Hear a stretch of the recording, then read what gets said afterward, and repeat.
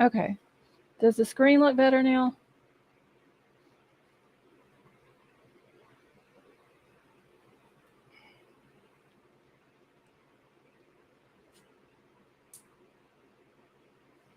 Hold on, I'm trying to get over into my... Okay, so it looks... All right, wait, what up, baby? It looks fine. I don't know why it did that. But now I'm going to have to go and redo my...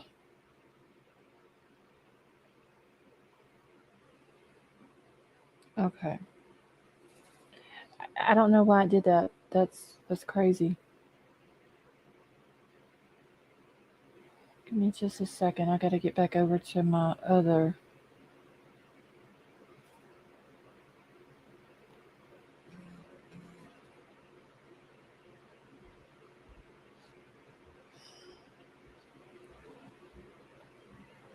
Okay, give me just a second, y'all, so I can redo all my stuff real quick. Take me 1 second.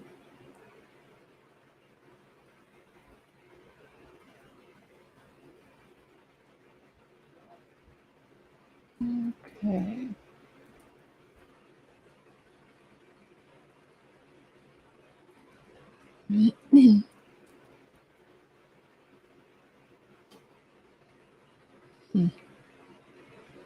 That is weird.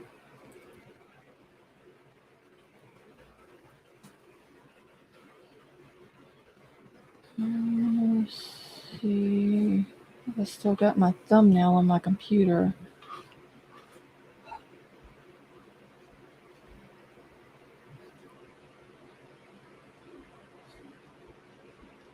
All right. Okay, I'm slowing the chat down while I'm on here.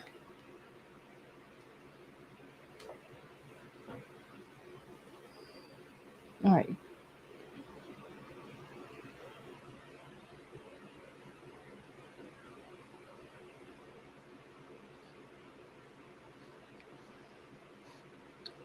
I do apologize to y'all. I don't know why it was like that.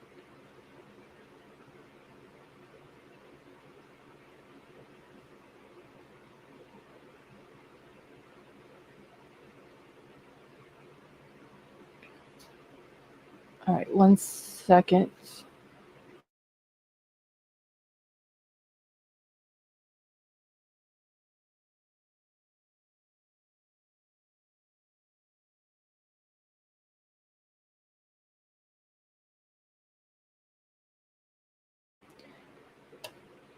Penny, thank you so much for becoming a member. Welcome to the family.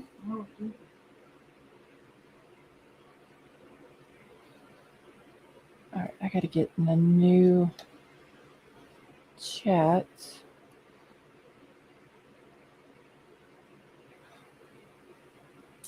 Oh my god, I don't know why it's like this. Hey Vapor, how are you? Werewolf Queen and Emerald Queen, how are y'all?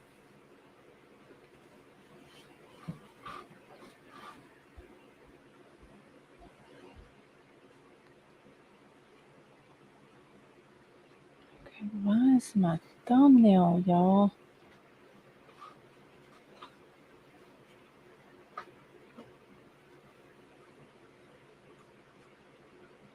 And it literally shows that the thumbnail is on here. It's crazy.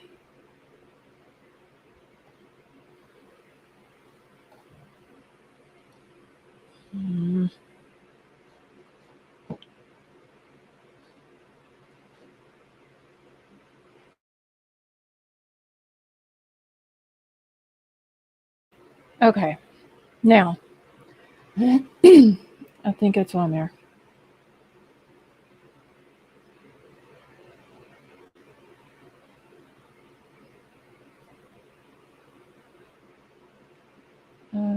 Yes, it is. Okay.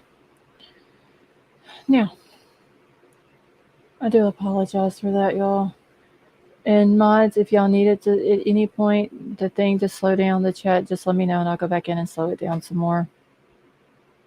Gail, how are you? Hey, Cheryl.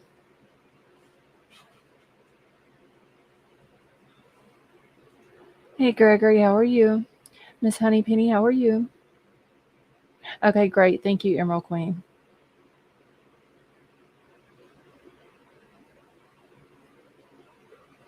So I don't know why it was like that. I don't know if I accidentally hit something and it put it into 360 mode or what happened, but that was weird. Yay, I'm a pickle. Well, Penny, thank you so much, and we're so happy to have you join us. Musical, are you doing okay?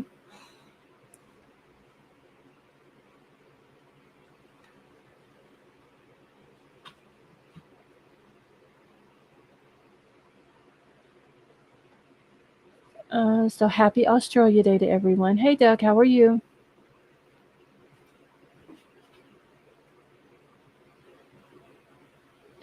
All right, y'all. Now I got to get my other thing pulled back up here because Xana's mom spoke out.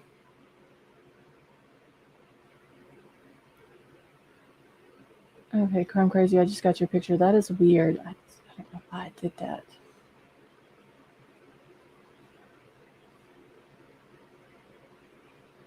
And thank you all for jumping over to this one. Let's see. Crime Sleuth, and I haven't even got to watch it yet. And True Crime 367, how are you? So I'm about to pull it up. There's actually two videos um, on here,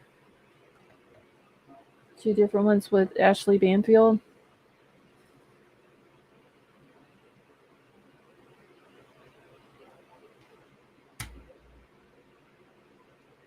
So I'm going to go ahead and play them here in just 1 second. Hey, P and Dizzy, how are you?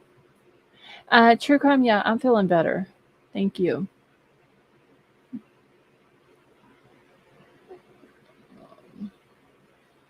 All right.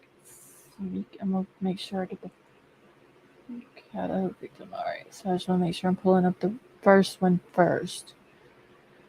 Cheryl, no, I just talked to one today. Got to schedule an appointment with another one. And Laura, how are you? Okay.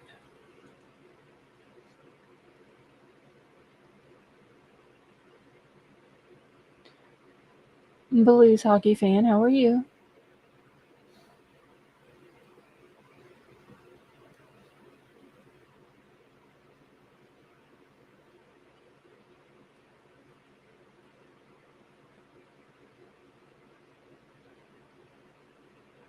A Hollister monitor. I've never heard of that, Cheryl. What is that exactly? Thank you, Laura. Okay, so there, like I said, there's two videos that they've put out so far. I'm assuming that they broke it up into smaller segments. Hey, Michelle, how are you? And thank you, honey. Um, as of right now, I see that there's two. See, Ashley Brown only posted. Let me know if you need help. Crime Sleuth, and how long is like the whole video? Let's see, I love belonging to the LSC. Sandra, we are so happy to have you join us. And we love you too, honey. Let's see, record your heartbeat, then a cardiologist is. Oh, okay.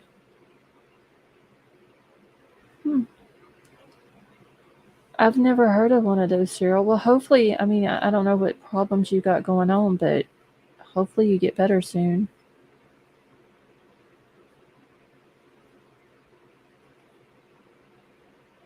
Hey, Brown Bear.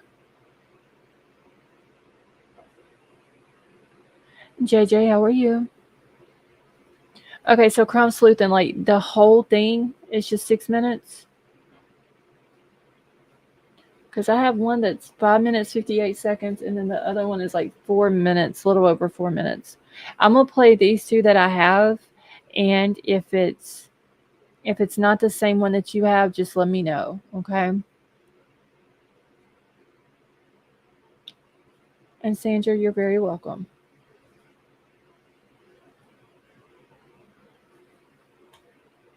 All right, so I'm gonna go ahead and play this one real quick for y'all. Been conflicts of interest with attorneys for far less than this. I mean, let me give you an example. If you think that perhaps some point you want to divorce your spouse and you have a conversation with a couple of lawyers, your spouse can no longer retain any of those lawyers just because you had a conversation. So this woman, Kara Northington, whose daughter was violently murdered in Idaho, one of the Idaho Four, those 4 students killed in Moscow at the University of Idaho. She is now facing the reality that the person she trusted most with 4 of her cases is now representing her daughter's accused killer. Here's that conversation. So, Kara, what was your first reaction when you learned that your former attorney is representing the man accused of killing your daughter? I'm heartbroken. I'm heartbroken because I trusted her. She pretended that she was wanting to help me, and to find that out that she's representing him, I can't even convey how betrayed I feel. Have you had a chance to speak with her about this? No, I haven't spoken with her. I found out through a friend who found it on Reddit. So, you found out through a friend through social media. You weren't notified by Ann Taylor, your attorney, herself? Right now. And have you tried to reach out to her? No, I just found out today, literally. So, yeah. So, I mean, just so many thoughts. It's so incredible that there is this connection. Are you going to try to fight this at all? Well, yeah, absolutely, yes. Because as I understand it, this would require a waiver, something that you sign and that he would sign in order for her to go ahead and be able to do this legitimately. I can imagine the way your reaction is that you are not interested in signing a waiver to allow her to continue on. Right, exactly. And I'd already given her power of attorney. I'd already signed over power of attorney so that she could help me with getting into rehab and whatnot. And so, I mean, I don't understand how she could do this. I don't understand what happens now. Does she still have power of attorney, or what goes on now? And no one has reached out to you from the public defender's office to help you navigate next steps? No. Have you been in communication with the police and prosecutors about the next step in this process and where you might fit in? No. And do you want that? Do you want to be in communication with them to understand what's happening and what they're going to be doing as they move forward in prosecuting him? Oh, yeah, yes. So no one has reached out to you? No. Not the prosecutors anyway, no. Who have you spoken with? I've honestly, just media has been getting a hold of me. Do you feel like you're being left out of this process? A little bit, yeah.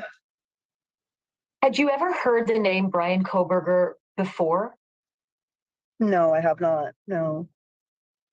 And do you know of any connection at all that he might have had with your daughter, Xana? I can't imagine. I can't imagine that she had any connection with him. He's quite a bit older than all of them, and all of their friends, really. I mean, they didn't really hang out with a lot of older people. So I don't know if they knew him, or, I mean, they could have, because he did attend school at WSU, which is another thing. My oldest daughter, Jasmine, attends school at WSU. And so the fact that the law enforcement knew who he was from the get-go and didn't warn us to keep Jasmine home from school, I'm just beside myself. And Jasmine was at WSU for the whole 7-week period. Yes. From the murders to the arrest. She was there the whole time. Yes. Yes. What's her reaction to this been? I haven't spoken with her about it yet.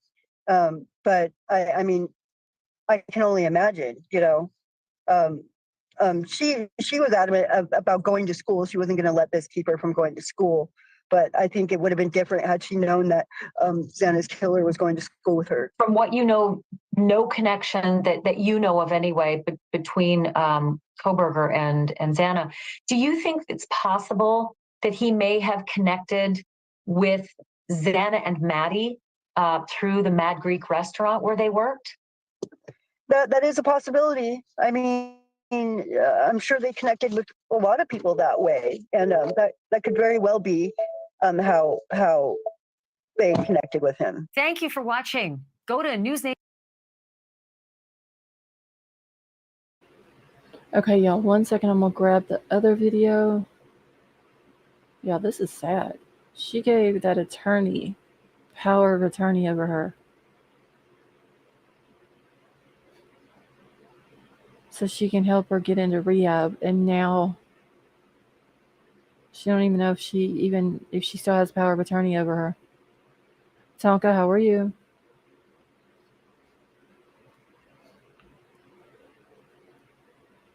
And Werewolf Queen, thank you so much for the super chat. And she says, love you and the mods. Well, we love you too, honey. And thank you so much. That was very nice of you.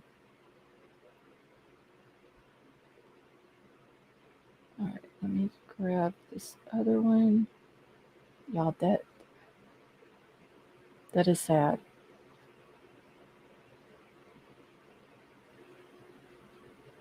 All right.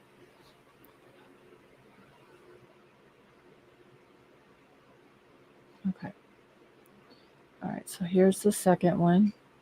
And this one's like a little over 4 minutes long.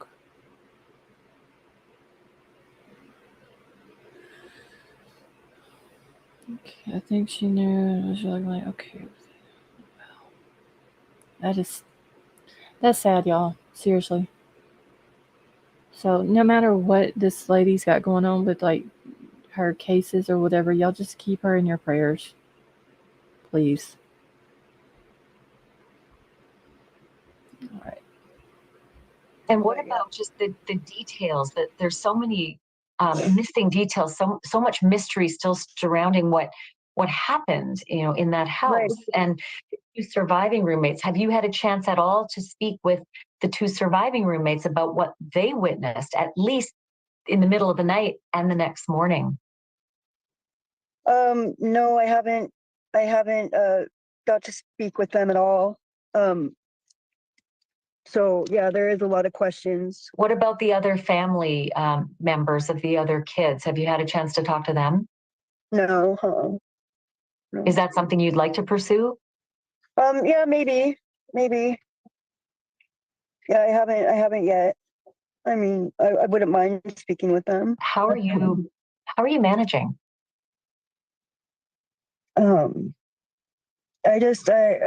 have my friends around me, and honestly, I watch a lot of Xana's TikTok videos, and that helps. But yeah, I'm managing as best as you can, Is there something you can tell us about Xana, the girl you knew? Xana was tough. She was strong. She was funny. She just couldn't make you smile, no matter what. And she just had a quirkiness about her that not a lot of people possess, that kind of talent to be able to light up a room like she did. I feel like I see that in her social media. I didn't have the luxury of meeting Xana, but I feel like just looking at her social media, there's such a carefree spirit. And she definitely looks like she had a real tinge of being the comedian, in the room. And did I catch her right? Did I describe her right? Yeah, exactly. Yeah. I think you can see from her TikToks, just how funny she was and how carefree and just funny. She was funny. Are you going to be okay moving through this process? It could take years in order to see justice finally arrive. Are you going to be all right? Yeah, I think I will be. I mean, I hope so. I just got to take it one day at a time, and I don't think I'll ever get over losing one of my children. That will never go away. I don't think that the grief ever gets any better, really. I just think that she would want all of us to live our best life and remember the good things about her. That is Kara Northington, the mother of Xana Kernodle, speaking with us exclusively tonight here at News Nation. And I also asked her a few questions about what she wanted to see happen to Bryan Kohberger, what kind of punishment she would like to see if, in fact, he is convicted of this quadruple murder. And her answer was, I would say, stunning. Tomorrow night, you're going to hear the second part of that interview, including that answer. But some fascinating insight into this case and where she stands at this point. Thank you for watching. Go to New.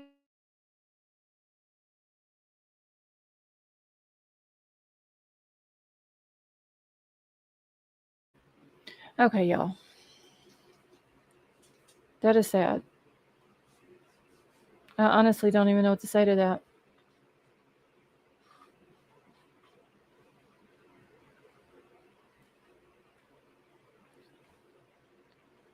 That is just, I don't know, y'all. Like, she shouldn't have even, why, if she knew that she was her attorney, this lady give her power of attorney over her so she can go to rehab. So why not stay with her? She can't use the excuse like some people were saying, well, maybe because she didn't know that she was her attorney or whatever, because the public defenders have so many cases and blah, blah, blah, and all this and that. She was literally her power of attorney. It's crazy. All right, y'all, 1 second. I'm just trying to do one other thing real quick that I didn't have time to do a second ago when I was resetting it up. Okay. LJ, how are you?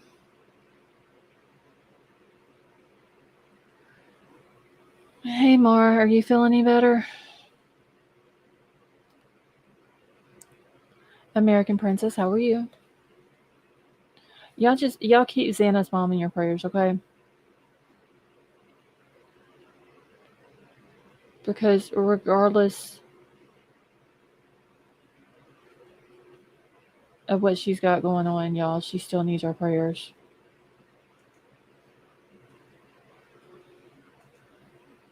So, and we will, we'll have to watch for the rest of the videos tomorrow night. Exactly. Wait, what a baby. I mean, I've seen where people were saying that she didn't have a very good relationship with Xana. That doesn't matter. It was still her daughter regardless. So I just hope that this tragedy doesn't make things worse for her and something bad happens. All right, so I got something else. Okay, so wait, Crumb Crazy says court representation involving Ann Taylor in favor of Bryan Kohberger started December the 30th of 2022. change of representation for Kara Kernodle was dated, yes, January the 5th of 2023.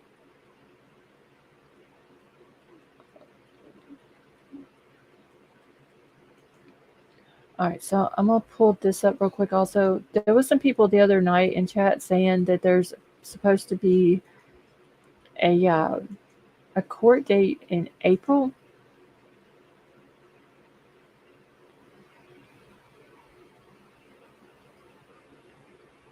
Hey, Big Al, are you feeling any better?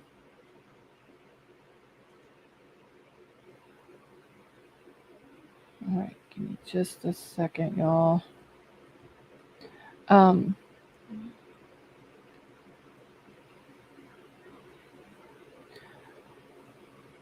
I've got this page here. I'm going to zoom it in where y'all can see it. Okay, good. You're feeling better. Well, that's good. I'm glad that you are. Hey, B, how are you? And yes, honey, I'm doing good. Thank you. All right, so I think where the mix-up came up, this is 6/26/2023, which is the day of his hearing, June 26th. It does, and I'm just going to zoom in right here. On the date, Werewolf Queen, thank you so much. And she says, put this towards some flowers for Xana's mom. Well, thank you, honey. That was very nice of you. All right. Okay, can everybody see that date okay? Do I need to? Right, American Princess. And I think that's where some people were getting mixed up at, because the 6s look like 4s. And some people were thinking that maybe it meant 4/24/23 or April the 24th of 2023.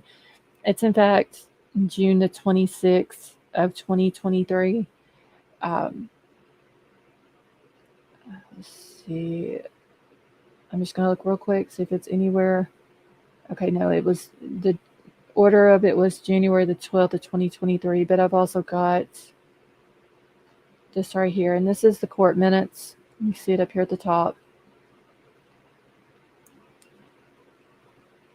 And then if you go down here to the bottom, it says the court has set this case for the preliminary hearing on June 26th of 2023 at 9 a.m. and will reserve the entire week. The court stated in the hearing, and I can't read what's behind the red box, but I'm sure it's going to be 9 a.m. each day. So I just wanted to put that out there because, like I said, that there was some people who were saying that they had heard that there was a court date for April, but it's not for April. It's just the 6s look like 4s, and I think that's where the confusion came in. Sama too, how are you? Let's see. Last name guilty of murder. His mom. Okay, it's what's in Australia we call committal hearing, June 26th. Okay, thank you, Musical. And Cheryl, yeah, it's 5 months from now.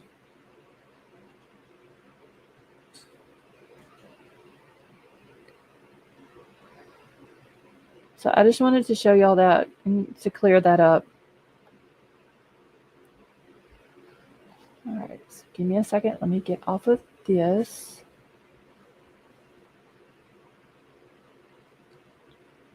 Okay.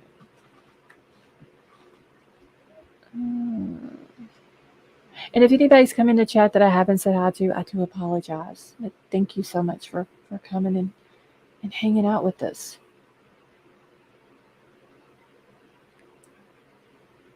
Now I got to get into my email, y'all.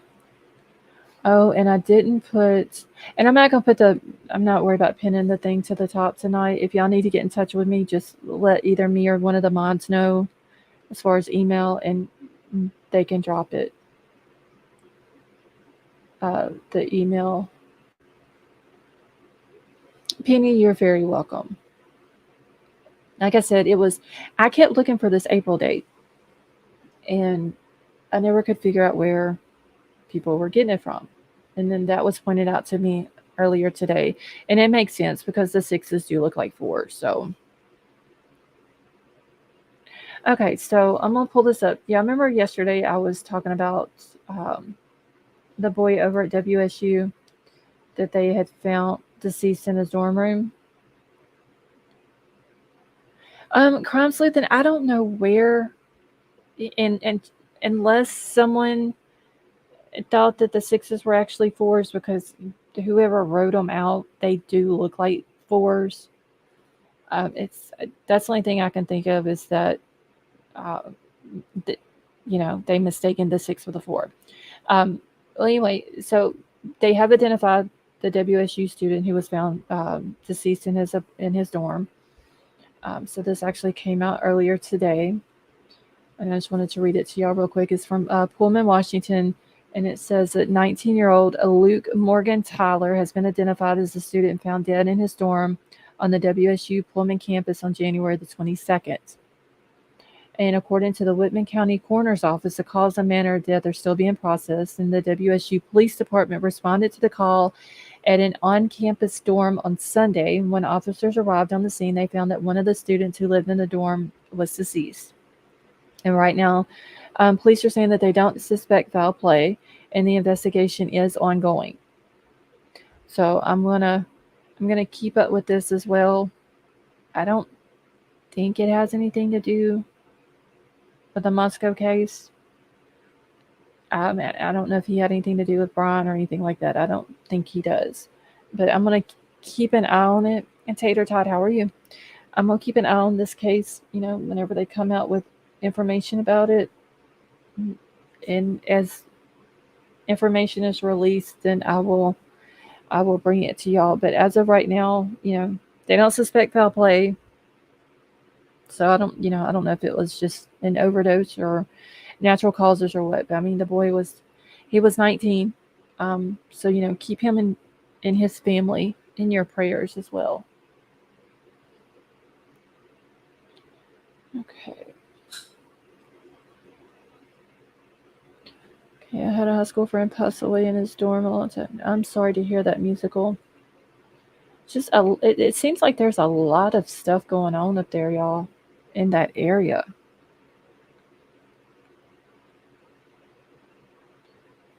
All right, so I do have several different things that I'm going over with as far as like Bryan stuff. I got a few different things to do with the Murdaugh trial. I'm hoping that I will be able to stream the trial tomorrow. If I do, it starts at, let me find my little note thing right here. It's supposed to start at 9:30 Eastern, which will be 8:30 my time. So if I am able to stream it, I will be up bright and early in the morning. Hey Tara, how are you? And I will be streaming it. So if anybody would like to join me in watching it, I hope to see y'all in the morning. Tater Tot, you're talking about the hit and run is with the Murdaugh case. It's a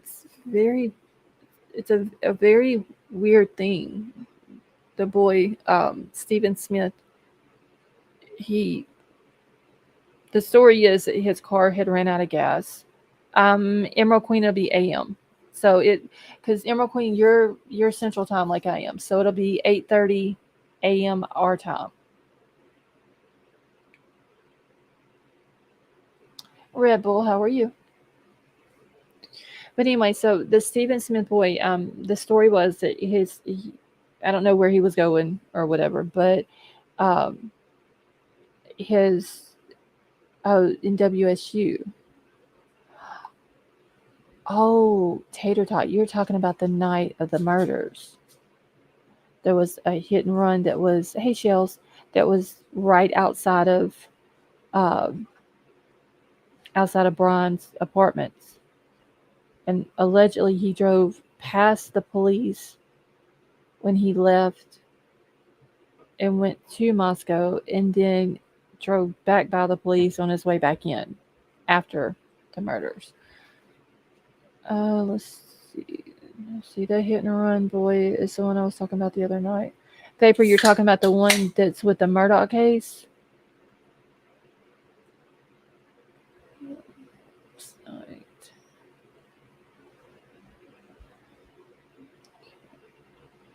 And I do know the one that happened in front of Bryan's apartment. They ended up, uh, the girl, I think she was 18 or 19. I believe she was drunk driving, hit the other person. If I remember correctly, they did catch her that night and they arrested her. But yeah, the Stephen Smith one is very weird. That's the one where, with the Murdaugh case, the boy was driving, his car runs out of gas. Police are claiming that he was walking down the road and was hit in the middle of the road. But he was found 3 miles away from his car. And his mama just doesn't believe that there was,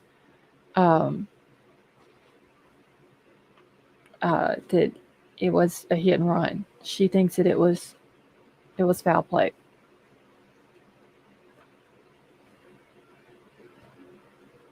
So hopefully now that they've reopened that case up, that there will be more information that comes out about it. Kelly M., how are you?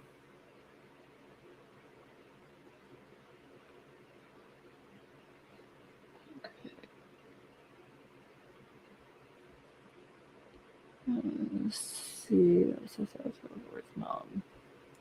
Right. All right. So, there's also been the theory going around that Bryan was the one who was calling in all these noise complaints at the girl's house.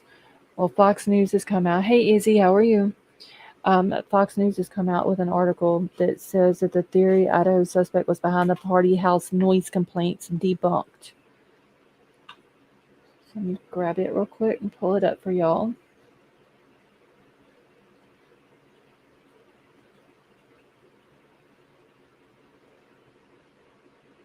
Okay, so Cheryl, there was one back in 2020 as well. They say Alex killed the maid and his wife and son knew, so he killed them. Yeah, I have my suspicions about the maid.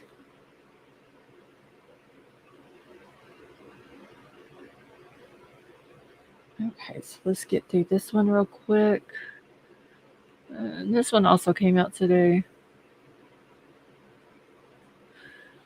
All right, so it says in Moscow, Idaho, police responded to noise complaints 3 times at the home where the 4 University of Idaho students were later killed, but incident reports contain no evidence a prime suspect placed the calls, as web sleuths have suggested.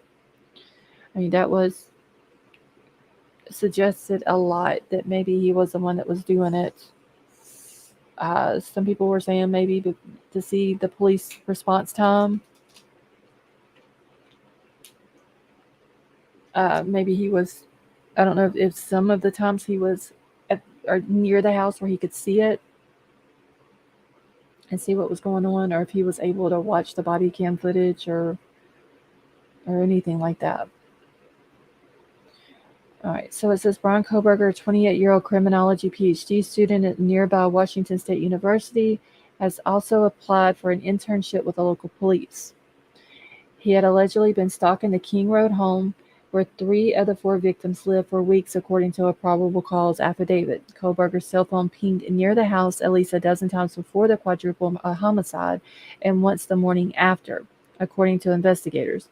And Moscow police pulled him over for a traffic stop near the victim's home less than a week after the first noise complaint in August, which would have been August the 21st. That's when he was pulled over. That's when he got the whole seatbelt ticket. Okay, so it says while the school had a database of police body cam footage for several departments and surveillance video around Pullman, Washington, university officials say the Kohberger was never granted access to those resources, and Moscow police were not among the agencies sharing the video. And hey, one of the real ones, how are you? And honestly, if he had access to them, I don't think that now they're going to tell us that he did.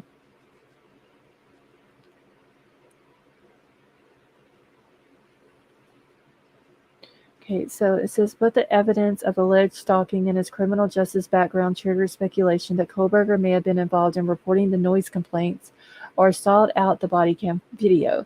police documents obtained by Fox News Digital did not support either possibility. So 2 of the 3 complaints on the evening of September the 1st and the early morning of September the 2nd are identified in police reports as neighbors of the King Road home in Moscow. Both calls come from a house on Walenta Drive, the street behind the 6-bedroom off-campus rental home, which is the road that goes around behind the house where Jack D lived at.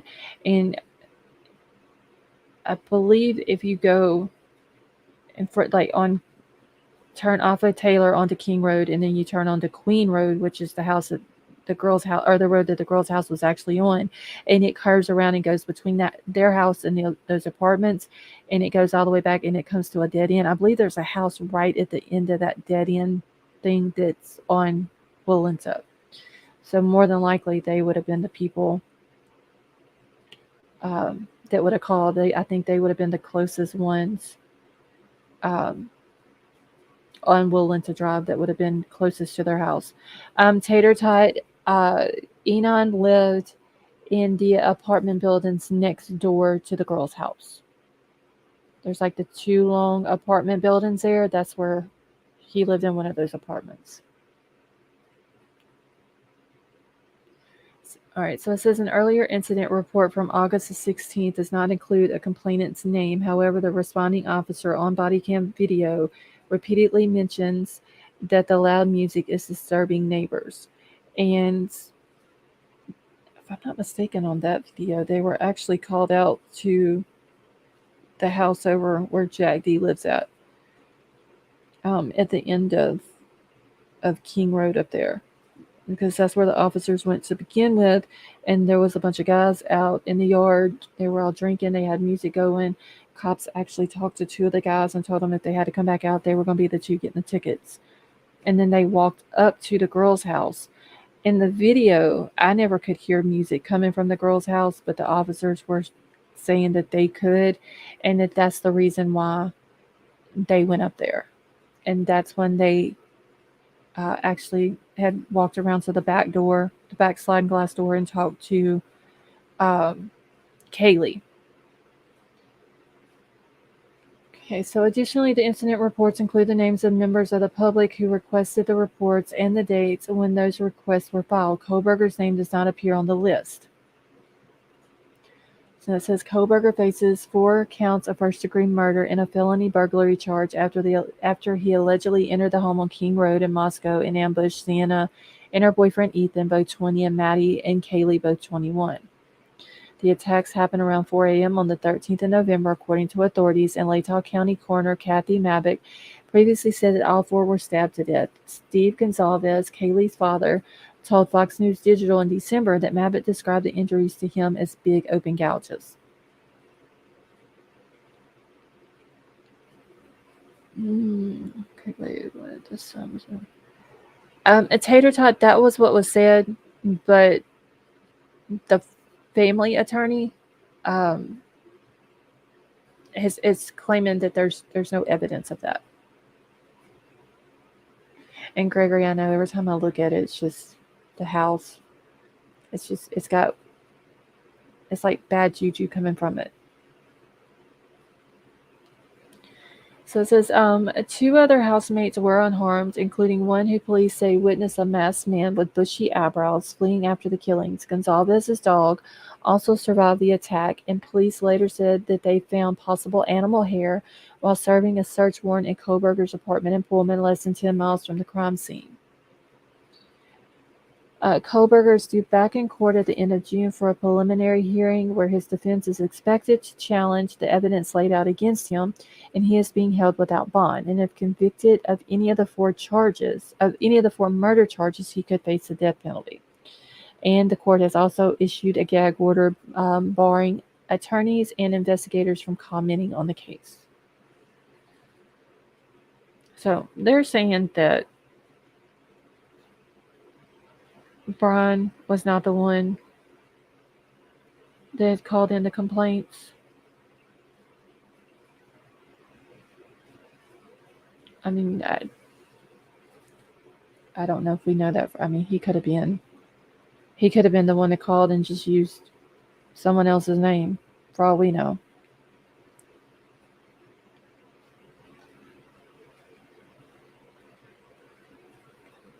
All right.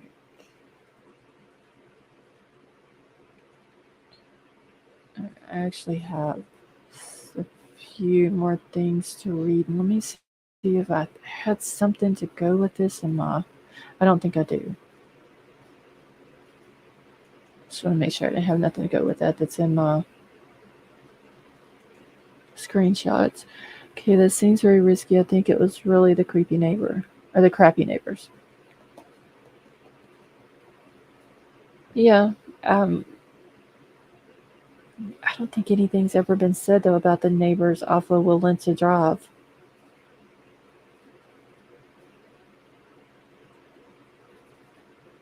All right, I gotta stop this video. Hold on, y'all.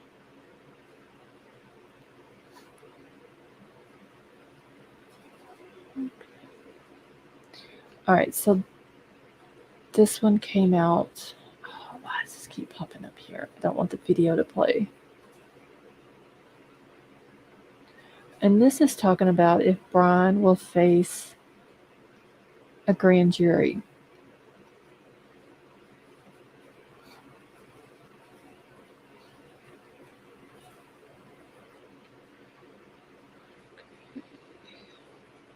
Give me just a second, y'all. Okay, if not known to Murdaugh, how did he go? Brought into family. Hold on, y'all. Let me catch back up in here. Okay, and we're gonna get into the Murdaugh case. There's a lot of interesting stuff. That's why I can't wait to be able to live stream it tomorrow. Don't know, just feel that it would be very risky if cops wanted to talk with a person who called in. I don't know. There was at one point people were saying something about Hunter and his girlfriend. That they would just like walk into the girl's house, and there was, I think maybe one of the girls might have had problems with his girlfriend, Hunter's girlfriend, but then Hunter and Ethan were like best friends. So there's still a lot of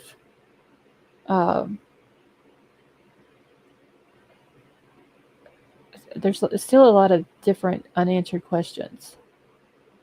Smash the like or we're gonna have to sacrifice it.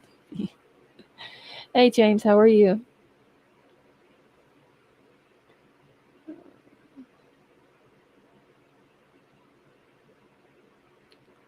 Oh, welcome back, Yorkie Mama. He wasn't the Murdaugh originally arrested for funneling. Hold on, wait, let me grab this. The settlement money from the mate. I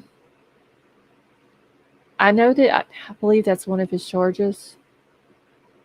Is he told the boys, her two boys, she had two sons. He told them that he was responsible for what happened to their mom because it happened on his property, and that they should sue him. And then somehow he got in to where he was able to get the money. He was supposed to help them with it or whatever, and he ended up getting the money, and they never did get any of it. And one of her sons, the house that he was living in with his mom, he wasn't working or whatever. He wasn't able to pay the bills, and he ended up getting evicted from the house. All while Alec Murdaugh was sitting here, knew that it was happening, knew that their mom, the housekeeper, and the nanny had worked for them for 25 years, and he didn't even help her kids with financially. And Cheryl, yeah, he does. There was like it was 8.2 or $8.5 million that he actually like swindled from people, just from clients and stuff that was within their law firm. Okay, Murdaugh's son, Paul, rest in peace, was bad news. Yeah, you don't hear a whole lot about the older son, though, Buster. I do know that he was actually in court today, and he was sitting behind his dad, but they've also said that he's supposed to be a witness, like he's supposed to testify. All right, so let me get through this one real quick, y'all. And this just says, will Bryan Kohberger face a grand jury and what we know? All right, so it says University of Idaho murder suspect Bryan Kohberger faces a 6-month wait until his next scheduled court appearance in Moscow, Idaho. Technically, it's like, well, tomorrow will make 5 months. Okay, so earlier in January, the date for the Kohberger's preliminary hearing at the Latah County Courthouse was set for June 26 after the suspected killer waived his rights to a speedy preliminary hearing. And since the announcement, speculation has grown around whether the 28-year-old criminology student and Washington State University teaching assistant will face a grand jury. All right, so it just says, what is a grand jury? And it says, in felony cases, a defendant will first have an initial appearance in court, as Bryan Kohberger did early in January. J.W. Bond of the Idaho-based Bond, Black, and Nightingale attorneys told Newsweek. However, ahead of determining if a trial would take place, the prosecutor must fulfill the obligation of providing probable cause. The prosecutor can do this either through a preliminary hearing or a grand jury. A federal grand jury is typically made up of between 16 to 23 members of the public, but those jurors are not tasked with determining guilt. A grand jury is a body controlled by the prosecution without a judge. Mark Cohen of New York-based Cohen, Frankel, and Ruggio, LLP, explained to Newsweek. Neither the defendant nor the defendant's team have a right to be present during the grand jury process, he added. So it's just a room with the prosecutor, the grand jurors, and the witnesses, which would, in Bryan's case, would be Bethany, Dylan, and whoever else they have as witnesses.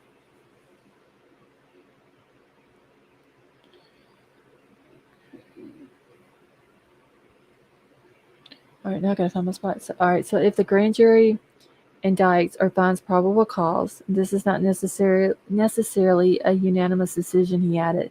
They need only to return a majority verdict.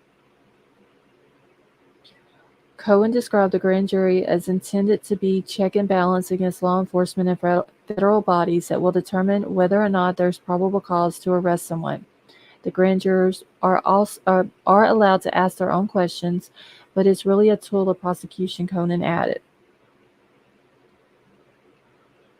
From a prosecutor's perspective, he argued, you're putting forth enough, but the prosecutor will not lay out his full case. Several criminal defense lawyers consulted by Newsweek argued that a defendant rarely appears before a grand jury because, as Cohen commented, everything that you say can be used against you, and you don't know all the evidence that the government has early on. Okay, I'm just making sure I'm keeping up with the chat as well, y'all. All right, so he says, so why put your client at risk out there to say something that they could say at trial if necessary, when you'll have all of the evidence through the discovery process and you'll be better informed in the nuance of the case, Cohen said. In Idaho specifically, according to Bond, prosecutors choosing a grand jury over a preliminary hearing is rare. A prosecutor would be more inclined to take a case to a grand jury when they have witnesses who are petrified of showing up to court, he added, and the prosecution wishes to avoid a witness cross-examination from the defense at that stage. Idaho Falls-based attorney Jeremy Stafford reiterated to Newsweek that the preliminary hearing gives the defense team the opportunity to question the prosecution's witnesses, whereas a grand jury does not. So, Penny, you think that we need a grand jury?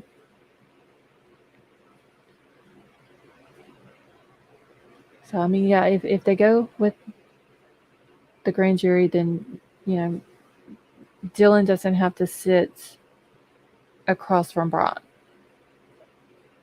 Well, and I'm sure Bethany, if she's going to be a witness, she wouldn't either.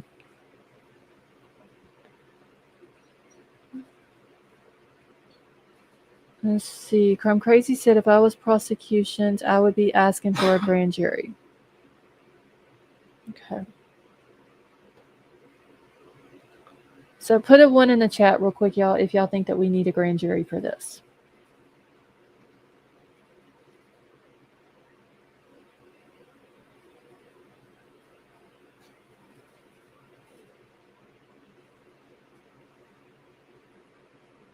Okay.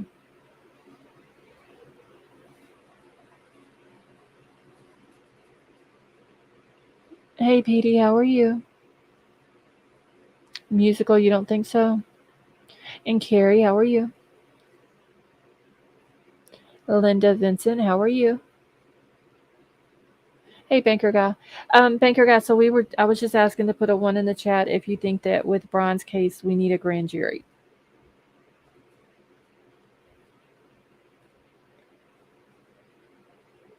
Okay, Peony says say the good stuff for the trial. No, a committal hearing is enough. Okay. James Warren, how are you?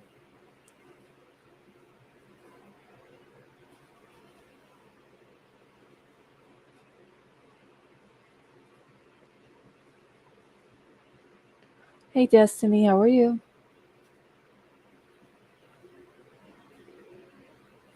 Crime Solver, how are you tonight? Hey, 9mm.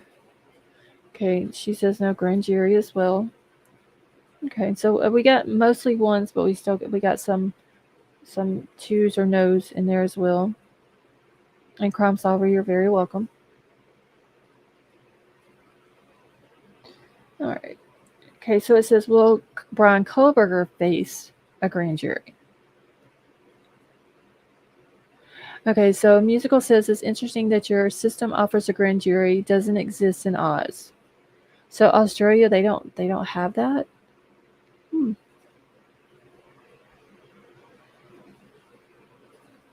Okay, what about the mental state of BF and DM? Would you like them cross-examined if you were prosecution?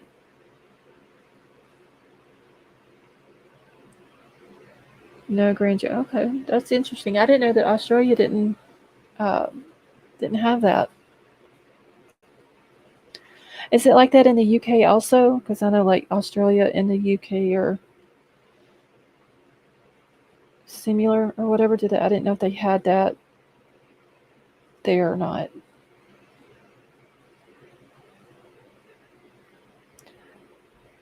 Let's see. We never saw the 2 surviving girls coming somewhere in the media and talking about their friends who got murdered in brutal something. Red Bull, I think that they didn't talk because, well, it was said early on that Dylan lawyered up. I don't know about Bethany. I'm pretty sure she did too. So probably from legal advice is the reason why they didn't speak out. All right, so Banker Guy, if they do a grand jury, and Crime Crazy, correct me if I'm wrong on this whenever I say it. So if they do a grand jury, then they do that. They won't have to do the preliminary hearing, correct? And if they do the grand jury, then Dylan and Bethany and whoever else their witnesses are, they would only testify in front of the grand jury. They would not have to testify or even go to court and have to sit across from Bryan Kohberger in a preliminary hearing. So if they don't do a grand jury, then they have to do the preliminary. And then more than likely, they're both going to have to take the stand and they're both going to have to sit across from him and face him and all that. Hands down, roommates were advised not to speak. Yeah, I think they were. All right, so then that's a 1 for me to grand jury. Okay, thank you, Moonvale. Dylan and Bethany both wrote statements. Yes, they did write a statement for the vigil, but as far as like hearing them speak, we haven't heard anything out of them. But like I said, that could be attorneys telling them not to, not to speak publicly. King Scarlet, how are you? And I'm sure that their attorneys were okay with what they had to say, like at the vigil and stuff like that. And then they did show the tattoos that they got. They both got matching tattoos. It's angel wings, and it has MKXE. So for each one of the victims, initials on it. But other than that, I mean, we haven't heard anything as far as what Bethany has said, other than she saw Dylan and or not Dylan. I'm sorry, Ethan and Xana at Sigma Chi that night from 9 to 1:45, and then we hear from Dylan that she saw this guy in the house and what else she had heard that night. All right. Okay, so he would still go to trial if the grand jury decides to move forward, and the girls would still have to testify. I don't know. The way they were explaining it is that if the girls wouldn't have to if they did the grand jury and not the preliminary hearing. Now they would just have to, if they do the grand jury, they would have to testify to the grand jury, but not in a courtroom with Bryan in it. All right, so it says, will Bryan Kohberger face a grand jury? Let's see. No, I mean, in the actual trial, wouldn't they still be called as a witness? No, they wouldn't. Crime solver. They would just have to. Hey, William, how are you? They would just be called as a witness for the grand jury. If they did it that way. If they don't do the grand jury and they go for the preliminary trial on June the 26th, then yes, they would have to go in and testify, which means they would actually have to go into the courtroom and sit on the stand across from Bryan Kohberger.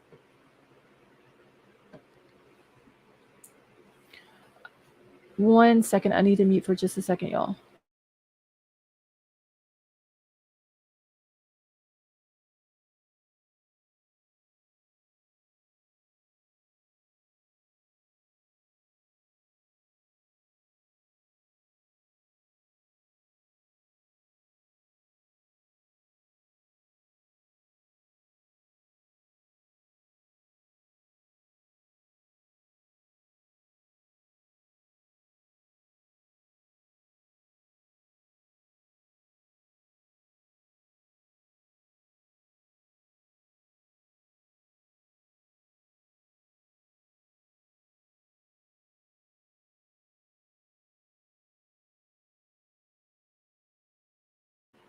All right. Okay.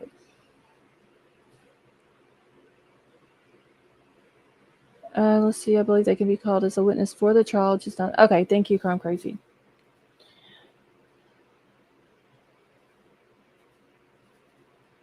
All right. So it says, will he face a grand jury? In short, this remains to be seen. Bond stressed that the prosecution, which has opted for a preliminary hearing, can change their mind at any time and set up a grand jury. Just because the prosecutor so far has said that they have chosen to go with the preliminary hearing does not mean that they have to stick with that choice, he explained. But Kohberger will not face both a preliminary hearing and a grand jury, Cohen said. Only one is necessary to determine the probable cause. Should the prosecution switch to a grand jury later on, then sitting the case out until June makes sense because that gives them the breathing room to schedule the grand jury whenever they want, Bond said. If a grand jury does go ahead, the preliminary hearing scheduled for June will be canceled. If probable cause is found through either the preliminary hearing or the grand jury, the next step will be an arraignment in district court, according to Stafford. Kohberger will be required to enter a plea, and if that plea is not guilty, the trial will then be scheduled. Right, let me make sure that was everything. I believe, yes, it was. I actually thought that one was longer than that, but I got through that one pretty quick. All right. Give me just 1 second. Okay, the girl. Oh, wait. Hold on, y'all. I got to catch back up real quick. All right. Shoot. Okay, the girl's grand jury testimony puts their statements down on record in case something happens and they cannot testify in actual trial. P. Fox, how are you? El Guapo, how are you? Hey, Vero, how are you? Okay, P. Fox says, I don't want a grand jury because I'm nosy and I need details. All right.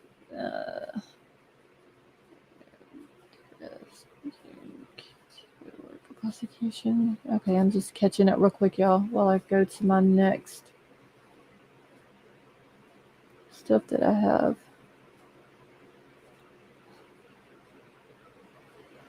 Hey, Tree Baby, how are you?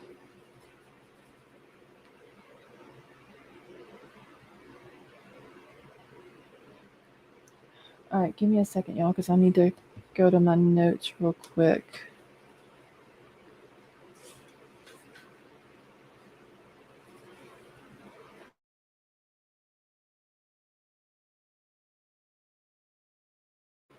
Okay.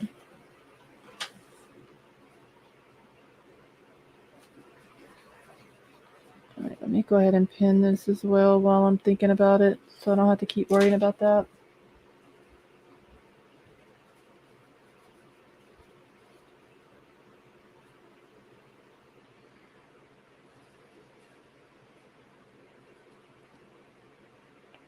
Kaz, how are you? The Krista, how are you? Let's see. A guy with those creepy eyes staring back at you. Number 1820 wouldn't be intimidating. Yeah, I mean, if they have to go in front of him, he's probably going to try to do whatever he can to intimidate them, to scare them even more.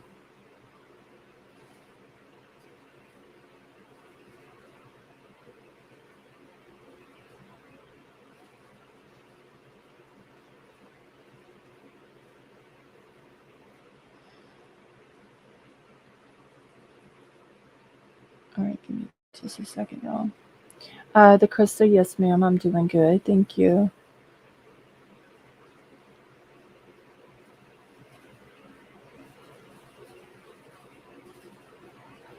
Yeah, my chat. No wonder I can't. Hold on one second. For some reason, it got put on top chat.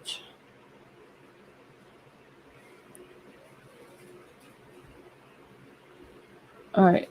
This is another one just talking about the grand jury. Kaj, yes, I'm feeling better. Thank you.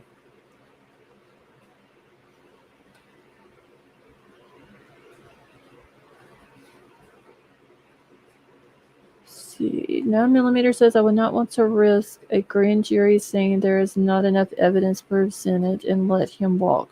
Yeah, we don't want him to walk, for sure.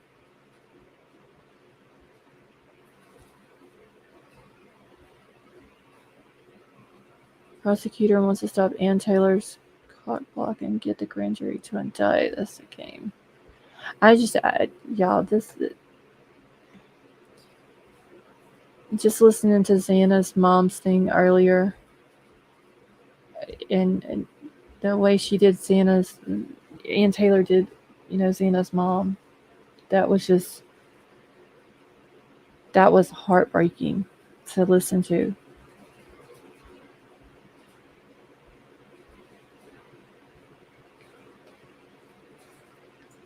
Like, if she gives an attorney power of attorney, like, I don't know, that blows my mind, y'all, seriously.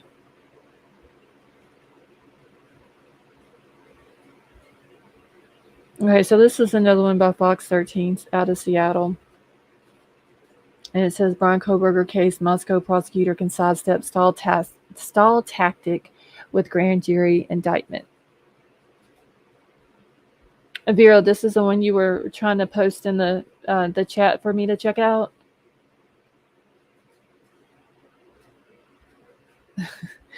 Gregory, yeah. If we look at it like that, Gregory says, well, we want him to walk his ass straight to death row. Yes. That would be fine. But we don't want him to walk in and get out free and clear and all that. Okay. All right. Thank you, Vero. And actually, I had this one in my email, just sitting there waiting. Let's see, Big Al says a bit off topic news. I had someone wander into the bar and make a cash offer to buy, and it's not even listed. Big Al, did you take it?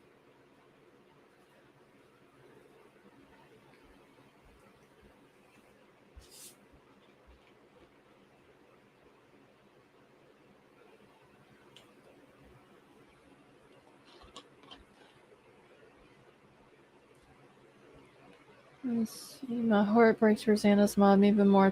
Oh, Miss Honeypenny, I know.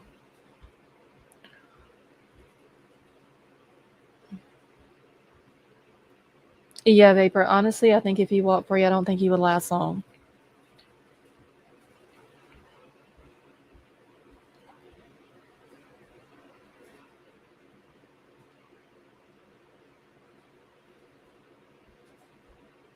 Satin B, how are you?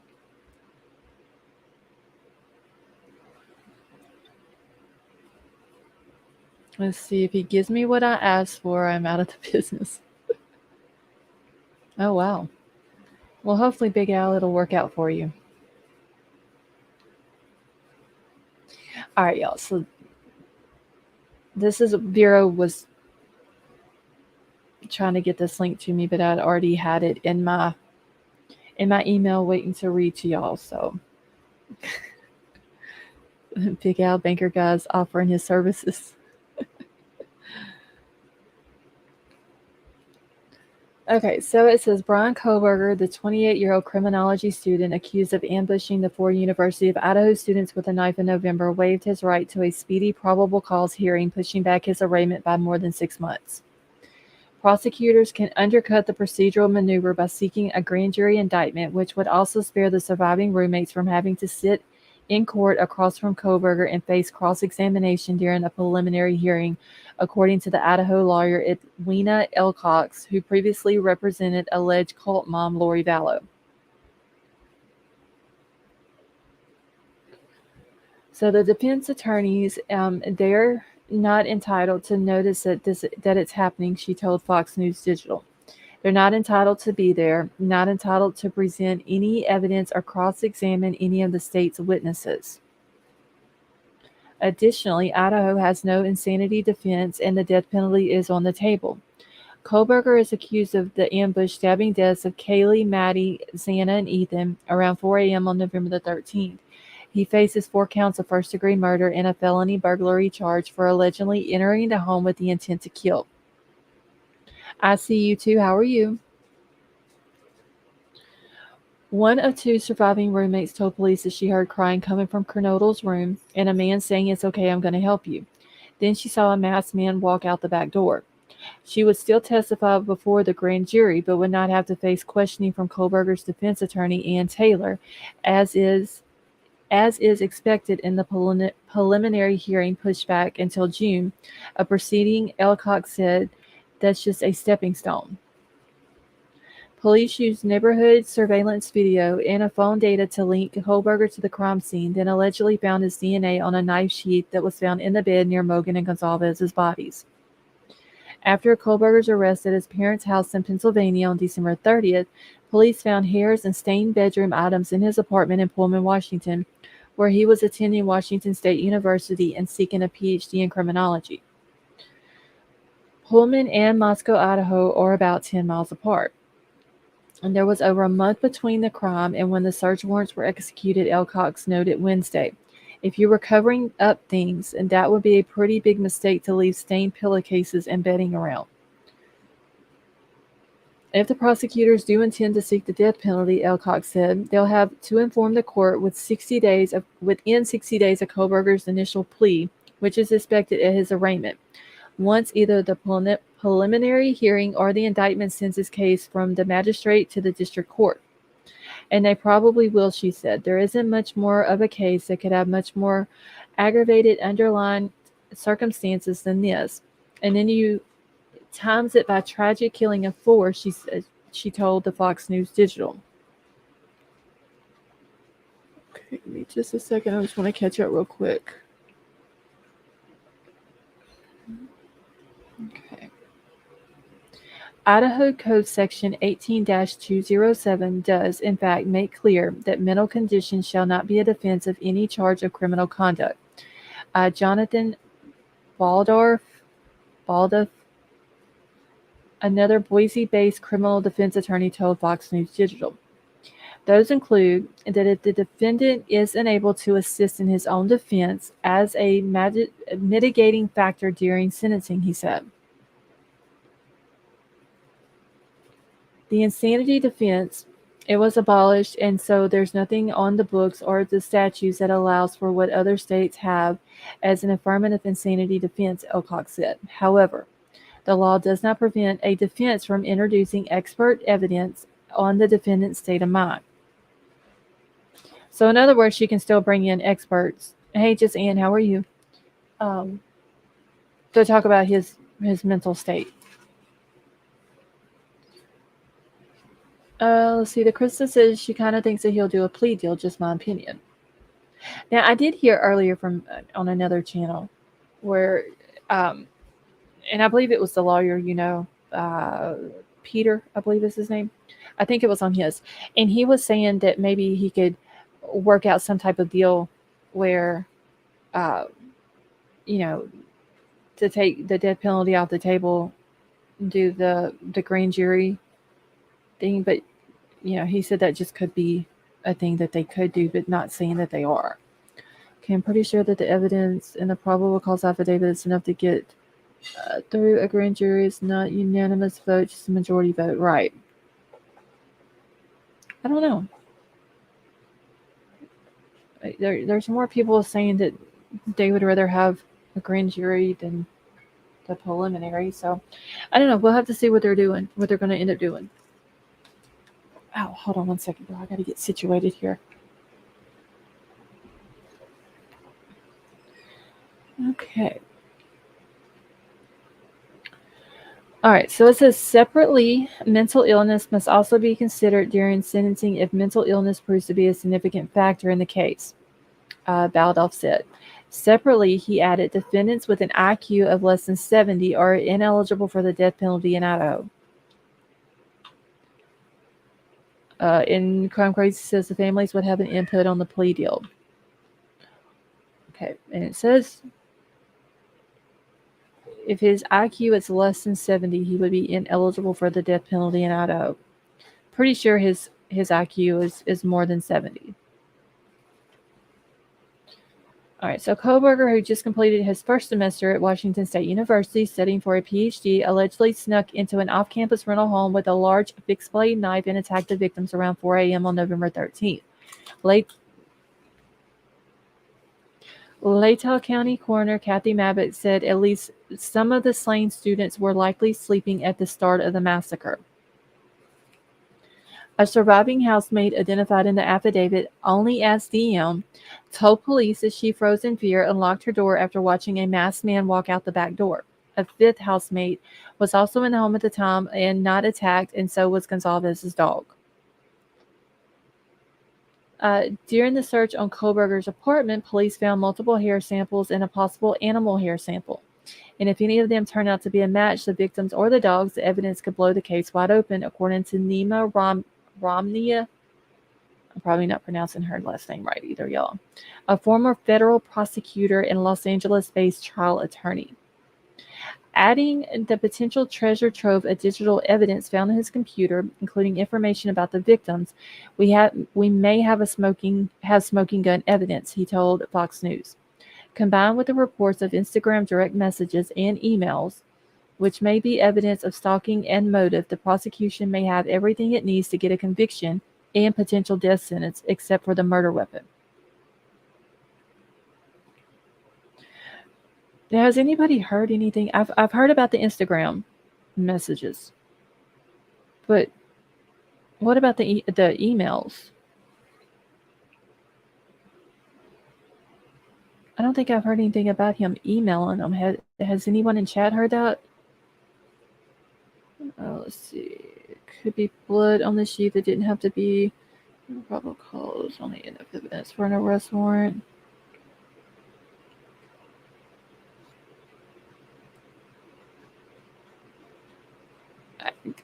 Gregory and Sherry, I haven't either.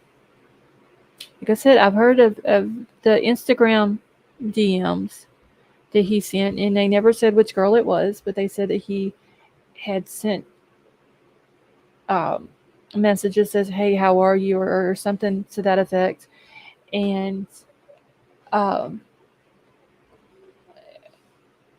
and then he didn't get a response back, and he just kept sending messages to her. Let's see, maybe you were wrong choice of words. Should it be? Yeah, Crime Crazy. They have okay. So wait, let me go right here. So, okay, let me back it up. It's right here. So it says combined with the reports of Instagram direct messages and emails.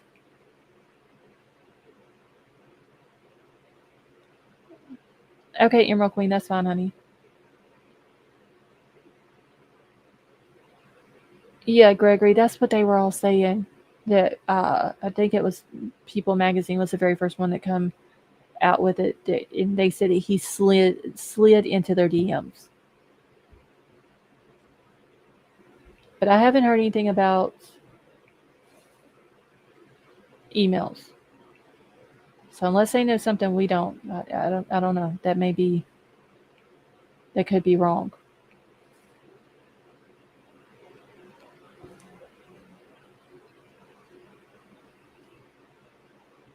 Never heard of any direct. And Jimmy, I haven't either. I've heard of the. I've heard of the direct messages through Instagram, but that was it. See, I wonder if Bryan's family has pictures or video of Christmas time with him being home to go towards his state of mind or actions. Not that they would give them up, but I'm curious. I don't know. I mean, surely they would have pictures, huh? I mean, I would think.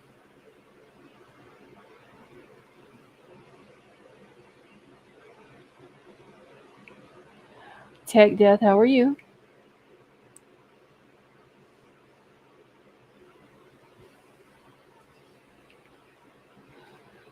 Okay. All right, so it says, let me make sure I'm on the right spot here. All right, so when Latah County Magistrate Judge Megan Marshall reads Kohberger's charges in court after his extradition from Pennsylvania earlier this month, she asked 4 times if he understood that he could face the death penalty. Yes, he replied every time. But to secure such a sentence, prosecutors will have to first secure a conviction on one of the first-degree murder charges and then prove beyond a reasonable doubt that at least one aggravating circumstances. 2 examples of such an aggravating circumstance relevant to the student's slayings that prosecutors could show include that the defendant committed another murder at the time the murder was committed, or that the defendant knowingly created a great risk of death to many persons.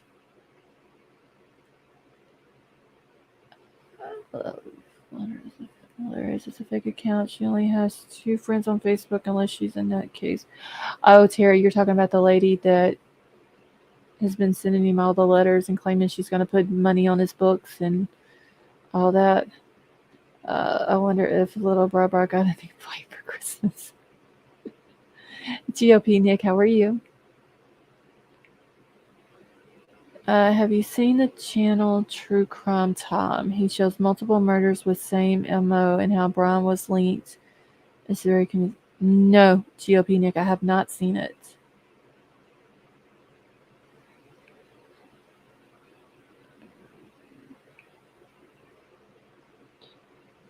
Okay. All right, y'all, I gotta find my spot again. Okay, so the jurors must then agree unanimously to impose the death penalty. Okay, GOP Nick, thank you. I'll have to check it out after I'm done here tonight. All right, so, but the defense can also present mitigating factors in an attempt to convince the jurors that the death penalty would be unjust, including a potential mental illness argument. I honestly, y'all, he's got several degrees and he's working on a PhD. I just don't see how they're going to be able to say that he has some type of mental illness. Even though there's not, he can't plead innocent with reason of insanity because they don't have that in Idaho. I just don't think that they're going to be able to use that as an argument.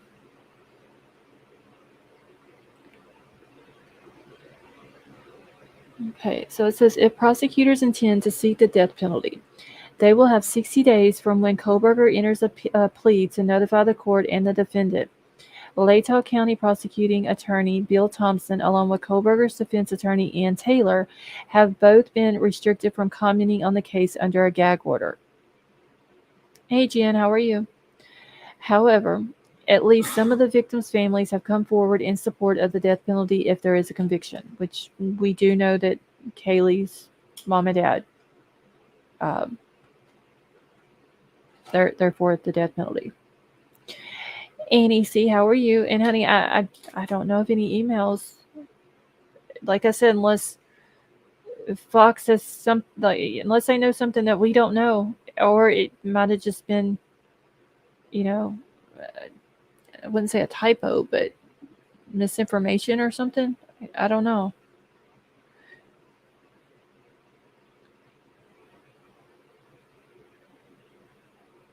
Okay, so Bryan has $1,100 on his books, which is a damn lot because he doesn't have it, of course.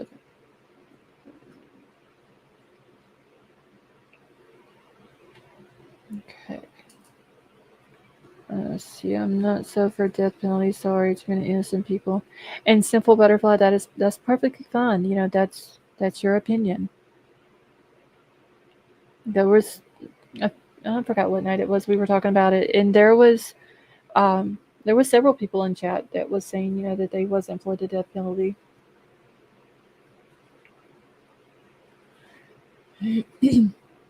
Okay, so it says that people from multiple agencies with the help of the FBI caught the suspect nearly 7 weeks after the slaying. They tracked him from his apartment at Washington State University in Pullman all the way to his parents' house in Pennsylvania Poconos Mountains, more than 2,500 miles away. Tammy C, how are you? He made the drive there with his father in the passenger seat and was stopped twice by police in Indiana, body cam video revealed. In a probable cause affidavit, Moscow Police Corporal Brett Payne alleged that Kohberger left a K-bar knife sheath at the scene with his DNA on it, and that police found a bloody footprint inside. He also wrote that police tracked the movements of Kohberger's phone and car, placing him in the vicinity of the murders on the night of the crime, as well as at least 12 times prior and once more on the following morning. Oh, see, Vera said, I'm sorry, y'all. I'm full of myself. I've been, looked up in government testing. Vera, you're perfectly fine. All right. So, Murdaugh, who has read the affidavit, said that he believes investigators are still working the case. My thoughts are that the case is in its early stages, but the cell phone tracking and the sheath are likely to be powerful evidence, he said. There are a number of questions, including motive, that still remain. That is true, y'all. There is so many questions with no answers. White Widow Baby, it did mine a minute ago.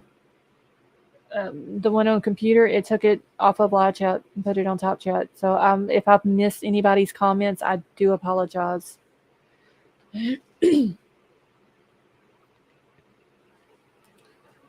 Gregory, yes, that is true. Allegedly, they knew or had heard about Bryan within a week after the murders.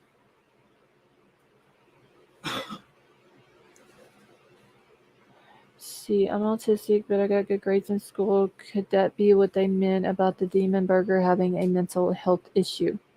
Emerald Queen, I don't know, but if I'm not mistaken, I don't know if it was in this article that I read it or if it was another one that I read. But if they tried to say something about his mental state, I believe that they would have the prosecution and the defense would be able to bring in experts and do testing or whatever it is that they need to do in order to determine what his mental state is. So, I wonder if Ann Taylor gets released from representing BK and she will still be bound by the gag order. I'm sure she will, but she's going to be pissed and want to talk. I mean, I don't know. I would think she still would be just because she knows about the case. I'm going to be honest. I think it's shitty what she did to Xana's mom. Honestly. I think he has done it before. Killing Forrest too much for GOP Nick. I do too.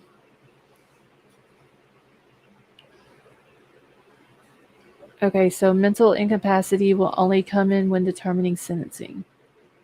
I just don't know if they're going to be able to use it though, y'all. Like this dude is, you know what I'm saying? Like he's super smart. We have to give him that. I just don't know how they. I don't know. We'll just have to. We'll have to see because just because you have a mental illness doesn't mean that you can't get degrees in college or a PhD or nothing like that. I don't know how that's going to play out.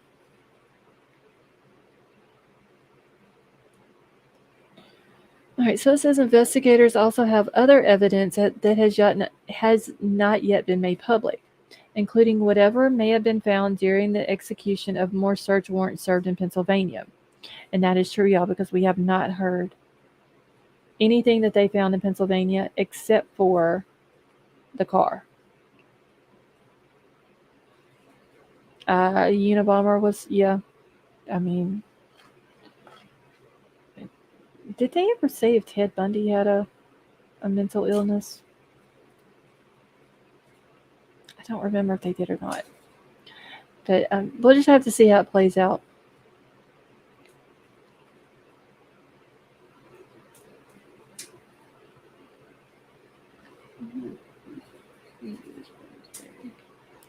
All right, so here they're talking about the victims, and it says Kernodle and Mogan were both part of the Pi Beta Phi sorority and were marketing majors according to the university, and they worked together at the Mad Greek restaurant in downtown Moscow. So I think it's a no-brainer to have her replaced for multiple reasons that would benefit the prosecution. I mean, some people are saying she's the only one qualified to do a death penalty case. I don't know how true that is. It seems like a state would have to have more than one public defender that was qualified to do a death penalty case. I think ethical reasons. She should be hoping for answers and hoping for answers. How are you? I don't know what the motive was for her keeping Bryan and getting rid of Xana's mom, but Prosser Gang, how are you? If it's true what Xana's mom is saying about the whole, once again, the power of attorney. She says she gave Ann Taylor power of attorney so she could get into rehab. That alone seems like she should stay with Xana's mom and not drop her and go defend the man who was accused of murdering her daughter.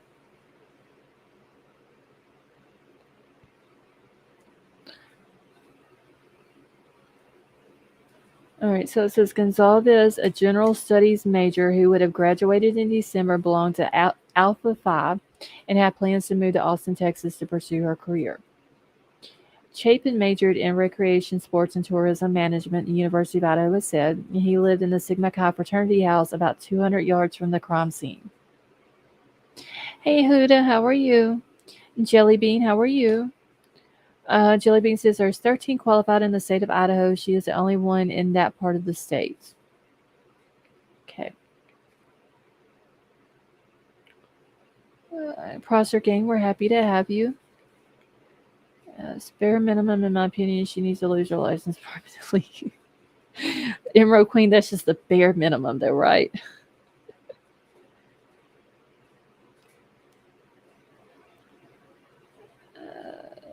Let's see, it's going down. Sorry, but I just, I don't know, y'all. Like, just the ethical part of it is what's getting me.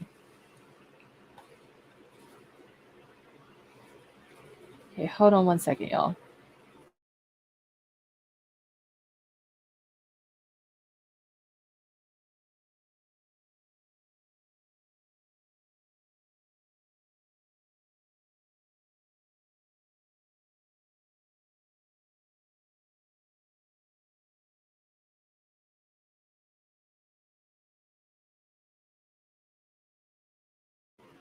Okay. All right, let me get my thing pulled back up on my phone real quick, y'all.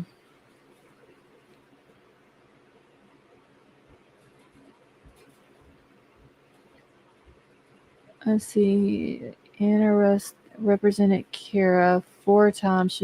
She really does, Vero. And I think that Kara put all of her trust into Ann Taylor. And I'm pretty sure she feels betrayed right now. Like, probably more than just being betrayed. Like, just think of how much that's gotta hurt. You know what I'm saying? Like, this woman, hey Liza, how are you? This woman represented her all this time, and now she drops her to represent the person who is accused of murdering her child. Let's see. It's not like Idaho is as big as Texas or California. Being qualified in that part of the state means nothing to me. They can.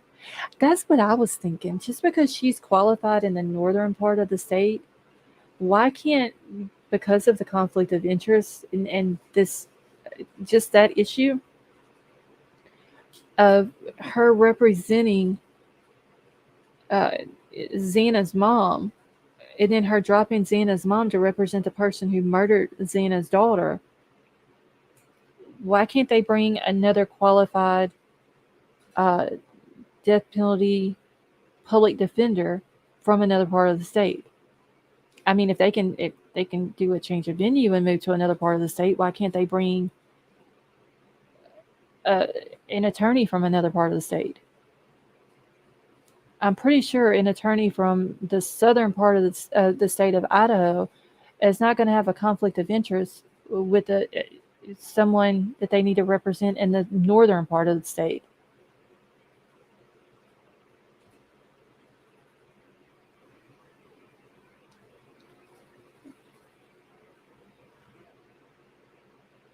Allie, it goes with both. It's ethical.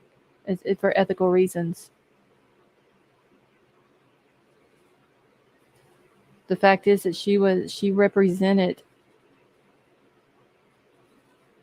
Xana's mom all this time. Xana's mom gave her power of attorney, to Ann Taylor to help her get in so she can get into rehab. And she dropped Xana's mom to represent the person who is accused of killing her daughter.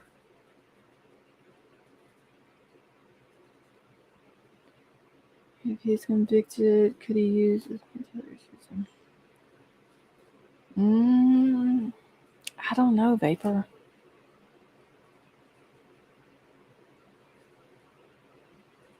I know Prosser Gang legally, but it's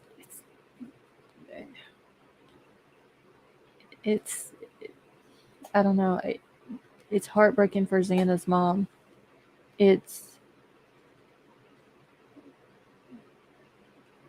I don't know. Ethically, I don't think it's right. Why not bring in an attorney who is qualified for a death penalty case from another part of the state? And yeah, Allie, I agree. You can't always have both, but if you have to choose, and it looks like they do, which you choose.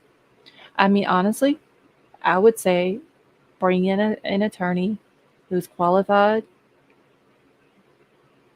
from another part of the state. That's what I would say. Last message was on a letter. It's only the ground below.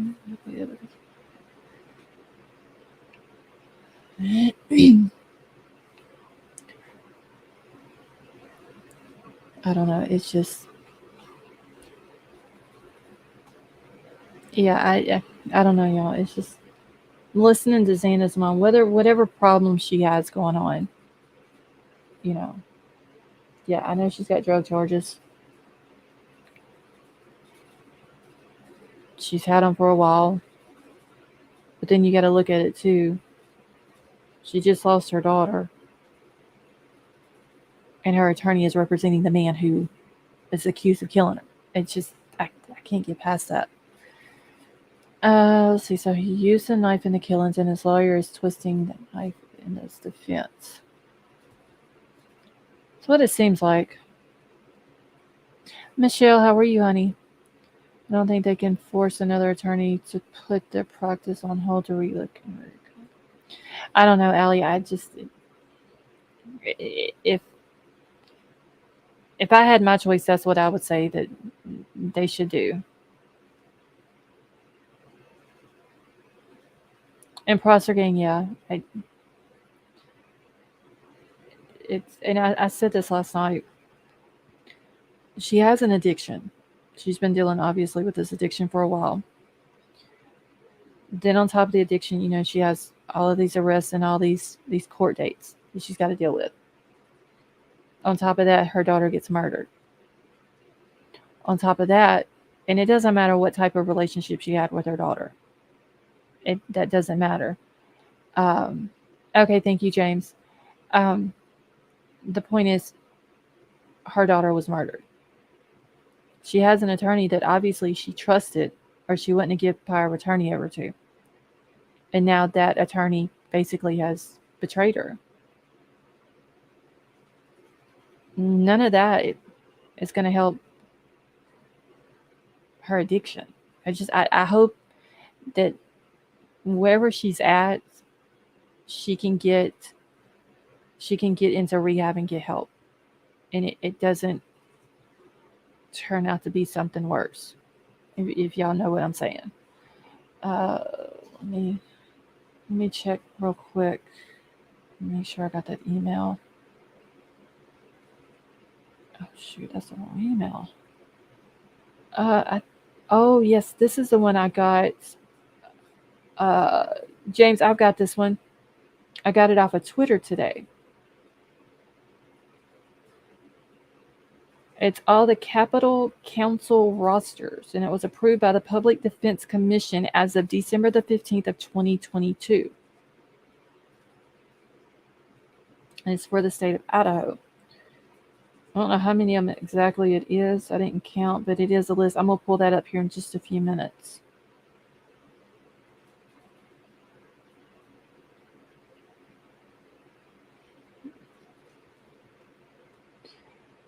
All right. Okay, if she was released from the case, you really think Xana's mom would ever want her back? No, I don't think she would. I don't think that she would want her back. And I don't think Xana's mom would be called to testify either. Allegedly, she was estranged from Xana and Xana's sister Jasmine. I don't think that Kara would want her back as an attorney. It still doesn't change the fact that the ethical part of it and the moral part of it.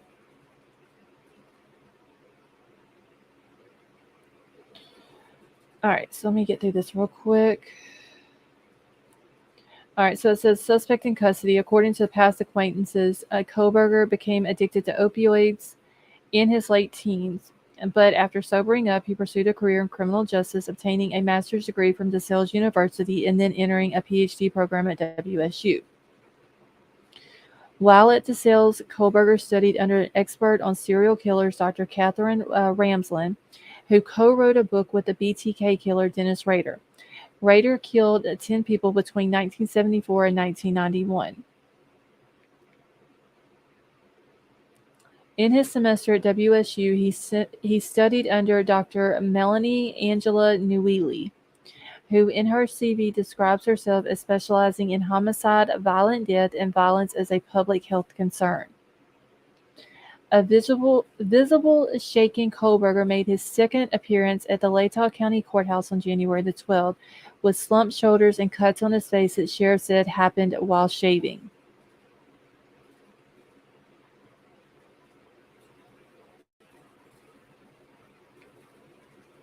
Okay, so that was the end of that one. All right, give me just a second. Let me get this one out of my way here. Maisie, how are you?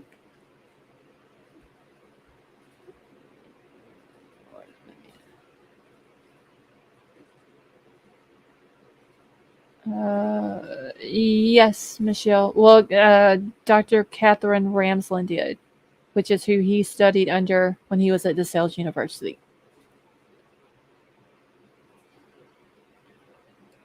Okay, give me just a second.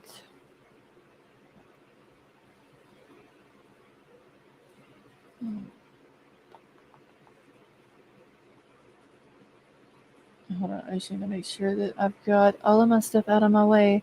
Okay, there were higher ranking PhD CJ programs much closer to Pennsylvania, like Penn State. So why WSU? Was he already stalking one or all of the young ladies on social media? Gregory, that's a good question. Because, he, back in April is when he did the interview with the Pullman police chief. And I figure he did it in person because of the way the email said that it was nice when Bryan emailed him. He said that it was nice meeting with him or whatever. So the way he said it, it sounded like that he was in Washington in April. But they're saying that he actually did it online. And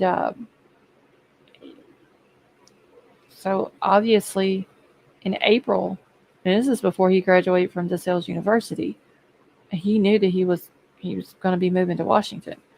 I wonder if he, like you said, like Gregory said, did he like look up people from the area on social media?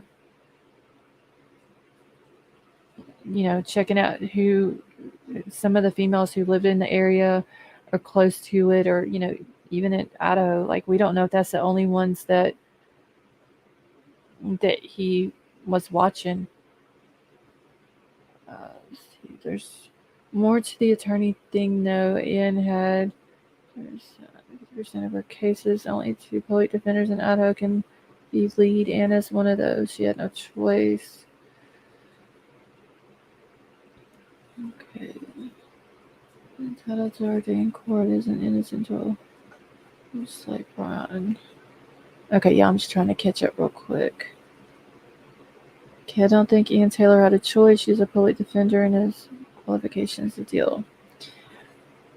I don't know, but there's a waiver that Xana's mom's got. She's got to sign it, and Bryan has to sign it, from what I'm understanding, in order for her to continue representing Bryan.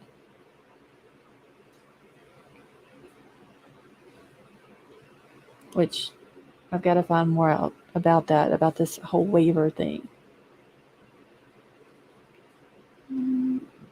Okay, I was trying to catch up, make sure that.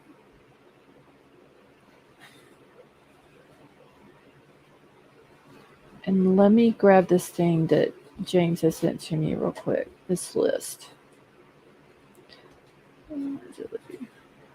Sloppy criminal, allegedly, but very calculated.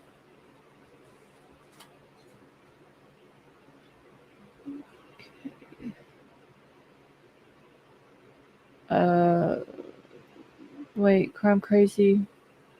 Did I miss something for the thumbs up? Oh, if y'all haven't hit the thumbs up, please go do so.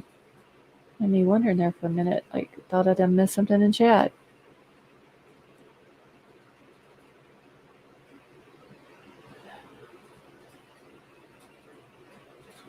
Okay, Crime Crazy. All right, let me grab this real quick as well, y'all.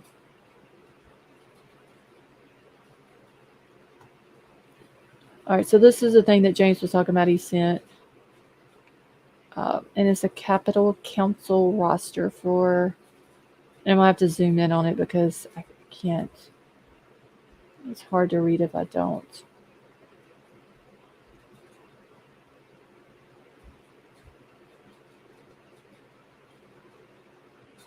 Oh shoot! Hold on. Okay, can y'all see that? Okay.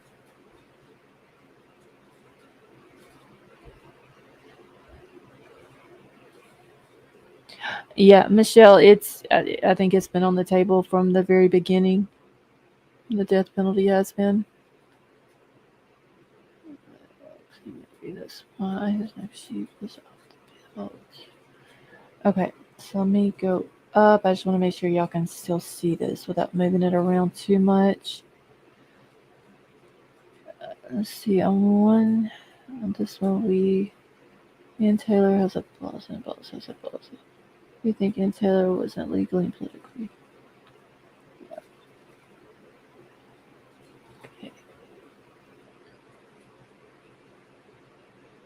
Okay, hold on, Emerald Queen. I'm gonna try to zoom it in as much as I can without it taken up. Let me see.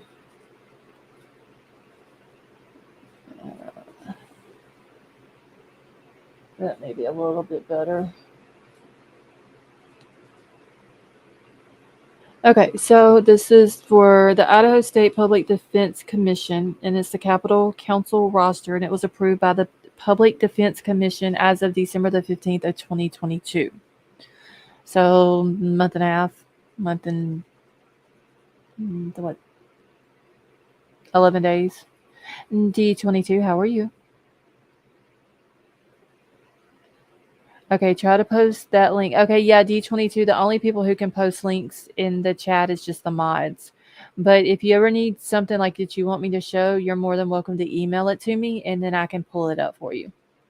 Rogue Mama, how are you? Let's see. I can see Xana's mom being in a position to give Bryan a hard time with his attorney.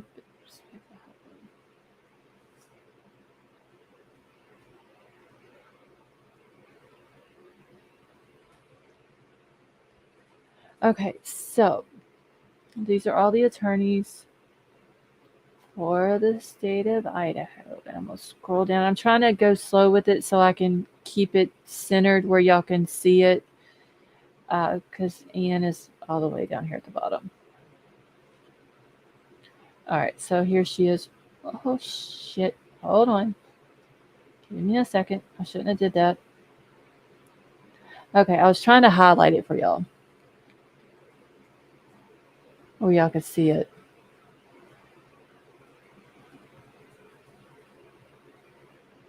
Okay, so Ian Taylor's down here.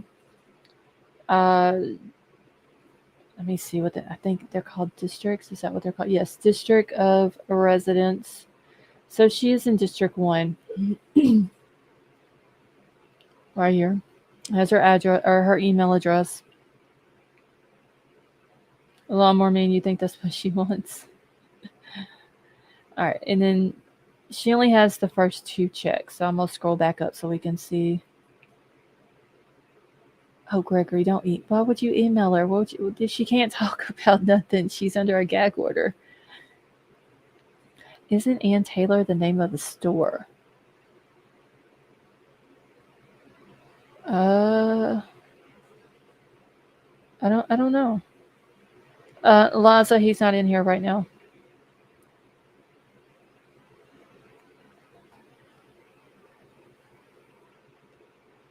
I can get my. I don't like YouTube's new thing. This is ridiculous. Okay, so we see she's in District 1. She's got the first 2 checks right here, and then I'm gonna scroll up where we can see what the 2 checks are. Okay, so she's got a check for lead trial And then co-counsel trial. I think he is. Wait, Sandy, email her to tell her she should be taken off the case.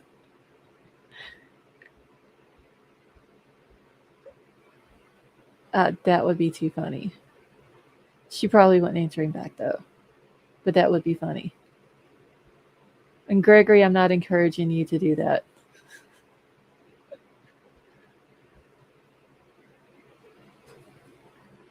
Plus, anything you email Ann Taylor becomes a public record because she has a government email or .gov email. Just my ethics training at my work. Well, I'm not encouraging him to email her.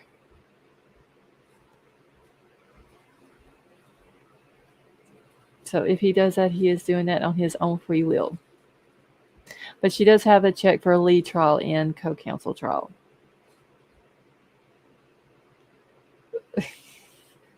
You would never do that, Gregory. I hope not, because I wouldn't want anybody to get in trouble. Seriously.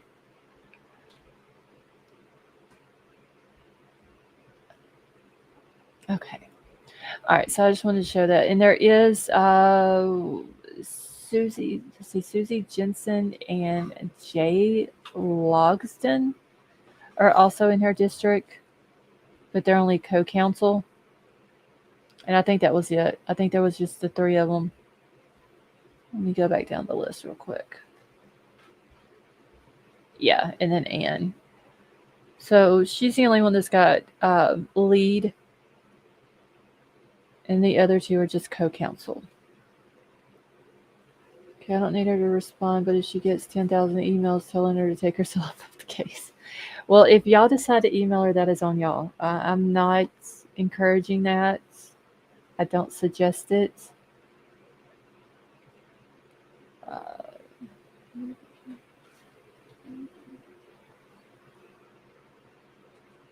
Give me just a second, y'all. I need to check something.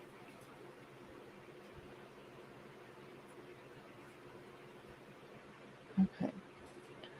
Let's see. Huda, yes, that is true. Attorneys don't stand for ethical morals.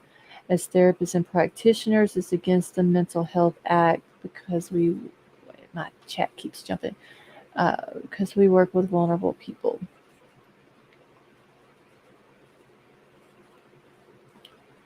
Okay. All right. So I just wanted to show y'all that real quick. So she is the only lead one in that.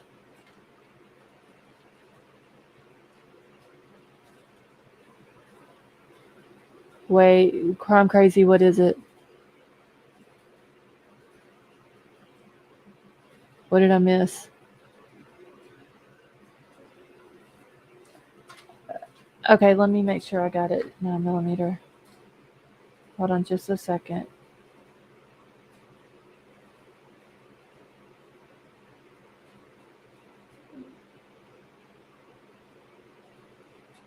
Okay, I did get it.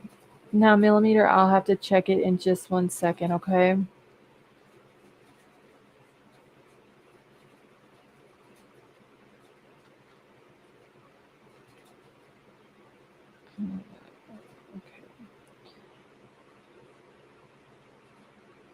Right. And I do have several emails.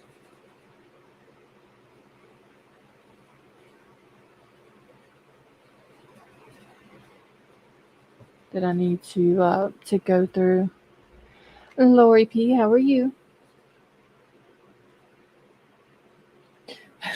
.gov and she'll hit forward.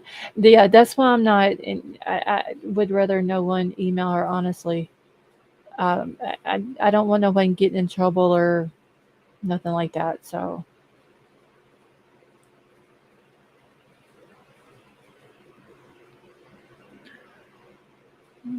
Okay, so she will walk away. Nobody will buy her book if she was taken advantage of, vulnerable mother with addiction. I'm gonna be honest, y'all. I mean, even if she had no choice, it really doesn't look good on her. And Joanne, yeah, I don't think we are, honestly. I think there's more truth out there that they're not telling us. There's a lot of questions with no answers.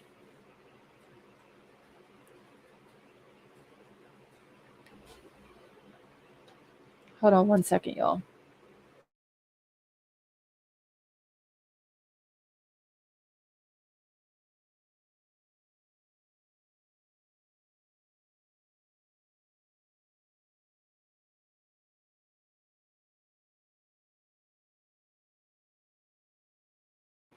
All right, y'all. No, it isn't. There's just the fact that it is conflict of interest.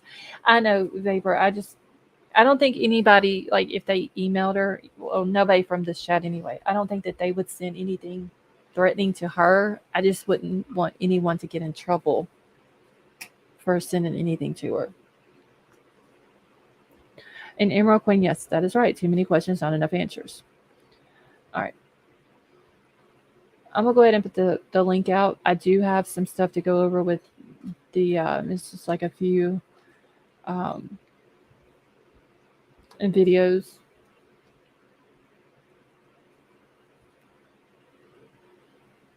Regarding the Murdaugh trial. American Princess it is. I thought Kylie's case was weird. I think this one tops Kylie's case, honestly.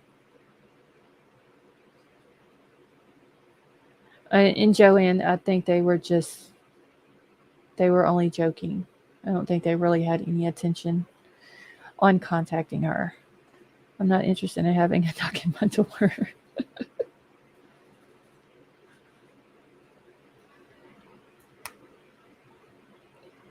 Vapor, are you really wanting to email her?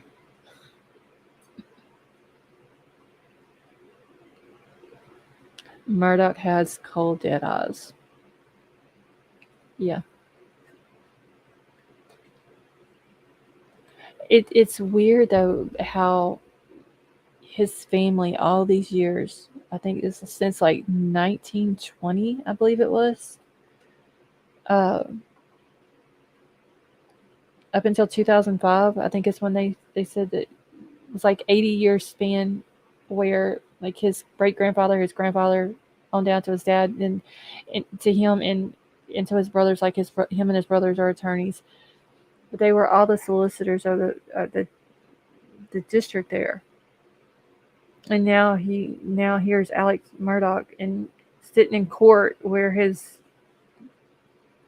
family members were, like over the place. Household name is what they're saying. And he's sitting in there on a double murder case, plus everything else that he's been charged with. Amar, you have a good night, honey, and I hope you get to feeling better. Okay, and like I said, I am going to try to stream the trial in the morning. It starts 8:30 Central Time, so that's 9:30 Eastern, 7:30 Mountain, 6:30 Pacific Time. If I'm not able to get the stream going, then I won't. Obviously, y'all know that I won't be able to get it going. There won't be a live going or whatever. But if it is, would love to have y'all come hang out with me and chat and watch it with me. Let's see. I would email a known scammer without a VPN active before I email somebody directly in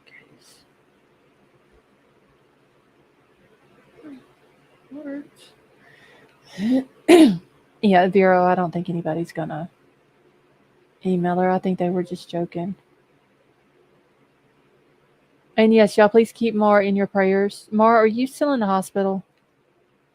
I'm sorry, honey, I forgot to ask you earlier. Liza, I heard that that they took his grandfather, which I don't. What is that going to do?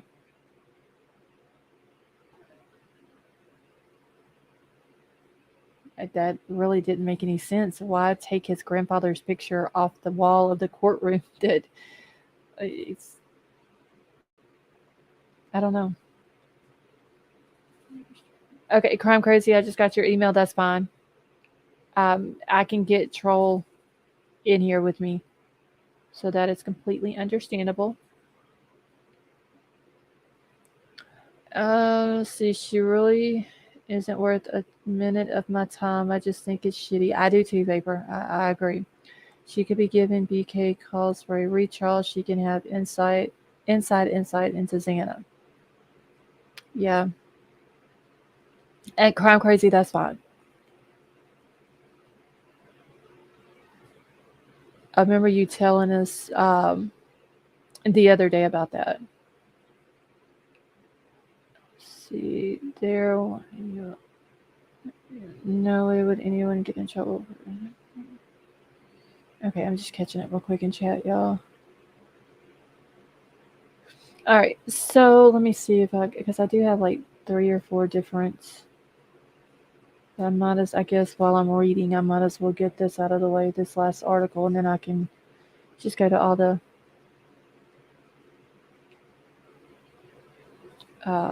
videos that I have. Okay, that's fine. Wait, little baby. Like I said, I'll get trolling here. And it shouldn't be bad, like just live streaming the trial, so. And I can be modding too, because I won't have to be paying attention to anything else. Let's see.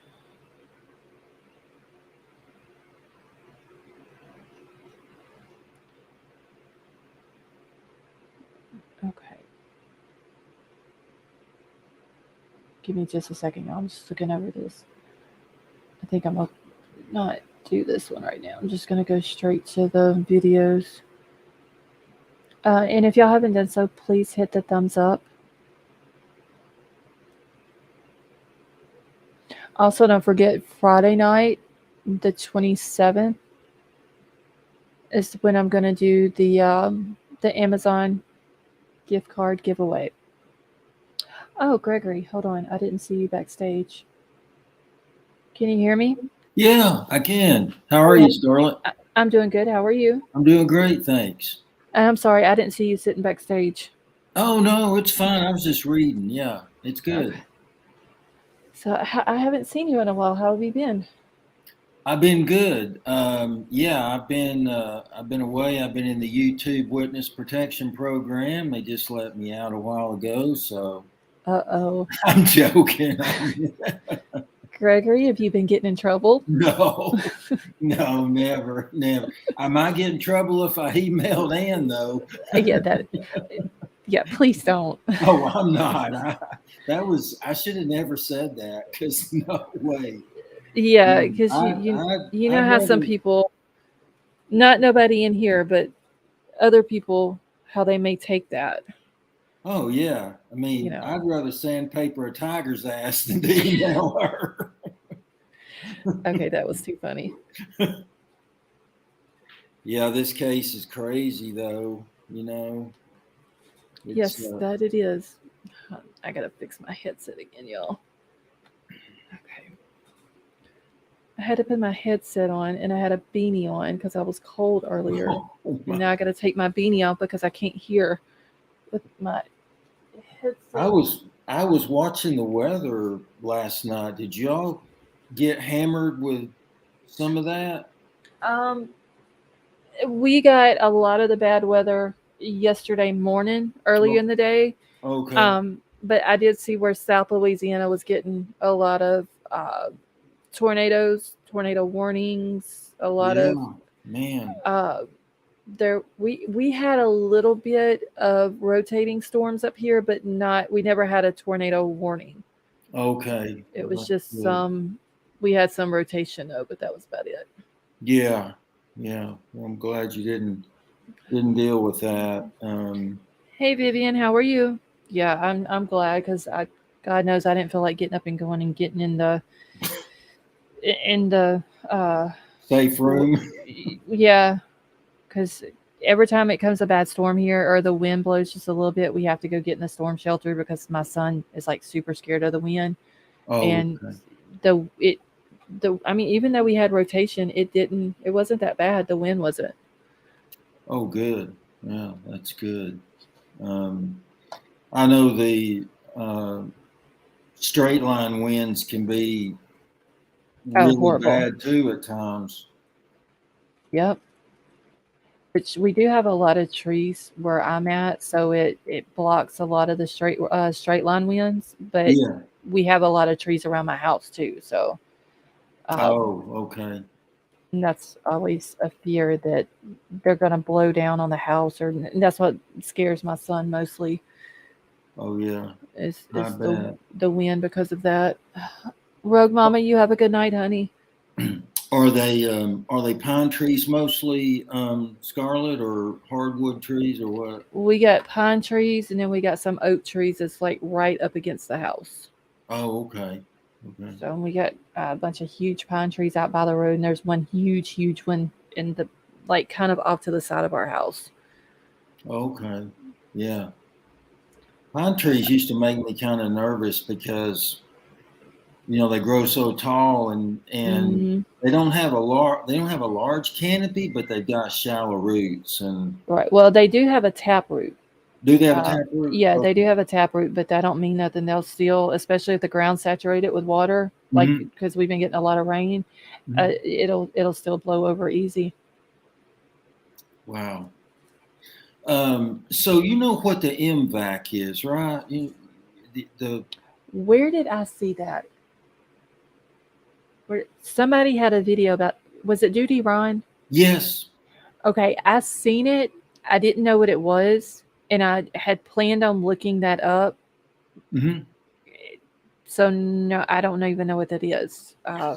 Well, it was originally developed when there was a E. coli breakout at the Jack in the Boxes eons ago, but the inventor, actually, they used it on a case one time and determined that it would actually um, pick up DNA evidence, especially on porous surfaces. And so he was on Duty Ron yesterday, and he was explaining about it and everything. And he said that, I can't remember what the statistic was, but I think it's like 63 more percent probability that it will pick up DNA over swabbing, mhm. which was pretty amazing. I think I got that statistic right. And he spent time not only in Idaho, but he spent time in Moscow. He actually lived there for a while, and um, so when he heard about this case and everything, he was obviously intrigued by it, and he offered to truck one of his MVACs up to the Moscow Police Department and let them use it, and they declined.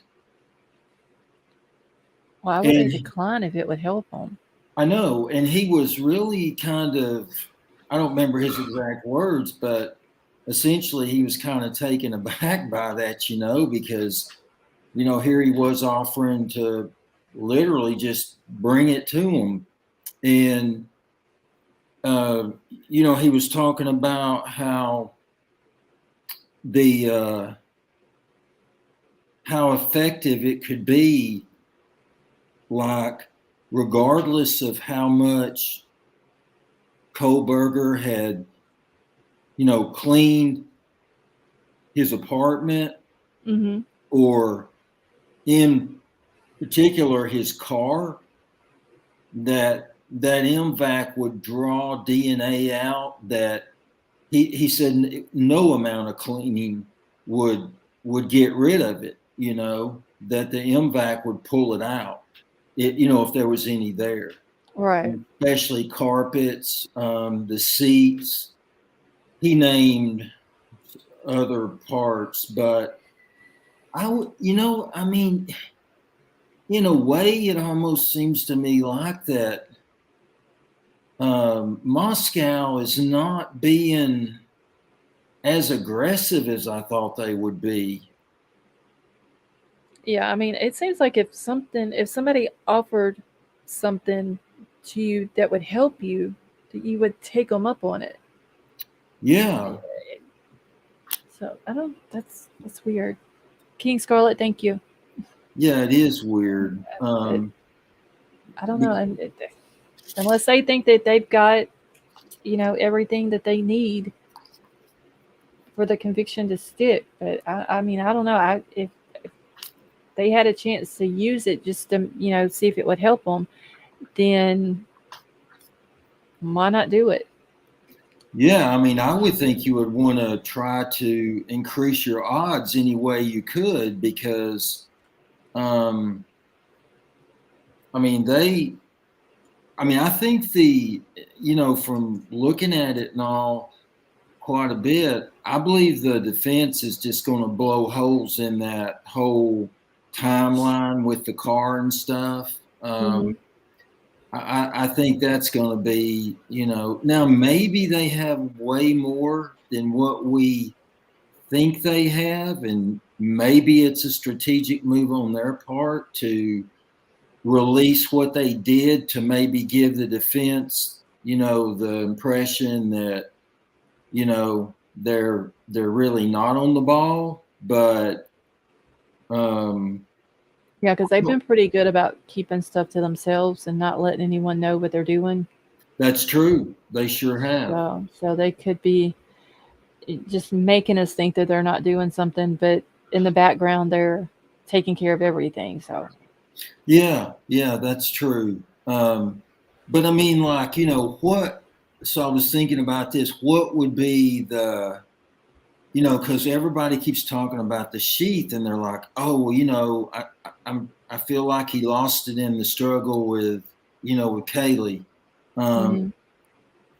But then I thought about too, like, oh my gosh, what would happen if he had actually deliberately left a sheath that wasn't the weapon that was used?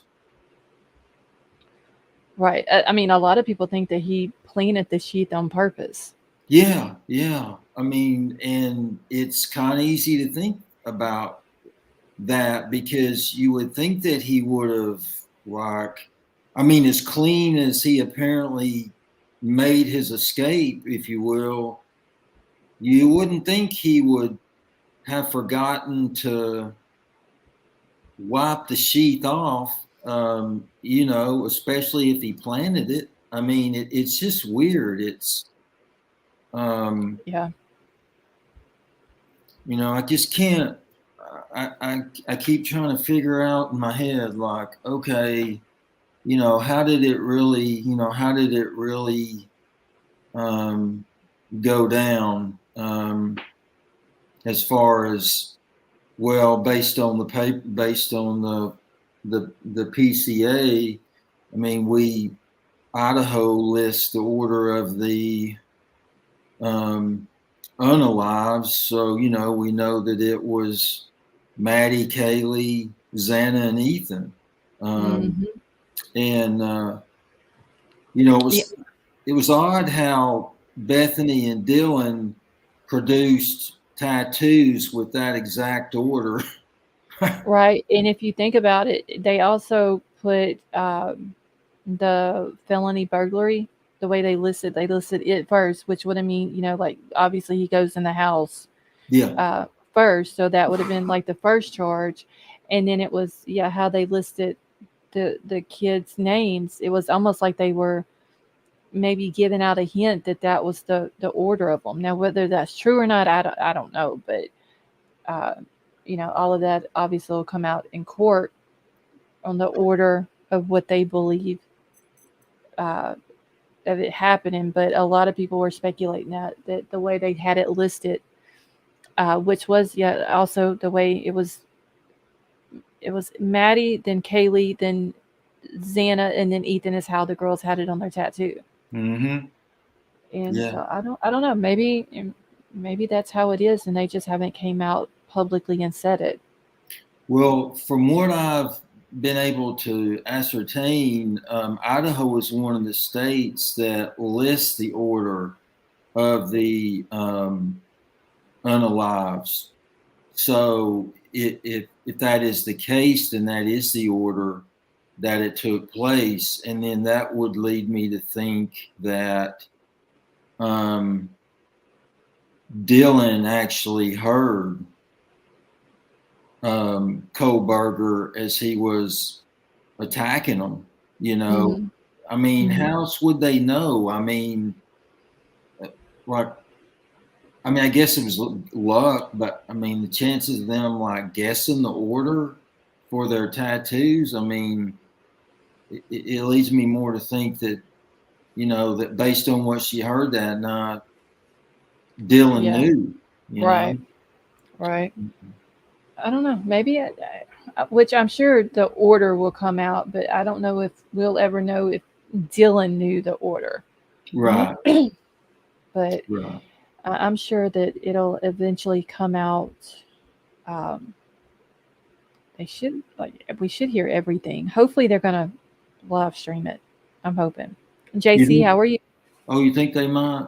Well, I do know that coming from one of the family members of one of the victims, Mhm. um, they have said that they are pushing to get the trial live streamed, Mhm. and their exact words was that they're pushing to get it live streamed so that way everyone will be able to see when justice is served. Oh, wow. So Okay. Okay. hopefully, with the family, and I don't know if it's all four families is pushing for it or if it's just the one or if it's more than one or whatever. I just know that the one victim's families is trying to get it. Hopefully, with the family's input, they will do it because I mean, they don't owe it to us of letting us watch it, but we do have a right to be in the court of law whenever there is a trial going on, and there's so many people that are invested in this. Yeah. They prayed for these families. They've prayed for the kids. They've watched everything there is to watch about it. They've uh, People have spent their time digging into stuff. Uh, all the sleuths, whether they've done a good job or if they haven't, whether they've put out misinformation or they put out truth. The point is, we still we're invested and we want to see justice served for these kids. For sure. So hopefully, the parents can get that done and we'll be able to watch it. Yeah, yeah, is that Steve and Christy that are pushing for it? Well, yeah, Mr. Gonzalez said that they Yeah. are Okay. pushing for it. So I don't know about the rest of them, but he did tell me that they are trying to get it to where it can be live streamed. Okay. So Well, I know that family would be reluctant for any plea deal. no, they're wanting the death penalty. Yeah. They said that on one of their interviews that they Yeah. wanted it. Yeah. Yeah. So Yeah. Um, I don't really recall hearing much from the other families. They've just kind of been, even before the gag order, they were just kind of mum about, you know. right. Yeah, I know that Ethan's mom and dad, mostly his mom, and his dad just may not be, a big talker or whatever. But his Ethan's mom has spoke several different times, and then not Xana, I'm sorry, Maddie's dad did an interview where he spoke. Hadn't really heard nothing though from Xana's dad. Have And they, but when they were like, have they expressed like, you know, like the death penalty? I mean, I guess I didn't clarify. I meant like, have you heard any of the others specify like, you know, that they, you know, would want the death penalty or anything? no, I haven't. The only ones I've heard say anything about it was the Gonzalez family, and that was Yeah. it. Okay. Wow. Because I do know that whenever Mr. and Mrs. Gonzalez was asked about it, um, the person that was doing the interview asked them if they had talked to any of the other families about it, and they said no. Okay. And I believe that Kaylee's mom said that she was gonna call Maddie's mom, and she never got around to it. Um, since then, I don't know if they have or not. Yeah.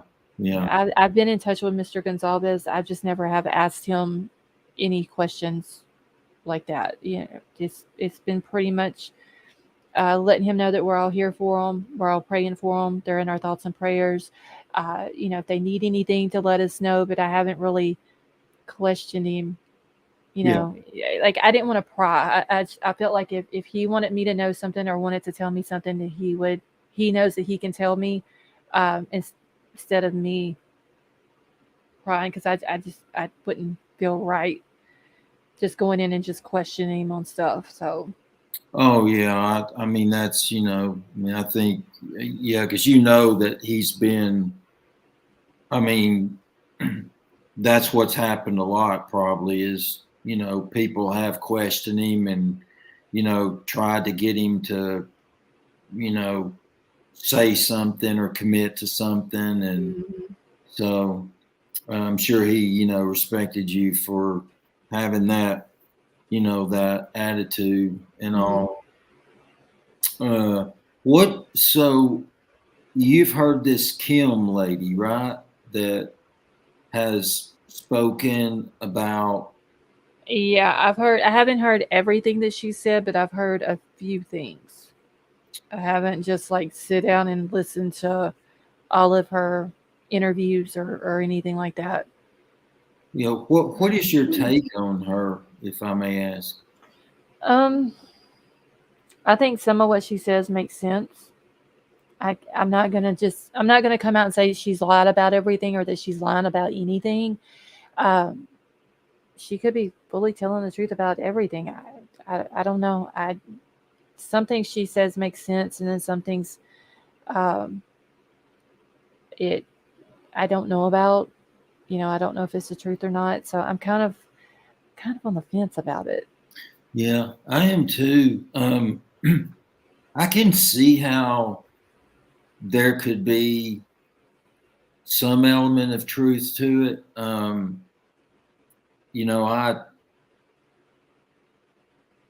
based on the PCA, I feel sure that at some point Dylan went downstairs, and my guess she went downstairs because the odor was probably unbearable. Because imagine being in that room with the door shut and that odor of blood and bowel and bladder circulating through the ventilation system.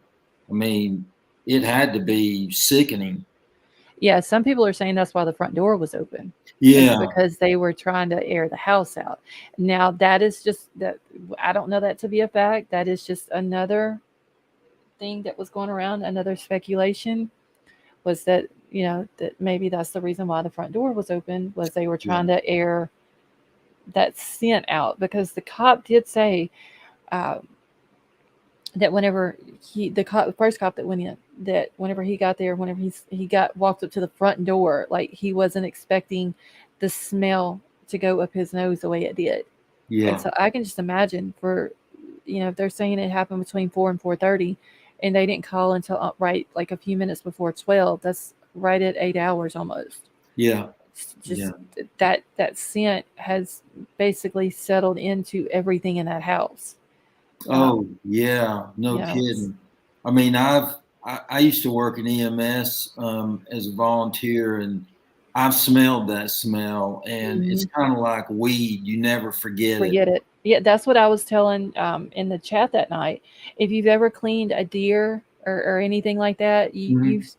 you have smelled it, and it's something you never forget. And I'm not trying to be graphic or anything like that, but that's how it is. It's a smell that you never forget.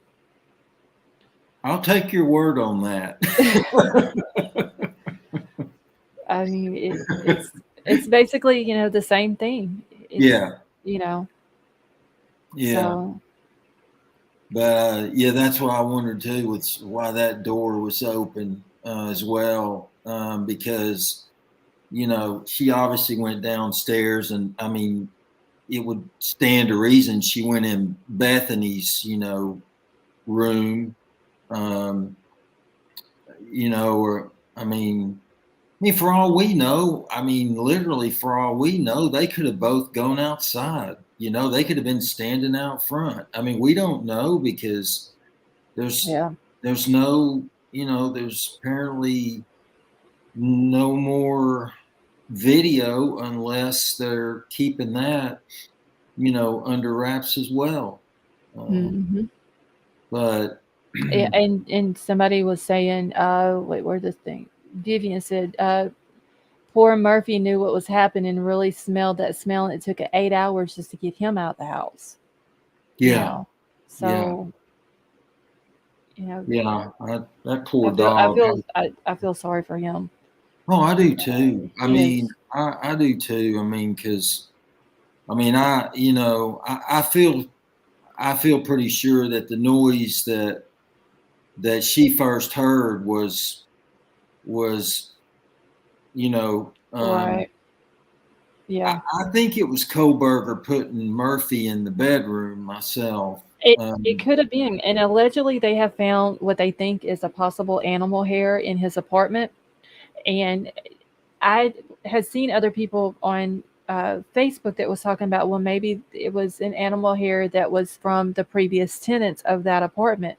Well, when I got to looking for something that had to do with his apartment that was on the search warrant, because it says the search warrant was for his apartment and his let's say storage locker, I believe is what it said, or something like that. So I went to look and trying to find out if they had maybe like a storage for each apartment, had their own little like storage area.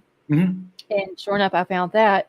And as I was reading it, there was a thing on there about animals, and it says that you cannot have any animals where there's a dog, a cat. It even, I think, named lizards and birds, and like you can't have any type of animal in that house or in those apartments. You can't have them staying there. They can't be visiting there. Only if they're a what is the support animal? You can have one of those. Yeah. Okay. But other than that, so if it doesn't come back to Murphy and it doesn't come back to the other dog, what was it, Buddy? Yeah, buddy. That happened 3 weeks before the murders. If it doesn't come back to either one of those, then and the previous tenants didn't have a support animal, then there's no telling where it came from. That if it is in fact an actual animal hair. Yeah. Man, wouldn't it be something if Murphy put his ass in away? Right. You I mean, know? because just think, if that is Murphy's hair, he would have to explain why is Murphy's hair in your apartment. Oh yeah, yeah, exactly. I mean, I heard a defense attorney say if they find any of the victims' DNA in Kohberger's car or his apartment, two places they didn't willingly go, then it's game over for him. Right. Like there is no defense, you know. Yep. And that's why, you know, when I heard that they didn't, you know, want to utilize that MVAC, I'm just like, you know, there is such a thing as being too dang confident. You know, it's like you ought to use all the weapons you have at your disposal to try and, you know, Right. solidify a case. It just boggles my mind, you know. Right. Yeah, I don't understand that. I mean, if it's something that could help them, why Yeah. not? You know, why not try it? You know, try it at least. Yeah, yeah, I agree. You know, and then isn't it interesting that chef guy, what's his name, Eon or something Harsh? Oh, Enon Harsh. I just call him creepy neighbor. There you go. I Yeah. forgot you give these people names. That's right. Yeah, it's easier. Creepy neighbor. Yeah, his name is he has a name that is too hard for everybody to try to remember. Yeah. And so yeah, I'm gonna stick with creepy neighbor. It's interesting how he did say that he saw a white car up there. I believe he said a lot without a state plates, and So it would be interesting if they call him as a witness, Oh, I know. as well. James said call him clout harsh. Yeah. Yeah, he literally thought he was famous, y'all. Oh yeah, yeah. Hey Blue, how are you? And how are you doing? Yeah, he literally got on social media and said, I'm famous. Dude. Well, his fame's already dwindled. Right. Yeah, he doesn't have any value now. He just he tried to be funny though, because when he had went to on his little trip out of town, he went to San Francisco, and he was walking down the street and there was a white Hyundai Elantra, and he literally took a picture of this Hyundai Elantra and was like, oh my god, the murderers following me, or something to that effect. And he literally thought that it was funny, and Oh it God. wasn't funny. Yeah. That just, I don't know how people, if he was a witness, like, are they going to take him serious because of the things that he did and said, Yeah. since. But then again, he may be, because he claims that he saw the black luxury SUV parked in front of the house that night around 1:30 Mhm. when he came home from work. So he did say that. Then he claims, of wandering into the neighbor's house, to the neighbor's house party, and he talked to Ethan, Xana, and Kaylee. And then he claims about it the next morning, that Sunday morning. Um, the typical 15 to 20 people wasn't outside in the backyard at the fire pit. Mhm. Obviously, this dude had been watching that house. If he knew who the typical 15 to 20 people were Oh yeah. outside, in the backyard. So I don't know if they're gonna call him as a witness and try to discredit him, or what. James, he is now under Vinny, uh VT. What he's got the funny V name in chat. I just call him still. Yeah, I couldn't keep up with Why Willow Baby when she kept changing her name. I was like, I was it know. Crime Crazy? I can't remember. It was Crime Crazy and Crime White Widow Crazy. Baby. I Yeah. was like, my God, what who is that? Yeah, they do that. That's like Troll come in chat the other night under a totally different name, and I had to think for a second which one of my mods it was that come in under a different name, because they always switch names up on me. I So wonder if, well, what do you think happened with the weapon itself? mm, I don't think he destroyed it, and I don't think he threw it away. I think that he put it somewhere where he can go back and get it. Yeah. Whether it be he hid it somewhere, or he give it to someone else for safekeeping. Him and his controlling ways, I just don't think that he got rid of it. I think he if he put it somewhere, if he goes out, and let's just say like the forest, the national forest, or whatever it is that Mhm. we were talking about, Mhm. if he took it out there and he hid it, it puts him in control of where it's at. He's still in his mind, he's the only one that's still in control of the night, because he's the only one who knows where it's at.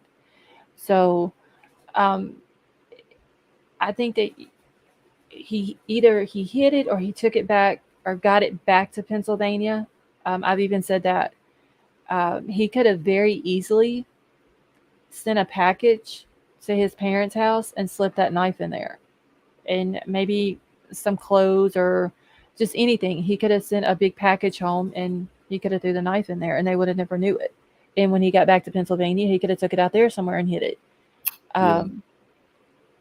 I don't know. I don't know if he would have took the risk of driving with it Yeah, to get it back. that's a good point. I agree with you. I don't think he destroyed the knife. I think that he's either drawn a physical map on paper, or he's put coordinates in you know, a computer or something where he could find it again, because that's his trophy, you know. Right. Yeah. I look at it as that's a knife that he, especially if it was his first, even if it was his first time, or if he's done it before with this knife. Mm-hmm. I just don't see him getting rid of it. Like that is his, um, like, you know, how SKs have a certain way that they commit crimes. Well, his would be with a knife, Right. and that knife would have sentimental value. As sick as that sounds to say, it would have sentimental value to him because him and that knife had been through a lot. And yes, and like it would be like his trophy, his best friend. He's the only one that's in control of it. Um, he hid it. He's the only one that he can. Let's just say he hid it, and they never find it, and he's the only one who ever knows. Mm-hmm. Like he's in control of that. Right. Nobody else, because it's always going to be in his mind, and he doesn't have to give that to anyone. You know, he doesn't have to give the location. So Right. no, even though it's not in his possession, he's still in control of it. Right. Yeah. I mean, that's a great point. You know, I'm just hoping myself that they may have even found it and are just keeping it quiet. Like, I'm just hoping that Right.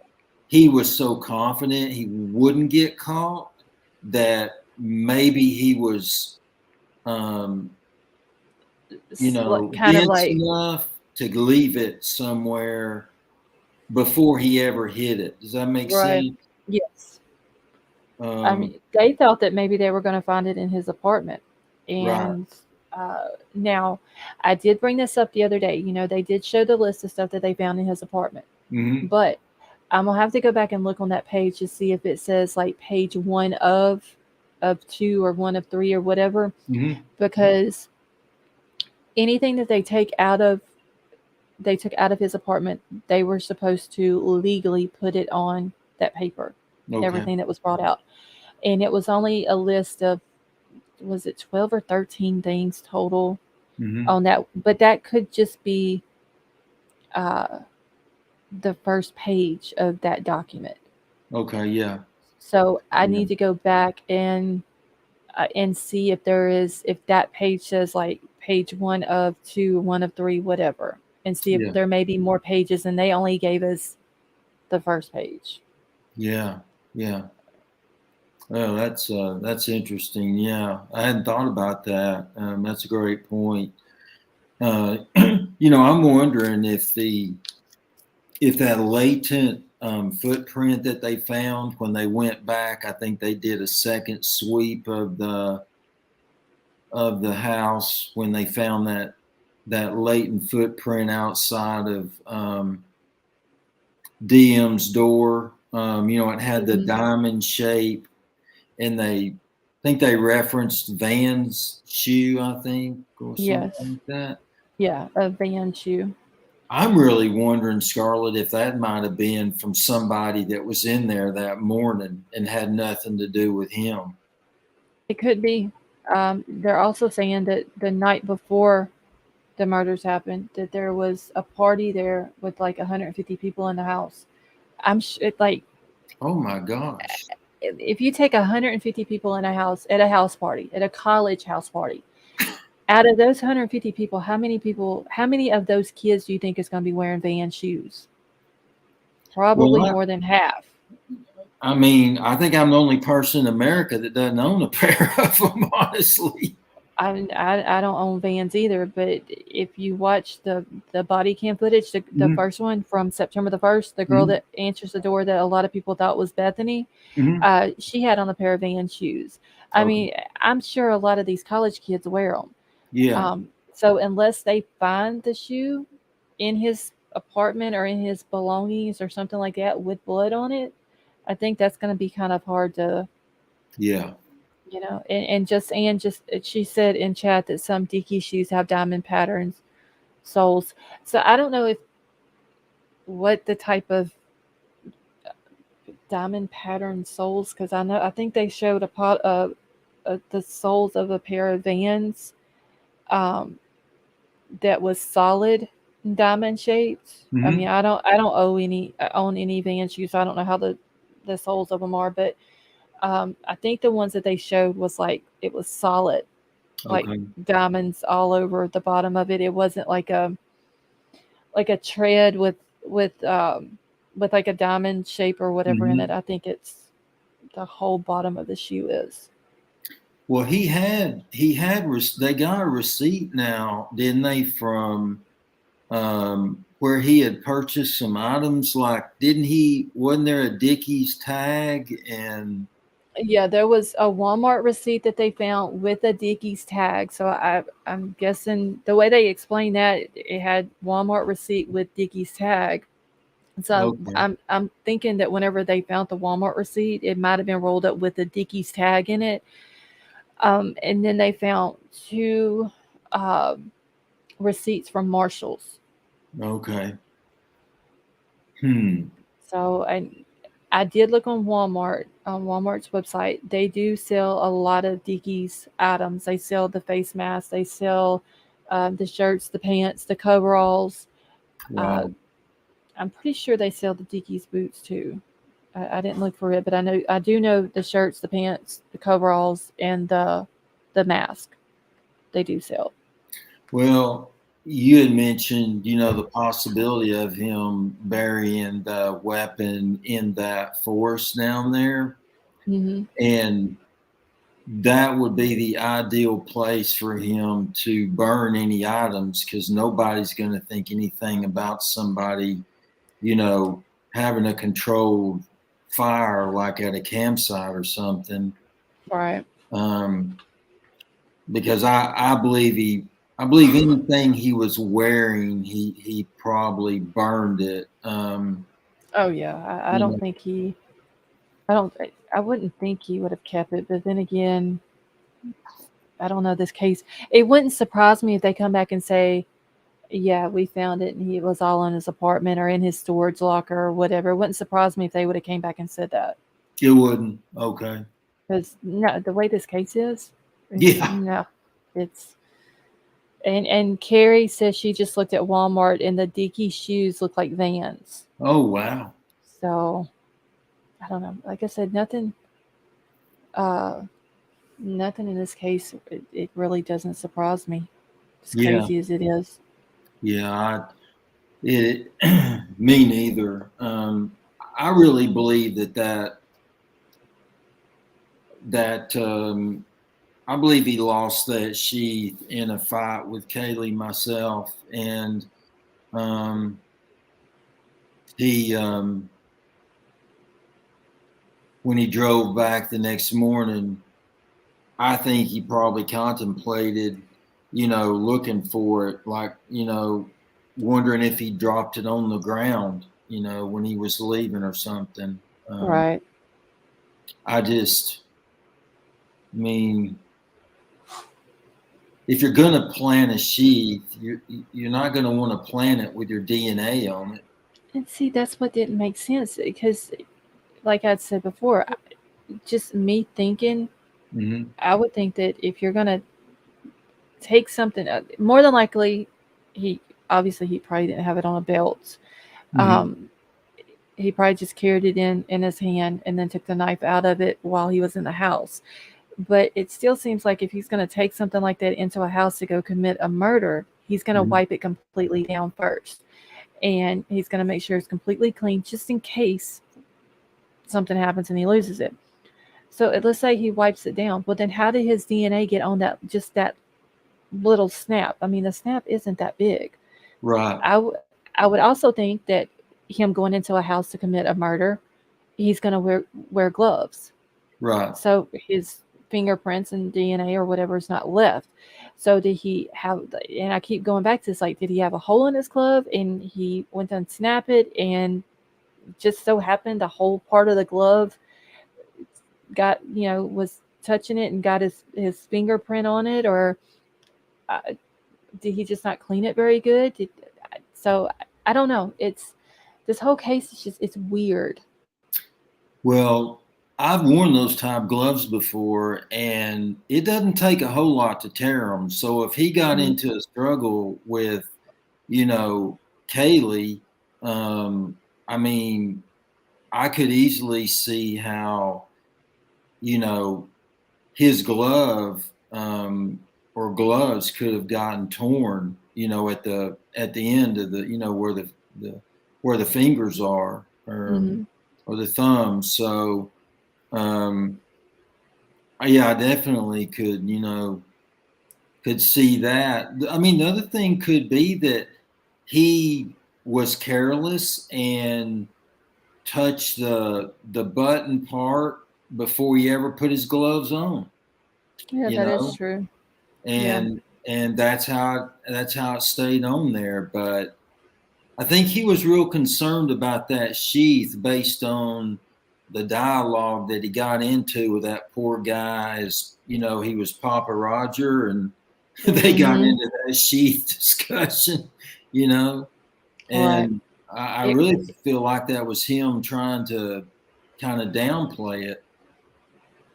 okay, let me pull this picture up real quick that White Widow Baby just sent. It shows the bottom of a Van shoe. Okay. Give me just a second, y'all. I just gotta save it to my computer. I mean, yeah, he could have very easily just touched it before he put his gloves on, and I guess probably without even thinking. I mean, yeah, we have to think this dude. I mean, he is smart. I'm not going to take that away from you, but Yeah, I think sometimes he may think that he's smarter than what he actually is. But it's weird though that if there's no other prints or DNA of his anywhere else in the house, just on that sheet. yeah. Wait, what?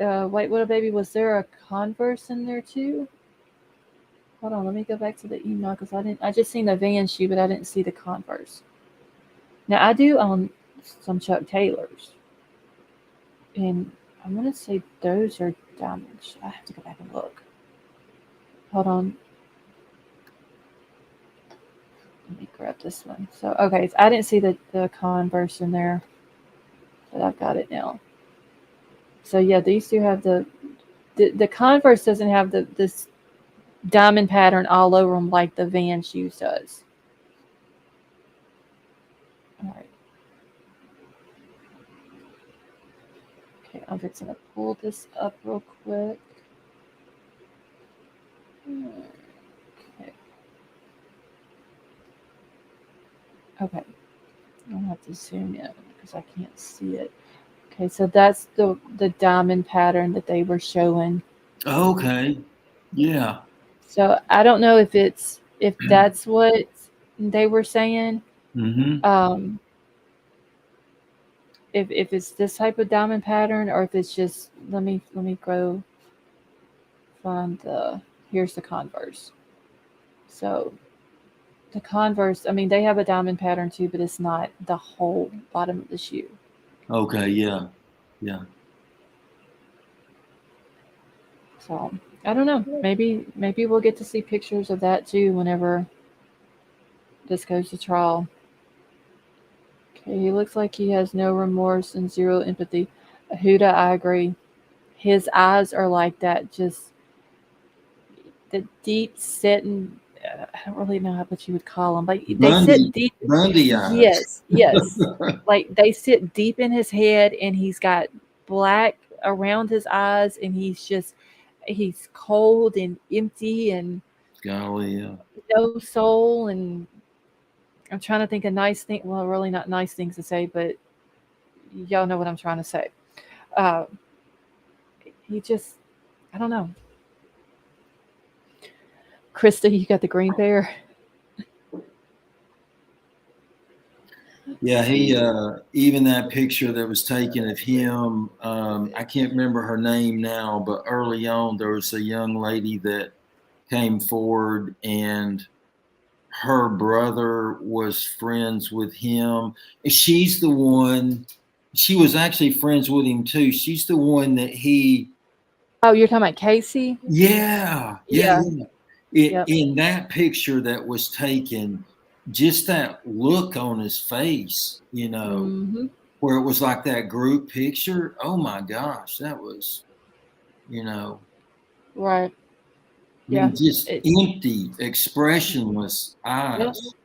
You No know, emotion whatsoever. no, no, And the eyes just make him look just like you said, but he's got Bundy eyes. Um, yeah.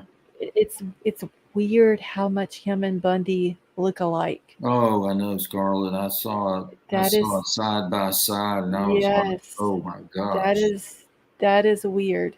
yeah. Let's see. Have you seen pictures of Albert Einstein? Looks tell us nothing about people. Yes, I have seen. I've seen a couple of different pictures of Einstein. Kind of hard. Let's see. And I'm glad you changed your name back. One thing that really kind of shocked me was when I saw that 3D of the house and the way that Dylan's room was positioned in relation to the actual kitchen entry. Um, I, for the life of me, can't figure out how she saw much of him at all because in order for him to be coming at her, she would have had to have literally had her head stuck out the door looking Mhm. in the direction of the living room. Um. Because, Okay. So if the way her door opens, mm-hmm, um, her door. I'm trying to think it would be an easy. Okay, so if you're standing in the kitchen looking at her bedroom door, so mm-hmm, the outside of her bedroom, right. her doorknob would be on the right side of the door, Yes. which the doorknob would be closest to the stairs going up to the third floor. Yes. So that means so if she was to crack her door open Mm-hmm, and just look out of the crack, mm-hmm, she could look straight into the living room that way because of the way the door opens. Now, if it would have opened the opposite direction, like if the door knob would have been on the other side of the door, then mm-hmm. she could have cracked the door open a little bit and then she would have been able to see up the stairs. Okay. So, Yeah. my thinking is whenever they're saying that she watched him coming towards her and then walk by her and then go out the door, Mm-hmm, that's what's making me think, unless she's just literally just the door is wide ass open and she's just standing in the doorway, mm-hmm. it makes sense that he would have been coming from Ethan and Xana's room and coming through the living room around into that little hallway area Yes. and then into the kitchen and out the back door. Okay. Unless, like I said, she's just got the whole door wide open and she's just standing in the doorway and he's coming down the stairs. Yeah, I don't see that happening. I don't. Well, and that's the other thing, Scarlett, because when it talked about that latent print, didn't it mention something about um, the what was it? The direction the suspect was moving, or I think it says something about, let me think of how, I don't remember exactly how it was said. And I've got the affidavit. I have to can't find it real remember quick. either. But Let's it, see.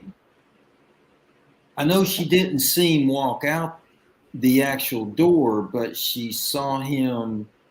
I thought it said Walking like towards it. like the Yeah. direction of travel or something. Or Yeah, because I want to say that I'm fixing to pull it up, the oh, affidavit, so I want to read exactly what it says, but um, I can't remember if I read it in the affidavit where it says that they included the footprint in front of her door to corroborate her story mhm. of his path of travel in the affidavit. Okay. Yeah, All I right. couldn't remember how they worded that. Okay. So, All right, while that's pulling up, I'm gonna grab the link and put it in the chat. So if anybody wants to come up and join me and Gregory, you are more than welcome to. All right, so it shouldn't take it but a second to come up. Okay. I just gotta find where it's at. Okay, so what page am I? I'm on page 10. I think it was above. Okay, so let's see. Like our license indicates. Okay, so this is gonna be above this. It's so hard to keep up with where everything is at in this. Yeah. The way they've got it. Oh yeah. Okay, simple butterfly. I'll check it in just 1 second. Okay. Yeah. If you're looking for one little snippet of something, it's like looking for a needle in a haystack. It's Right, because they don't go in order with it. mm-hmm. So I found where it's talking about. Okay, see, it talked about seeing the car outside the house at 404, and then leaving at 420. But above that is talking about Dylan seeing him in the house. So it's stuff is not in order. Okay, so all right, so it says during the processing of the crime scene, and hold on, I'm gonna pull this up where everybody can see it. Just a second. Okay.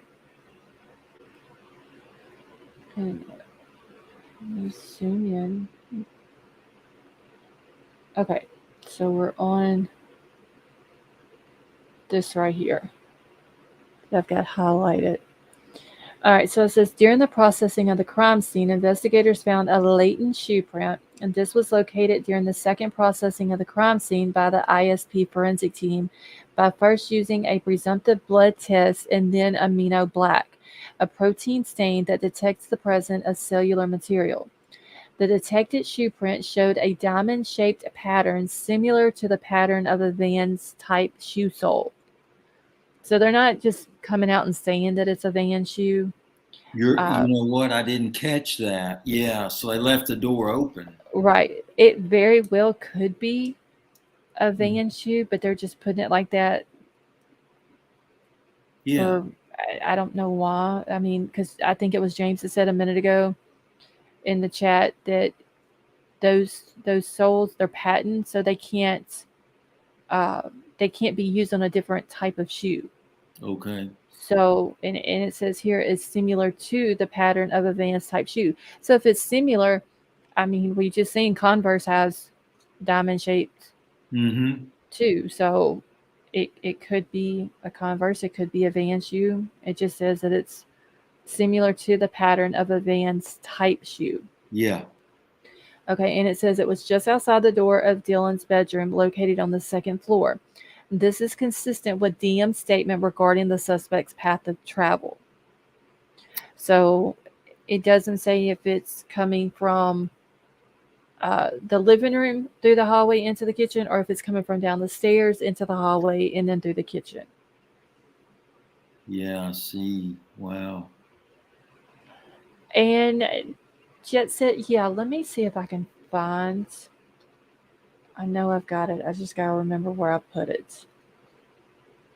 Did I bookmark it? I've got the. Yes, I do, right here. The.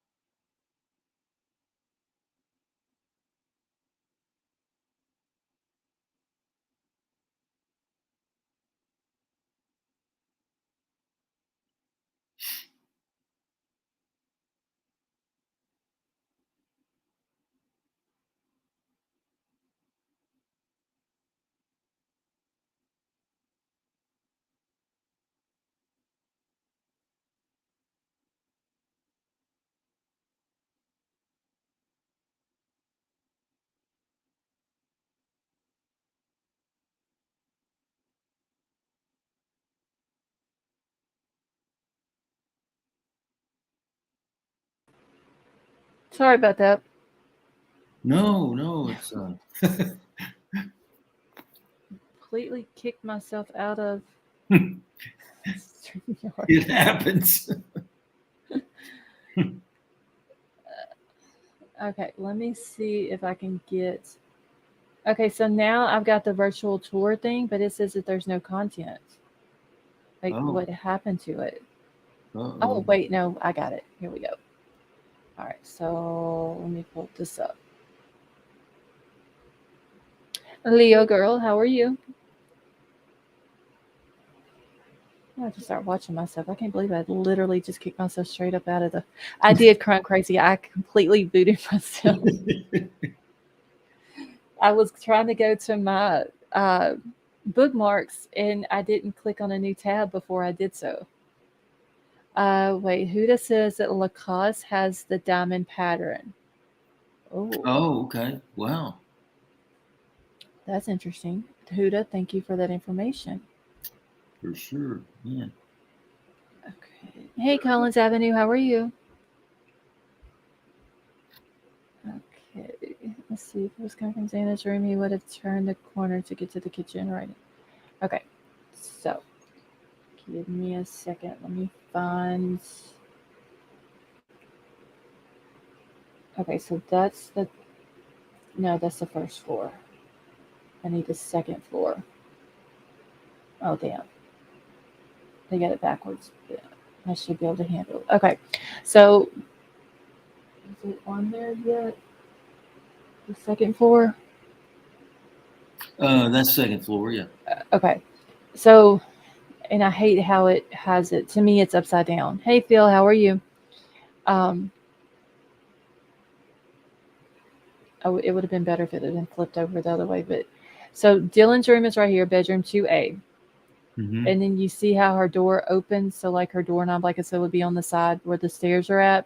Yeah. So she opens it up that way and she's looking, even if she's got it open that much and she's not standing outside of it, outside of the Yes. door. Jet Set, you're welcome. She would be looking straight into this little hallway area right here, into the living room. And then there's a hallway that goes to Xana's room. Okay. And so I'm thinking, all right, so here we go. So see, there's her door. Mm-hmm. So she would have been looking. I don't think it's going to let me stand in her doorway. I don't think it did last time whenever I was. No. But I know there's a. Hold on, I have to go in here. There's a certain spot that you can stand Mm-hmm. and it'll show the footprints. There it goes. And see, it has the footprints like it's coming out of it could be coming from either way, but they have it like it's coming from out of the living room way, the way they've got it turned. Yeah. Okay. Yeah. And see that this little area is like super small. So she's standing in her door. Let's just say from this way. It's not going to let me get directly in her door. Okay. But let's just, I mean, that's coming from the living room. The way her door opens. Mm-hmm. She can see him coming from that way. He might have went upstairs first and then downstairs, or he could have went second floor, third floor, and then for whatever reason went back in to Xana and them's room or back that way. Right. I don't know. I mean, all of that'll come out. Auto Flower, how are you? All of that'll come out, in court. Yeah. To me, it makes better sense if he hit third floor first and then the second floor, but I could be completely wrong. I don't know. I just know that if he come through the back door, no matter if he went to the third floor first or he went to the second floor, he had to pass by Dylan's room multiple times. Oh yeah. Yeah. Literally. Sure. Yeah. Let's just say he goes to the third floor first. He comes to the back door. He has to pass her room to go up the stairs. In order to get back to Dylan and to Xana and Ethan's room, he's got to come back down the steps, past her door again, into Ethan and them's room. And then to get back out the back door, he's got to come back by her room. So he's got to pass her door at least 3 times. Wow. And the last time he passes her room, she's standing in the doorway and she sees him. And he, at no time does he ever try to go in her room? Maybe he tried to turn the doorknob and the door was locked, so he didn't even try. Or was she not who he was looking for? Yeah. That's freaky for sure. Because I mean, you know, after doing what he just did, let's say he did go third floor first, then he came down, and then he encountered Xana and Ethan. So you know that if he's exiting the house and he sees somebody that he thinks can finger him, you know it wouldn't take anything for him to get amped up and take out somebody else. Right. So, I mean, I can only surmise that, you know, he just didn't see her because of the darkness. Mm-hmm.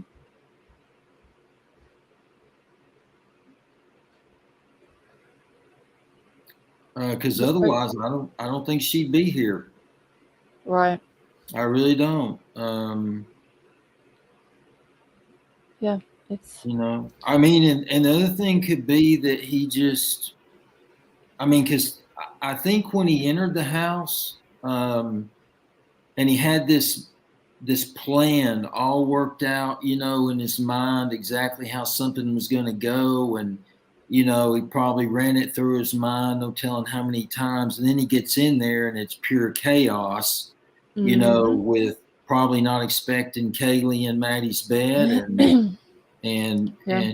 you know, then you've got that struggle that probably took place, and you know, it sounds to me like that he took his anger out on her based on what Steve was talking about, wounds. Right. You know, because he foiled her plan.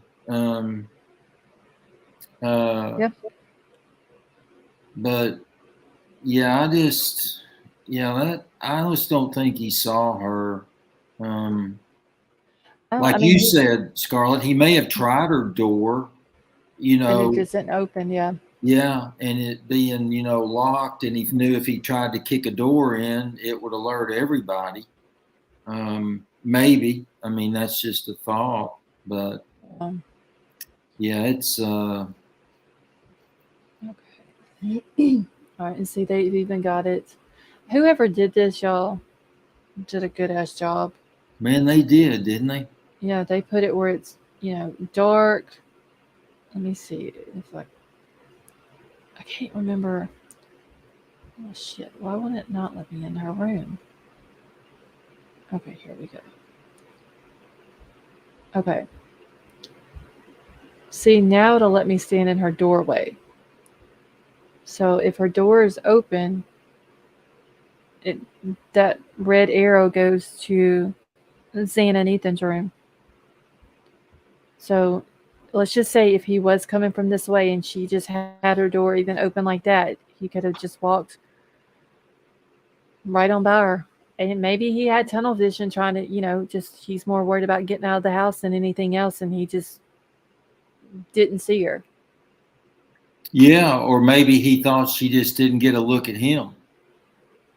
You know, Yeah, like you're that is talking true. about, and he was just like, all he could think about was getting out because of the noise that had taken place. Maybe he thought that somebody, you know, had alerted the law enforcement. Right. Yeah. So, but yeah, whoever did this, Leo girl, they did an awesome job, and they even put the footprint there where you can see it in the dark. Yeah, Um, yeah. I mean, they did it where it would look, how it would look at night when all this was happening. Mm-hmm. Okay, this says supplementary view when standing at the doorway of bedroom 2A. So I'm glad they did it where you're actually standing in the doorway. Or before I was only in the hallway. But if I get back out into the hallway now. Okay. All right, where am I at? Okay, so Be careful. Don't trip on that little step.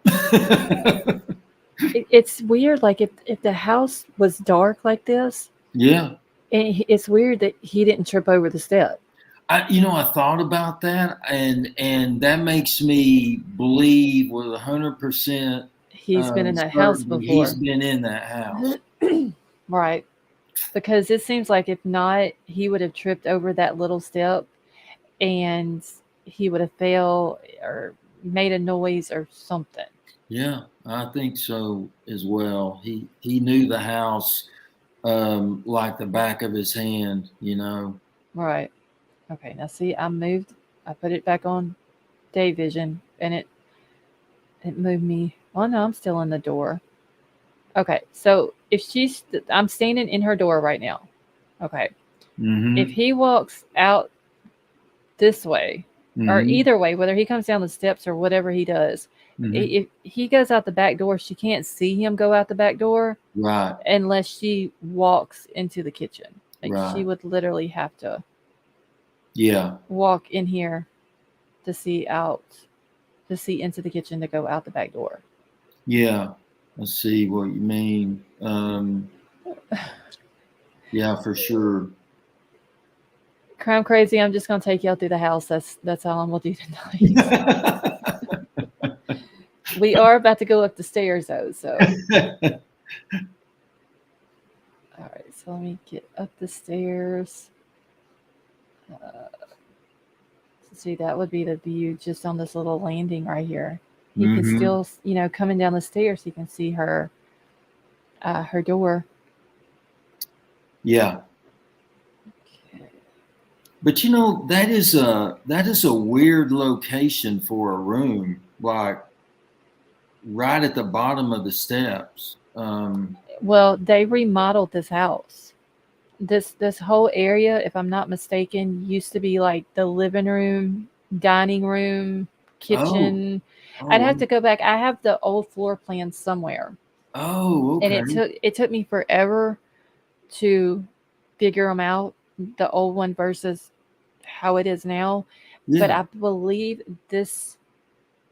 I want to say that the Xana's room they had was an office, um, Oh, okay. and I think Dylan's room on the second floor was the dining room. But I have to dig back through my notes and find. I've got them stuffed in one of the folders on the computer. Wow. That's like the old house plan. So I'll have to go back and find them. Well, why is this not letting me go up the stairs Well, here? I didn't even know those existed. Man, what a find. Wow. All right, so this would have been Kaylee's old room. It says click to stand here, and I'm clicking now, and it's not doing anything. Mm-hmm. Okay. Yeah, there's the slider. Yep. Mm-hmm. And this just says that Murphy the dog was in this room during the murders. Mm-hmm. Okay, I think it actually, and that's actually him in her room. There's the sliding glass door over there. Yeah, he is just too cute though. Oh, he is. He's an adorable little dog. Because the Yeah. curtain right here is going to be the curtain that's over her closet, Okay. and then the sliding glass door would have been right there. Okay. Now, why is it? Okay, so here we go. And then here's the bathroom, which is you see one bathroom, you've seen them all. Right. Okay, we don't want to go. For sure. Okay, so this is part of the affidavit. Like I have to commend whoever did this. Like they included all kinds of stuff. And he's just talking about, he then followed Officer Smith upstairs to the third floor of the residence. The third floor consisted of 2 bedrooms, 1 bathroom. The bedroom to the west side of the floor was later determined to be Kaylee Gonzalez's, which was the one where Lil Murphy was at. Then I later learned from the review of the officer Noon's body camera that that's where a dog was in the room when Moscow police officers initially responded. The dog belonged to Gonzalez and her ex-boyfriend Jack D. Then later found out in an interview that Jack D, from Jack D on the 13th, that he and Gonzalez shared the dog. And then, so you Wow. pointed out the small bathroom on the east side of the third floor. This bathroom shared a wall with Madison Mogan's, hereafter Mogan's bedroom, which is situated on the southeast corner of the third floor. Oh, so they had like a Jack and Jill bathroom type thing then, right? Where they No, it's because okay, so we're up on the landing on the third floor. So here would have been Kaylee's room, and then all the way across the landing was the bathroom, and then Maddie's room was right here. Oh, okay. Okay. See, last time I looked, it just had a bed in here. It didn't have the cover on the bed. It didn't have a desk or nothing in here. So like they're Wow. still working on it. Look So at that. and they're just putting pictures, showing. So there's like y'all, this is I haven't looked at it in a while, but Oh man. and they're just putting different pictures with it. Oh, there's her boots in the window. Mhm. Oh gosh. Yeah. Okay, so knife sheath is found, and it just shows a knife sheath. Hey, Delia Fitz, how are you? Let's click the stand here.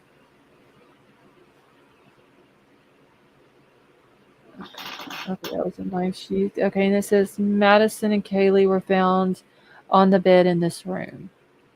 Okay, and it just takes it back to the affidavit explaining that.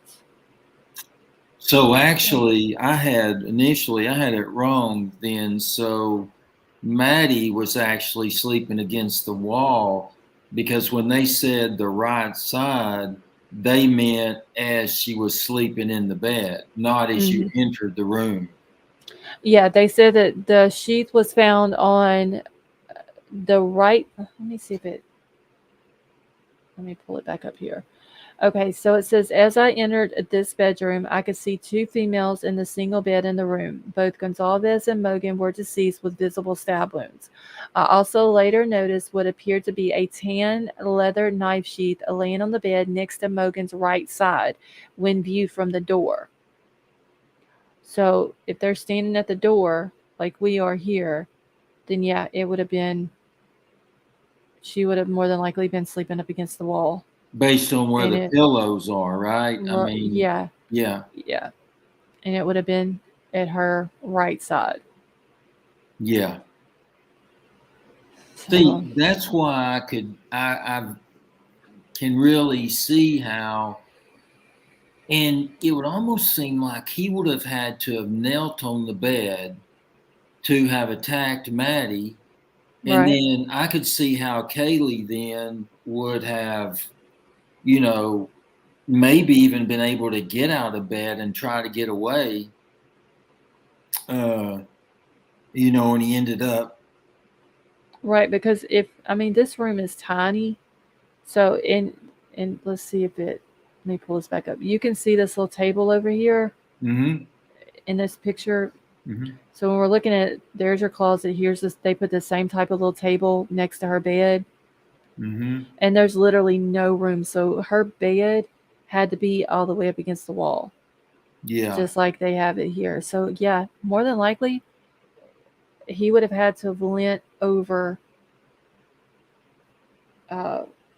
whoever was on the outside of the bed to get to the other one. Unless Maddie was sleeping on the edge and the sheath was in between them. But it seems like if it would have been, they would have said, it was located in between them. So I don't know. Maybe she was sleeping up against the wall, and maybe he set it down or dropped it, and I don't know. Maybe if she'd maybe been one of them fought sleeping him on her stomach, if Maddie been sleeping on her stomach, if it was on her right side, then she could have been on the edge of the bed here. Yeah. And it would have been on the edge of the bed as well. Yeah.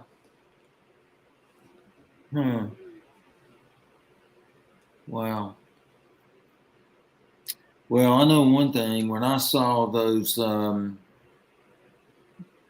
mattresses being loaded up, and then you could see where they were very careless with that, I think. Weren't they though? I get that they covered them up with like a mattress cover, but they should have covered them up, and then they should have put them in a U-Haul a truck or something. They should not have went wherever they went through town with those mattresses in the back of the truck like that. No, they shouldn't have. That was really tacky. Yes. You know, I mean, I couldn't believe they didn't put at least black covering over them. You know, Something. It was very disrespectful to the yeah, families and to the victims, um, to the town, yes, to these kids who are at this college who are friends with them. It was it was disrespectful all the way around. yeah. I mean, if we could clearly see it in a picture, just think of people who saw them, like, let's say they were stopped at a red light and Oh, somebody yeah, pulled, you know what I'm saying? Like, they should have put that, just like they went and got a U-Haul truck to get their personal belongings out of the house to right. get to the families. They should have loaded that stuff up in a U-Haul trailer or in a U-Haul truck and did it like that and kept it out of the public view. Yeah, you're so right. You know, I just I mean, when I saw the amount of, I mean, it just sent Yeah. chills up my spine. And there was even somebody, and I don't know who it was that got the picture. If I'm not mistaken, the picture was taken from behind one of the trucks where they loaded the bed frame up, and you can see stuff on the bed, on the white bed frame. Could you really? Yeah, yeah, and they didn't even have that part of the bed frame was literally lifted. You know how, like, if you put a bed frame in the back of a truck, it's going to be like up on the tailgate. Right. It was like propped up on the tailgate, and they didn't even cover that up. Good So night. just think of somebody behind them. Like, everybody in this town knew that they were moving the furniture or the bed and the mattresses and all that out that day. So think of somebody driving behind them vehicles and seeing that. That's Yeah, total. It's total disrespect yeah, and very, very tacky yeah, on yeah. the ones that was moving it. It definitely was. I'm really surprised, Scarlett, that they were allowed to move all that stuff out of the house before, a defense attorney would have had an opportunity to. But it was the defense attorney that was moving the stuff out, though, wasn't it? Wasn't she there the day that they were moving the stuff out? Hey, Unsolved Cases, how are you? Um, I was it I maybe? think I think she was. That's the day that she was there, and they were moving the stuff out.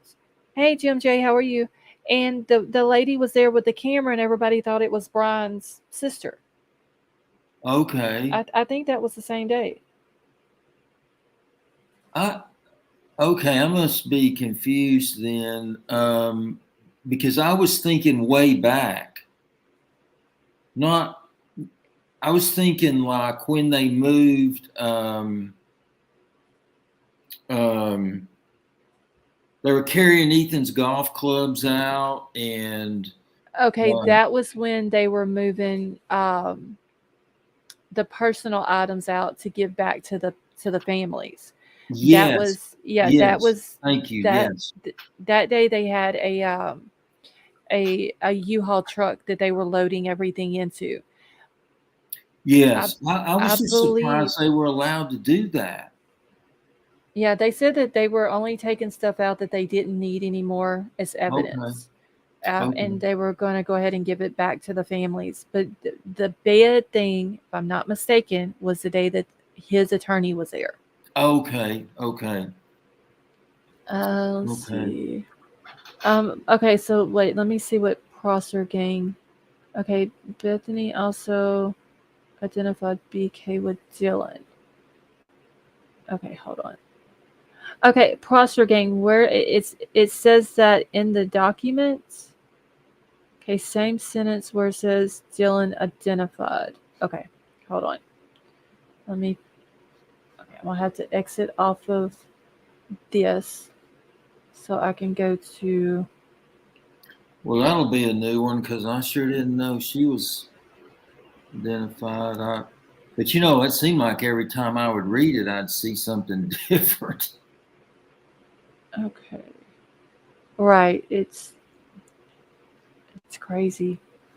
Okay. Well, Well, I it's guess like that the part about, you know, DM originally started out or something like that, you know, in the upstairs bedroom. So we obviously knew, I don't remember how it was worded, but we obviously knew that she wasn't there all night. Okay, so it was law enforcement that took the mattresses out, but wasn't his attorney there that day though when they took the mattresses out? It seems like I don't know why I'm thinking that the day that that there was some trucks backed up to the house, that his attorney was there. I remember that day you're talking about because, like you said, there was a lady there that people thought was his sister.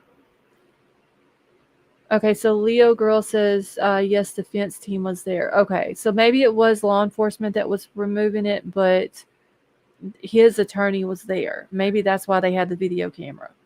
Okay. And all that. I don't know. I just remember her being there when there was some trucks or something there, and it was uh, around the time that the mattresses were taken out. But did you hear that the defense has Ethan's vehicle and golf clubs and Mm-hmm. Actually, it's two of their family vehicles. It was Ethan's and then their sister Maisie's vehicle. That's both vehicles are tied up with the defense and his golf clubs. what the heck? Yeah. And that's because whenever his sister pulled into the house that day, she pulled into the driveway, which made her vehicle part of the crime scene. Yeah. Yeah. So, okay, so I'm looking now on this. Hold on, I'm gonna pull this back up. To see where Prosser Gang was talking about. Okay, so she says, okay, and detectives moved it to a secure location. Okay. All right, so she says that where it says on the page, Dylan identified. Okay, so let me find, because I just seen that. Wait. Dylan identified. Yeah, I'll have to go back and find it now, because I'd seen it when I was looking through it a second ago. Meaning she identified something or she was identified? When she identified the suspect, or well, with the bushy eyebrows. Oh. Okay. All right, let's see. Okay, Dylan stated she opened her door for the third time after she heard the crying and saw a figure clad in black clothing and a mask that covered the person's mouth and nose walking towards her.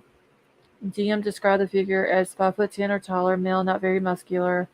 Okay, with bushy eyebrows. The male walked past DM as she stood in a frozen state. The male walked towards the back sliding door. DM locked herself in her room. Okay, after seeing the male, DM did not state that she recognized the male, and this leads. Okay, so the combination of DM's statements to law enforcement, reviews of downloads of records from BF and DM's phones, and video of a suspect video is described below leads investigators believe the homicides occurred between 4 and 4:25. Okay. Is this where you're talking about Prosser Gang? Because, okay, this spot right here only talks about where they do the download of records from Bethany and Dylan's phone. In a video of a suspect video. Yeah. That. What does that mean? I don't know. They're talking about the video that they catch the car on. Okay.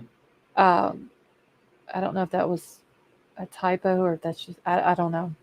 Okay. Wow, I missed that. Yeah.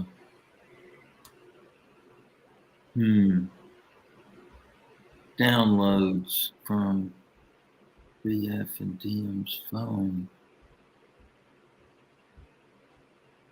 I'll bet you anything, Scarlett, they're going to find that shortly after Berger left, that she was on that phone texting. Oh yeah. Yeah, I'm sure they found probably a lot that they're just not telling us. Yeah. Okay. It's just not going to look good if you know there's all this activity taking place while 4 of your so-called friends are, you know, bleeding out. Right. I don't. I still don't see how they're thinking that he was unconscious. No, I don't either. But I mean, I just try to think about, okay, if I was in that situation and there was enough noise for me to open my door 3 times, and then I saw the suspect, I thought, leaving, right? Mm-hmm. Then if I lock myself in my room, the first thing I'm going to be doing is texting my friends and saying, hey, I heard some crap, you know, are y'all, you know, messing around, or, you know, what's going on? You know, I mean, I just Right. don't get that. I mean, like, you know, I mean, I know me, I'd be dumb enough to go out there and go actually physically check on them and, you know, and probably Mm-hmm. end up another victim. But I just don't get the not, you know, checking on your friends. Right. You know, Proster Gang. I don't have a link to it. It's just a file that's on my computer.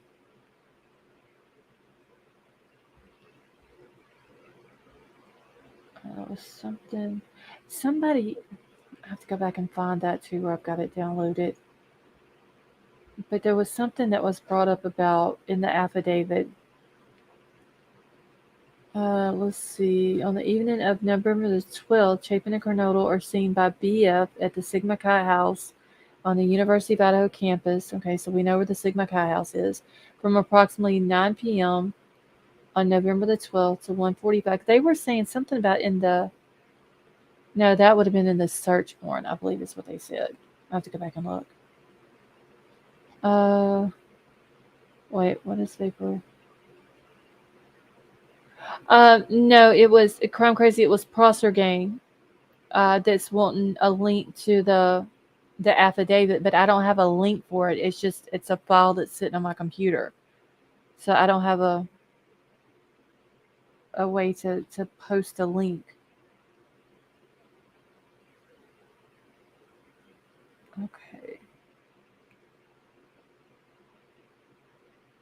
and I mean, I don't mean to be morbid here, but it's like as much time has passed between the estimated time that they were unalived and the time that somebody came over there. I mean, you know, rigor mortis would have already set in. I mean, I don't know how you would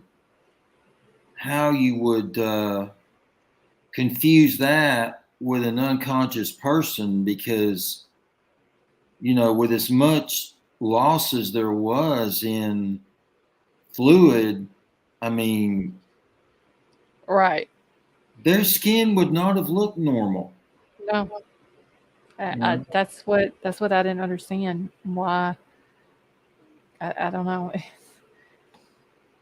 I don't know. I never understood that. Especially like, why would they think that only him, but did they not see? Well, she I, was first. they would have had to have seen though. Yeah, I mean, she was. I mean, Thank you, Crime Crazy. I didn't even think to put that link in there. Prosser Gang, I'm sorry. I didn't even think about that. I'm sorry. Go ahead, Gregory. no, I was just gonna say. I mean, we know that Xana was visible first. Because it says Mm-hmm. also in the room was a male, so Male, we know right? Xana was in the room on the floor. That's what I'm saying. Like, why did they just think that Ethan was passed out? Did they not see Xana? I don't understand why they didn't see all the red stuff.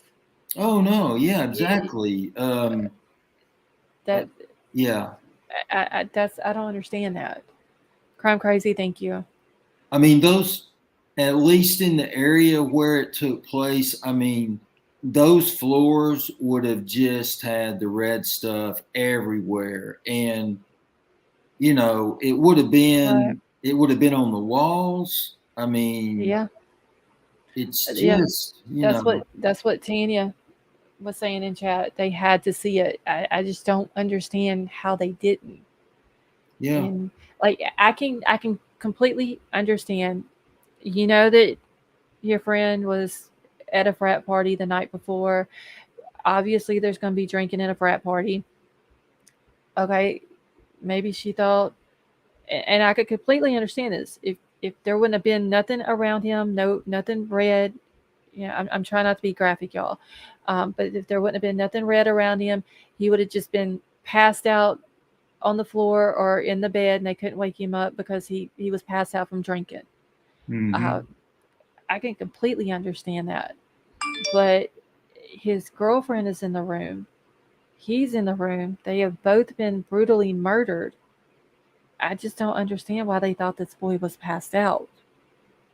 No, I can't comprehend that. Like it just doesn't make sense.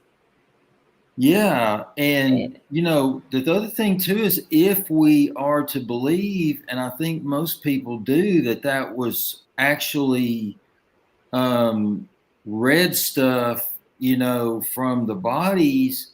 Um, I mean, it almost seems like Ethan would have had to have been on the floor between the mattress and the wall, or mhm, maybe he was hanging off the mattress enough to where um, everything was running down on the floor. But I mean, right.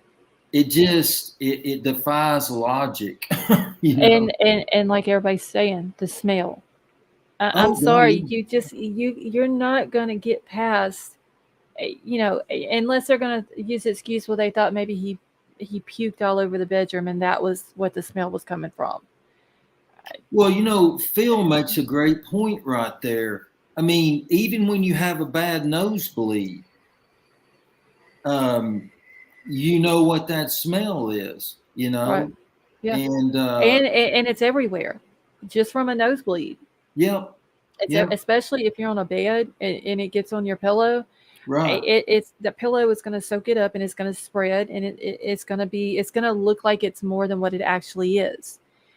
yeah, Um, yeah. so You sure will. I just don't believe that. No, I'm just I don't um, either. I'm just not. Like I said, they may use this excuse. Well, maybe the smell we thought was from where they had threw up because they were drunk or whatever. But I'm not buying it. No, You I'm know. not. But I'm then not either. uh, and yeah, James, exactly. Regardless, they had to see it. I just, I Well, and the other thing too is that, I mean, based on what we know about how they were unalived, I mean, their clothes had to have been ripped to shreds. exactly. It just, yeah, it's really just, It doesn't make sense. no, no, it It doesn't. it really doesn't. Now, granted, I know that there is more stuff, That I'm sure that Dylan and Bethany both have told them, that they didn't put in the probable cause. They didn't really have to put it in there because they only needed enough in there to get the arrest warrant. Right. So there's no telling what else they told them. She could have completely told them. Maybe to begin with, we thought that, of course, they can't put nothing in there that's not true. We all know that they can't get an arrest warrant on, I guess you would say, false misinformation or false pretense or whatever. Mm-hmm. But she could have very well said, yeah, to begin with, we thought that he had passed out, but then once we were able to get in the room, then we'd seen what happened. She could have easily told them that, but they just left that extra part out. And it almost sounds, the way they have it, if she did tell them more, it almost sounds like they're kind of throwing her under the bus with the way they put it in there, that she didn't call for 7 hours, 8 hours, which is true. I don't understand that part either. But the whole thinking he's unconscious and he called friends over first and blah, blah, blah, and all this and that, it just doesn't make sense. But now, is that actually her, Scarlett, that the way that reads, or was that, do you read that as maybe the part about thinking someone was unconscious being one of the people that were called over there? I took it as it being Dylan and or Bethany. Okay. That is one of them, because, or possibly both of them, because it never specified which one. And I'll have to Okay. go back and read it. Like, I've read it several times, but it's so unorganized to me Yeah. because it's not put in order. It's hard for me to memorize what all is in there. Sure. Yeah. So I'll have to go back and read it. But I don't think they ever specified which girl it was that said that they thought that, because we don't even know which one of them called 911. And Well, now neither one of them called 911. That I'm pretty sure that somebody used one of their cell phones to call 911, if I remember correctly. yeah, because, well, all they say with the 911 call is that there was a call made from one of the surviving roommates' phones, and it came from inside the house. So they never specified who it was that made the call, or which girl's phone. Okay. So Well, if what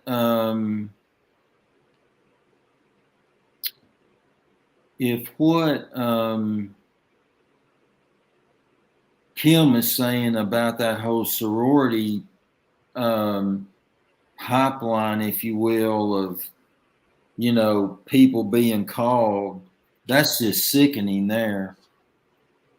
right. Hold on just one second, Gregory. I need to mute for just a second. Absolutely.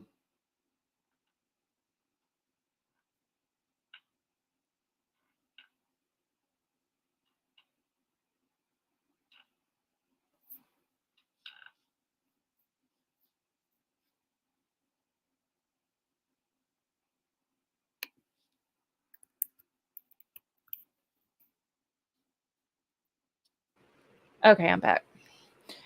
So, but yeah, it's this whole thing. I can't wait till June. I really can't. Yeah, I can't either. I'm ready for uh I'm ready for this trial to get started, honestly. And 4 and 6. I'm gonna remove this. I don't think that you talk to BTK on a weekly basis. Sorry.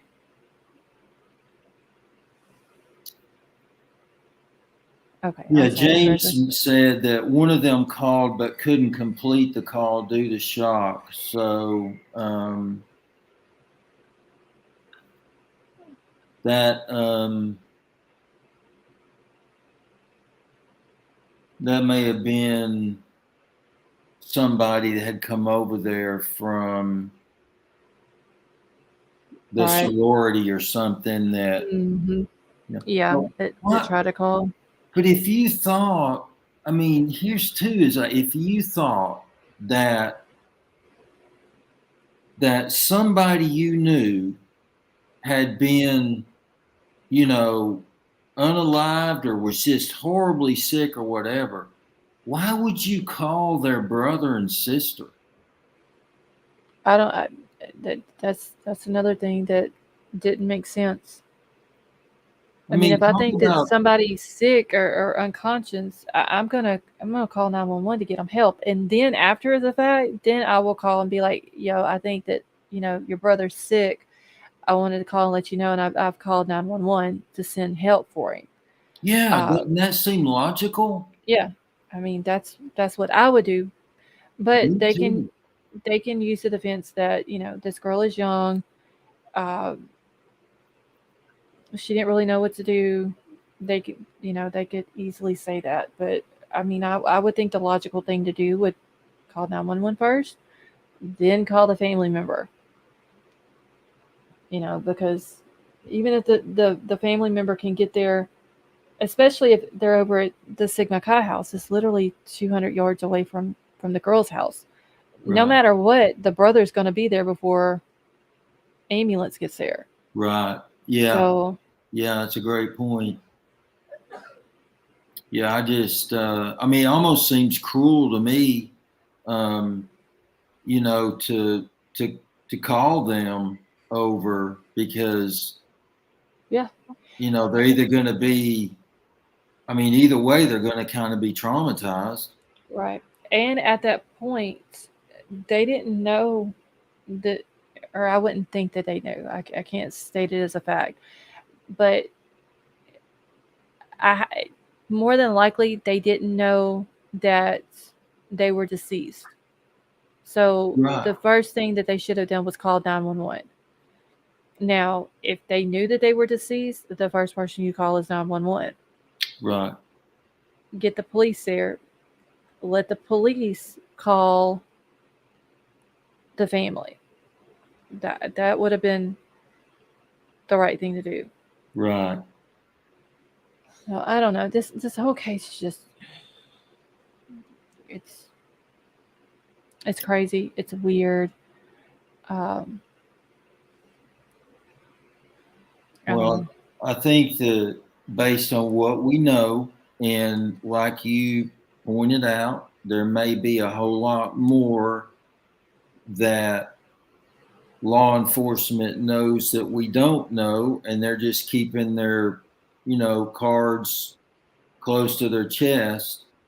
But if right. that's all they know, I'm afraid Dylan's going to just get annihilated if she has to testify. Yeah, I think the defense is going to pick her apart, I do too, you know. and I think the first thing they're going to do whenever, more than likely, the first questions they're going to ask her, "Hey, Ashes, how are you?" is one, are you under the influence of any alcohol or drugs tonight or today? And she's more than likely going to say no. She's on the stand to testify. Mhm. And then the next thing that they're going to ask, well, on the early morning hours of November the 13th, were you under the influence of alcohol and drugs? And if she says yes, she's not credible. Right. Yeah. So, Yeah. and if she says no, that she wasn't, then they're going to start picking her apart. And they're going to question, and more than likely, the next question is going to be, well, why did you wait 7.5 hours Hmm. to call? Exactly. So, And the other thing I could see potentially happening is them going, I see here, Ms. What's her name, Mortensen or something. I see here, Ms. mhm, Mortensen, that you indicated that you were in a shock phase after, you had opened your door the third time. And, but we see here that you were on your phone texting this person and that person and this person. And, that's not going to look good, right. Yeah, because they would have, they got all of her phone records. Yep. They got Bethany's phone records. Yep. So yeah, they're gonna know You all of know, that. that whole stuff about, yes, she went to bed or whatever it was, it's like, yeah, they're going to know exactly what you did, Right. you know? Okay, 911 call is highly anticipated regardless if it's critical. Yeah. I don't know. She's gonna have a lot to answer for, and a lot of explaining that she's gonna have to do. Yeah, and I don't mean to get off the subject, but I actually saw something that was talking about sororities and fraternities. Hmm. And I never was in the Greek life because I had to study, but, to get through college. Right. Um, uh, but I did not realize, Scarlett, that they are literally like a secret society. Like, Hmm. you do not divulge things that Yeah. You occur. don't tell on your frat brothers or your sorority sisters. No, you sure don't. Yeah. And that's why it's almost like, you know, and I don't mean this in a cruel way, but it's almost like the sorority was really took precedence over those four young people. Yeah. That is true too.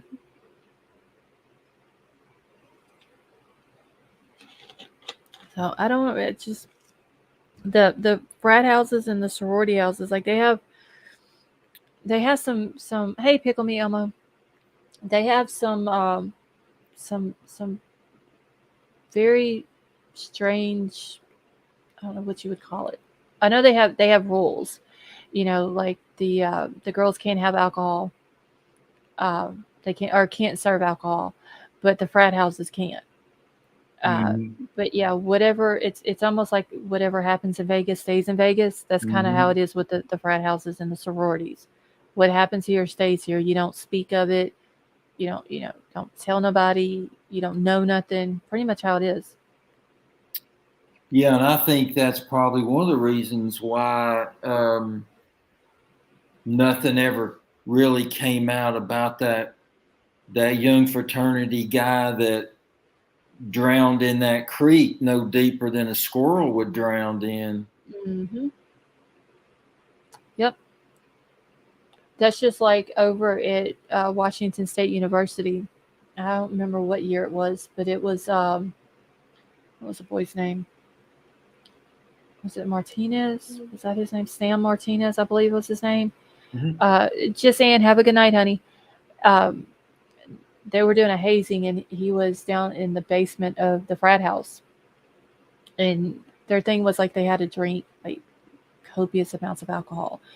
And like the fraternity brothers knew what happened. They how he died and everything pretty much from alcohol poisoning. But they wouldn't tell. They literally, whenever I was watching part of it earlier today, they wouldn't tell anything. Like they all, even though this boy had died, he was only 19. God. Um, and even though he died, they wouldn't tell anything. And like I said, I didn't get to watch the whole thing, so I don't know if eventually they came out and told what happened Mhm. or what. But the first part of it that I was watching, they took them Wow. all in. It was questioning them. They wouldn't say nothing. Wow. And GOP Nick, I believe you had to pledge to get in. I don't know exactly how that works. I haven't. I mean, I did online college, so uh, I didn't join a sorority or went into all that. Yeah, no, I wasn't either. They made an interesting point, and that was that um, fraternities and sororities really are modeled after Freemasons, Hmm. and that was a kind of a shocker to me because I mean that's definitely a secret society. And Right. Oh yeah, some of these frat houses or the fraternities go way back. Like even some of Mhm. the sororities. I want to say one on at Idaho, I seen on one of the sorority houses they had the sign out in the front, and it was like since 1920 or something like that. Wow. Like it goes back years. So, which is, I mean, they keep it going. Yeah, that's You interesting know, what Susie Q says about dropping out and why. I dropped out of sorority rush because of the ridiculous rules and strange strict. Yeah, I've heard, and I don't know if this is true or not, but like with the sororities, like some of them, they have certain things that you have to do, like that you maybe have to dress a certain way, or like they just like Susie saying, like there's certain rules that you Mm-hmm. have to go by, Mm-hmm. you know, in order to be in it. I couldn't have done it honestly. Yeah. So it Yeah. would be too hard to try to, Well, you yeah. know, if I have to dress a certain way or, you know, all this and that, because which I get that you're representing that sorority. Yeah. You know, I get that. But when it comes to having to dress a certain way or, yeah, I'm not into all that. Well, it sounded to me like when I was, listening to it that you kind of would have to compromise your values and your morals to be a part of one. Right. Let's see. She said, "Please." Okay, Leo girl said, "Please don't get me wrong. I'm definitely not victim blaming, but these stories." Leo girl, I agree with you. It's there's still something that they're not telling us, and I'm hoping that whatever it is that they're not telling us, um, they're it's legit and they're keeping it close to them, and it's gonna in the end it's gonna come out and it's gonna do good and it's gonna put this person behind, you know, in prison for the rest of his life, whether it's a death penalty or he just gets life in prison. Okay, the only college in Australia that has abuse similar sorority is. Okay, I'm just catching up real quick before I have to end it. Uh, wait, I just saw. Oh, Susie says she was too rebellious. Yeah. Susie, that sounds like me. I wouldn't be able to handle it. Too strict, too many rules. Yeah. Fraternity hazing and bullying. There's a lot of bad stuff that I've heard about the fraternity hazings and stuff like that. Okay, so there is a 45-page doc that's not on there. A 45-page doc. Crime Crazy, what is the 45-page document that Prosser Gang's talking about? You know which one? Well, Uh, my widow baby, I don't follow rules. No. yeah. Moonville, you have a wonderful night. I'm trying to think of what the other. I know that there was one document that was like super long. I think it was 48 pages, maybe. But it was like I think it had the search warrant. Uh, It won't happen. I think it was like the search warrant for that. I think that was Washington, where that search warrant and all that 45-page doc, Prosser Gang that you're talking about. I think that's from Washington.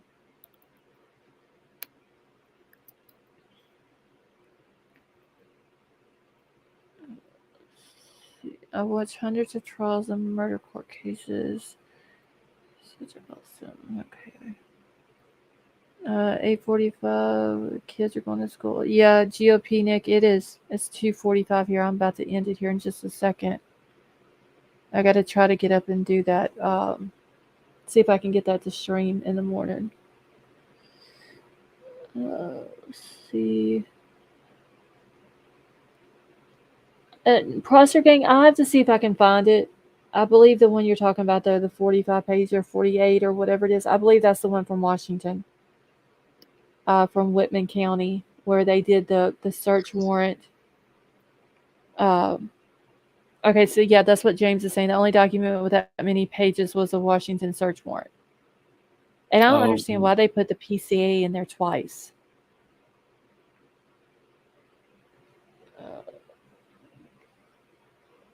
Okay, thank you, White Widow Baby. So you took a nap earlier this afternoon after work. But yeah, can you tell me, just like in a nutshell, what was Alex Murdaugh accused of? I've got to read up on him. He has been arrested for the murder of his wife and his youngest son. Okay. So he's got 2 murder charges on him. He's also got, I don't remember how many charges total, but there's some financial things in there where he's stolen money. Mm-hmm. He did it through the law firm that he worked for, and he also his maid it was the housekeeper and nanny that actually worked for him for 25 years, and she ended up dying at their house. And so he told her sons that he was responsible for it. They needed to sue his insurance, and in the process of them doing that, I want to say it was him and another attorney. He got another attorney to do the lawsuit for him or whatever. Well, anyway, he ended up getting the money and didn't help her 2 sons at all. So he's got, P. Fox is saying it's 85 counts total. Good night. So, and James, have a wonderful night. So yeah, it's he's got several. So she's saying 85 counts. I know it was a lot, and it was most of them. He's got the 2 murder charges, and I think the rest of them are all dealing with money and stuff like that. Wow. So in this week, well, starting Monday, they did Monday and Tuesday. They did jury selection. Mm-hmm. They seated the jury today and did their opening statements, and then tomorrow will be like the first full day of the actual trial itself. Okay. And I did get it wrote down though. So their jury, they have 8 women and 4 men, and then they have 6 alternates. Okay, so he is an attorney himself, and Yeah, so his great grandfather was the first solicitor of that district. I believe, if I remember correctly, the way it was explained, that in South Carolina, where they're at, it was okay. Thank you, White Widow Baby. It's 4 counties in that district, and his great grandfather was like the first solicitor, which they're saying the solicitor is also the same thing as the district attorney. okay. So it was his great grandfather first, and then his grandfather took over, and then his dad. Him and his brothers, I don't know about his sister, but I know him and his 2 brothers are all attorneys. The Wow. Murdaugh name is very well known. They had a lot of power. Okay. In that area. It was said in an interview that I watched that Alec was more lazy when it comes, because he never wanted to be like the district attorney and all this and that, like his great grandfather and grandfather and all this and that. They said he was more on the lazy side. He just stuck with being the attorney, and that was it. He didn't go above that. Okay. But they said that his family wasn't scared to do illegal things or show their authority or their power and all that. Okay. So there were very well-to-do family. And even one guy that they had interviewed said that the Murdaugh name is a household name in that area. Wow. Is it just like a small South Carolina town or something? I don't know exactly how big the county is. And I forgot what the population of the little town is. Walterboro is where they're doing it's in Colleton County, but I forgot what they said the population of it is. But like, there was another lady that they had interviewed, and she was like, the only thing we ever have here is a watermelon festival every year. Other than that, we don't do anything. Wow. And so this is really, it's turned into literally like a huge circus. Like they've got food trucks that is outside of this courthouse. There's a media account out there. There was one media company that actually rented a storage shed and had it delivered and parked in one of the parking spots. My gosh. So, Wow. like it's, you know, Bryan Inton was showing it yesterday, like all of the food trucks and that they have there, and you know, people eating because there's like people coming from everywhere to see this. Wow. It's almost like a circus, because literally the lady said the only thing we have here every year is we have a watermelon festival, and then other than that we don't do anything. You know, Wow. I would think Man. a southern town like that, like where I'm from, we have a jazz festival, we have the watermelon festival, we have like the Christmas festival. Like, we have all kind of festivals where I'm from. Yeah. Like every month there's a festival in Louisiana going on. I figure with a southern town like where they're at in South Carolina, they would have festivals like that too. One was like, no, we got some watermelon festival. Wow. You know what? People are probably renting their driveways out. Oh yes, there was a place that's right there next to, it's a business that's next to the courthouse. Uh-huh. They said they made a post that they only had 12 parking spots left, and that they were $50 a day for the parking spots. Good night. Wow. And I don't know how many other parking spots they had that they had already people's unpaid for, but they let it be known that they had 12 left at $50 a day. Wow. That is crazy. Like that's how much of a spectacle it is. But people are, I don't know if it's if people are just coming out to see it because it's a Murdaugh who is on trial in a courtroom where his great grandfather, and his dad's pictures hang. Oh man. Wow. Or what? You know, because they're such a high influential family. Yeah. You know, they basically, that was their courtroom, the Murdaughs. So I don't know if that's why people are coming there. It's because it's a Murdaugh in court and he's actually a defendant, or if it's just because they're saying it's for that area, it's the trial of the century. Did they find the weapon? Do they know how he? So his wife was murdered with a rifle, and his son was murdered with a shotgun. Good God. And they actually have a document that I still haven't got all the way through, but it's very graphic details on how they were murdered and just how their bodies were. So wow. if anybody's watching the trial, it's going to get very graphic. Okay. So good night. Especially with the son. Yeah. What was he at odds with the son? No. Okay. So what had happened back in 2019? The son was, him and some friends were in a boat, going. I believe they left from Paris Island, was going up the waterway there because they didn't want to drive because they had been drinking. Well, the son and a friend of his that was on the boat with him, they actually stopped at a bar that was on the water. Okay. And was drinking some more, but they had a cooler full of alcohol. And so it was dark. They were going up the waterway, and he got to a bridge, and the boy ended up hitting a channel marker. And when he hit the channel marker, he also went into, he hit a pylon on the bridge, and then the boat went up on shore, and it threw a girl out. And she was a 19-year-old girl, and they found her like a week or so later, and it killed her.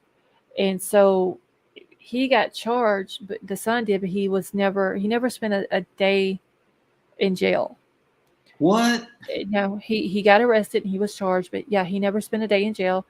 The case is, I mean, from what I understand, it's still open. It's still an open case, even though the son is now deceased. But yeah, because of who his family is, he never spent a day in jail. And they said that when that happened, because her family was suing, And when that happened, it started unraveling his financial problems. Like he was already bankrupt, or not bankrupt, he was in debt. He had an opioid problem uh, for several years. And they said that some people are speculating that he murdered them, the son and his wife, to gain sympathy from people in the community because of the financial stuff that was about to happen to him. Oh my gosh. Holy cow. And then like 2 or 3 months later after that, he hires a guy to shoot him because in his life insurance policy there is an unaliving clause Mm-hmm. that if he was to unalive himself, then his son, he has a surviving son, Mm-hmm. would not get his life insurance policy. So he hired a guy to come along and shoot him and murder him so his son could get, like he was trying to set his son up with his life insurance policy. Well, it didn't work out. Uh, he called 911, claimed he was on the side of the road changing a tire, and a guy came along and offered to help him. And when he turned his back, the guy shot him and hit him in the head. But I never seen a wound in his head. And there was several other people that said that they never saw the wound either. Mm-hmm. So I don't know if it was just a graze or if it just didn't hit him or what. But now the guy is in jail that he hired to do that. Wow. So the case that is another crazy case. And then after, like, we got this one, the Murdaugh case, and it's supposed to end. They're claiming February the 10th. It should be over with. And then we got the Lori Vallow and Chad Daybell case. Yeah, that Their goes trial. out to Idaho, doesn't it? Yep. Wow. So I believe that they're going to hold that trial in Boise. Wow. So it's going to be another crazy one. In that case, I have followed since the day that they claimed that they sent, they didn't know where Lori was at to begin with, and they was trying to find her to send her the paperwork saying that she had to bring the kids in and show that they were okay. Mm-hmm. And kind of find out Nate Eaton from East Idaho News, actually somebody had got in touch with him and said that they seen her in Hawaii, and he went out there and found her in Hawaii. Oh, wow. So it's going to be another crazy case. And then you got Delphi coming up. Mm-hmm. So, Yeah. wow. Yeah. And then there's that case too in Colorado, Scarlett, where what was her last name? Morphew, that they've never found.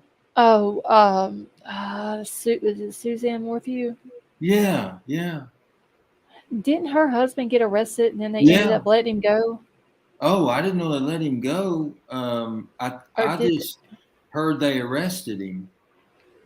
I want to say they. Does anybody know in chat? Because I didn't really follow that one. I just kind of like heard it.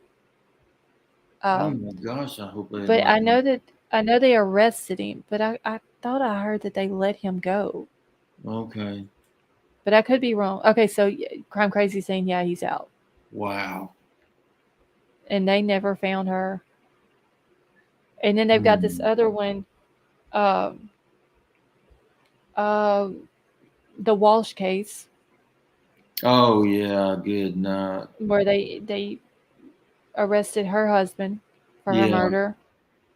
So, okay, Crime Crazy said Barry Boy is out. Yeah, they.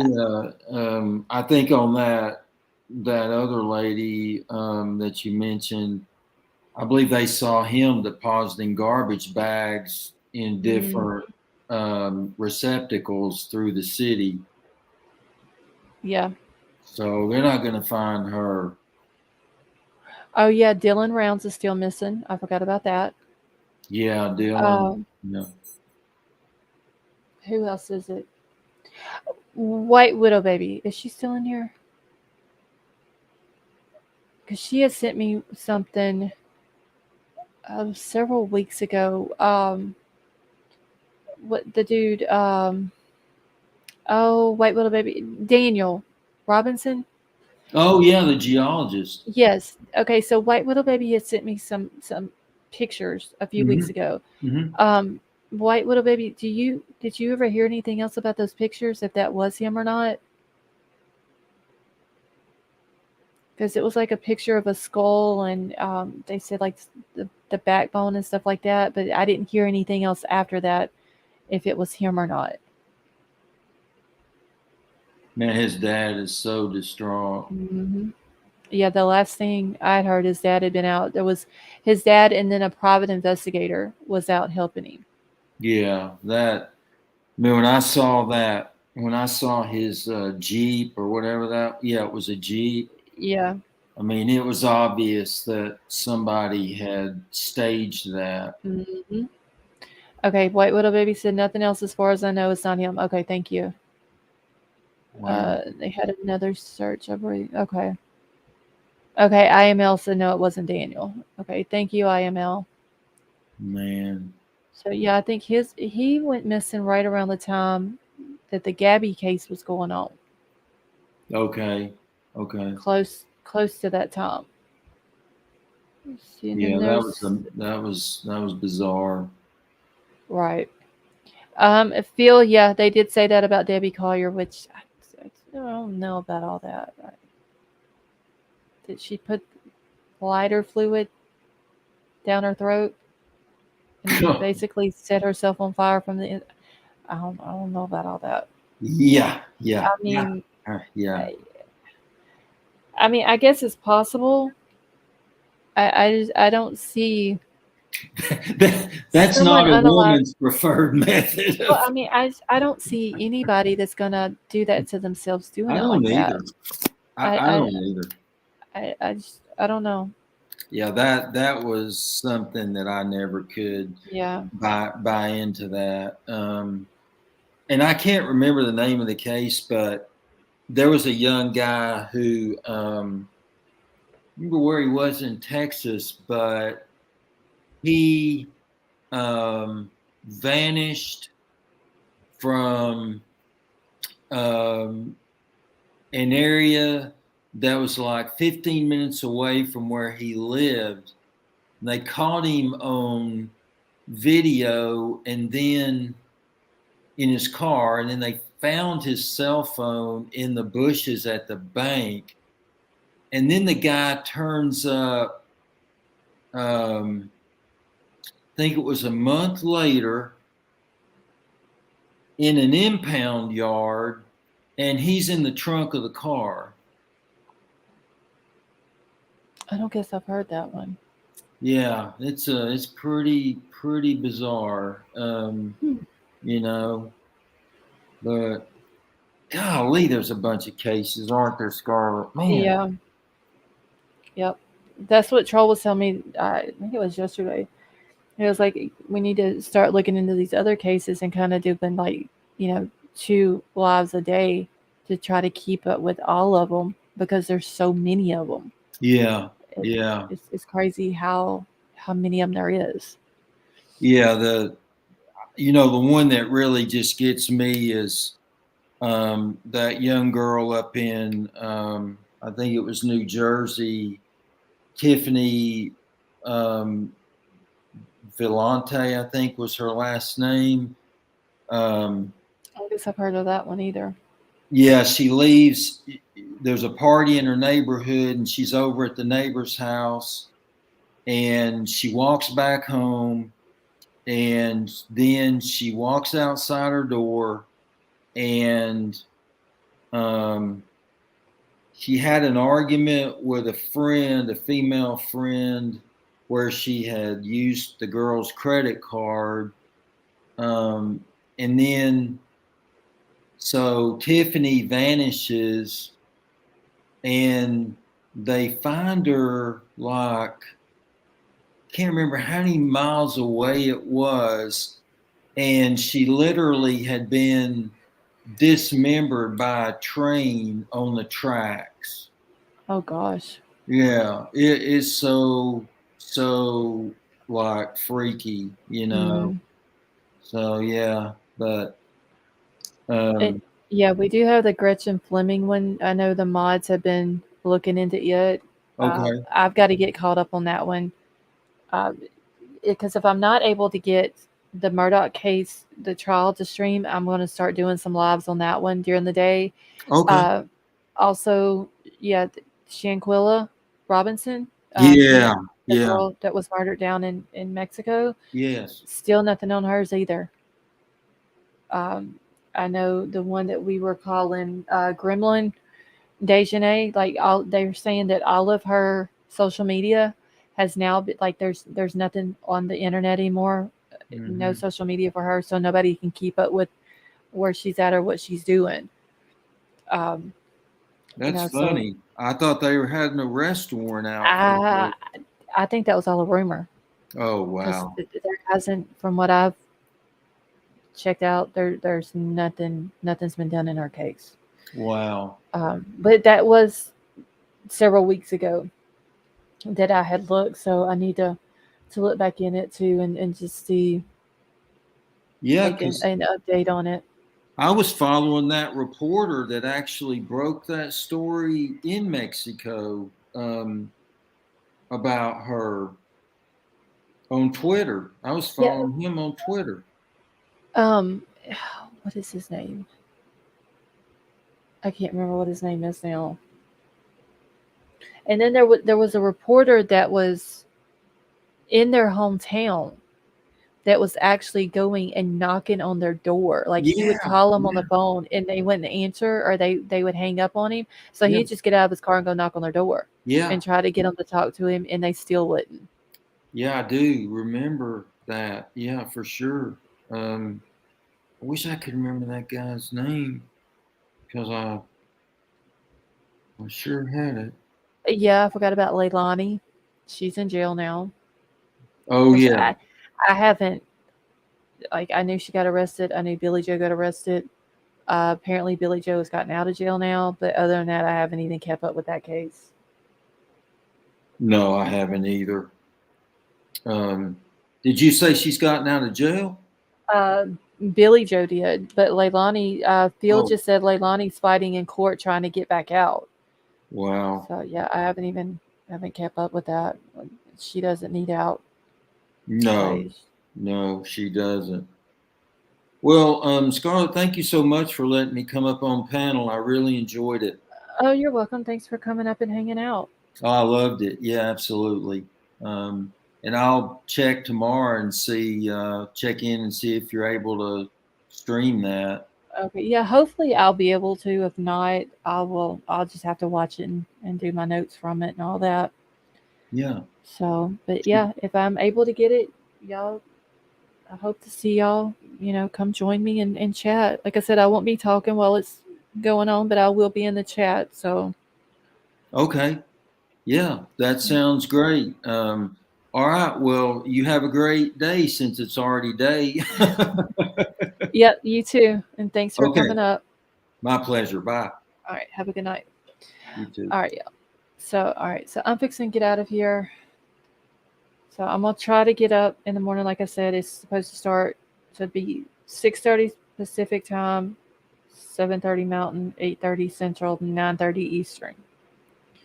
So I'm gonna try to get up and get it going. If not, then I'll just take the notes and we can discuss it tomorrow night. So I'm just get out of here. Thank you all for coming and hanging out with me. It's been a blast. Gregory, thank you so much for coming up. I love you all. I hope you all have a wonderful night. Red Bull, you have a good night as well. And I will see y'all tomorrow.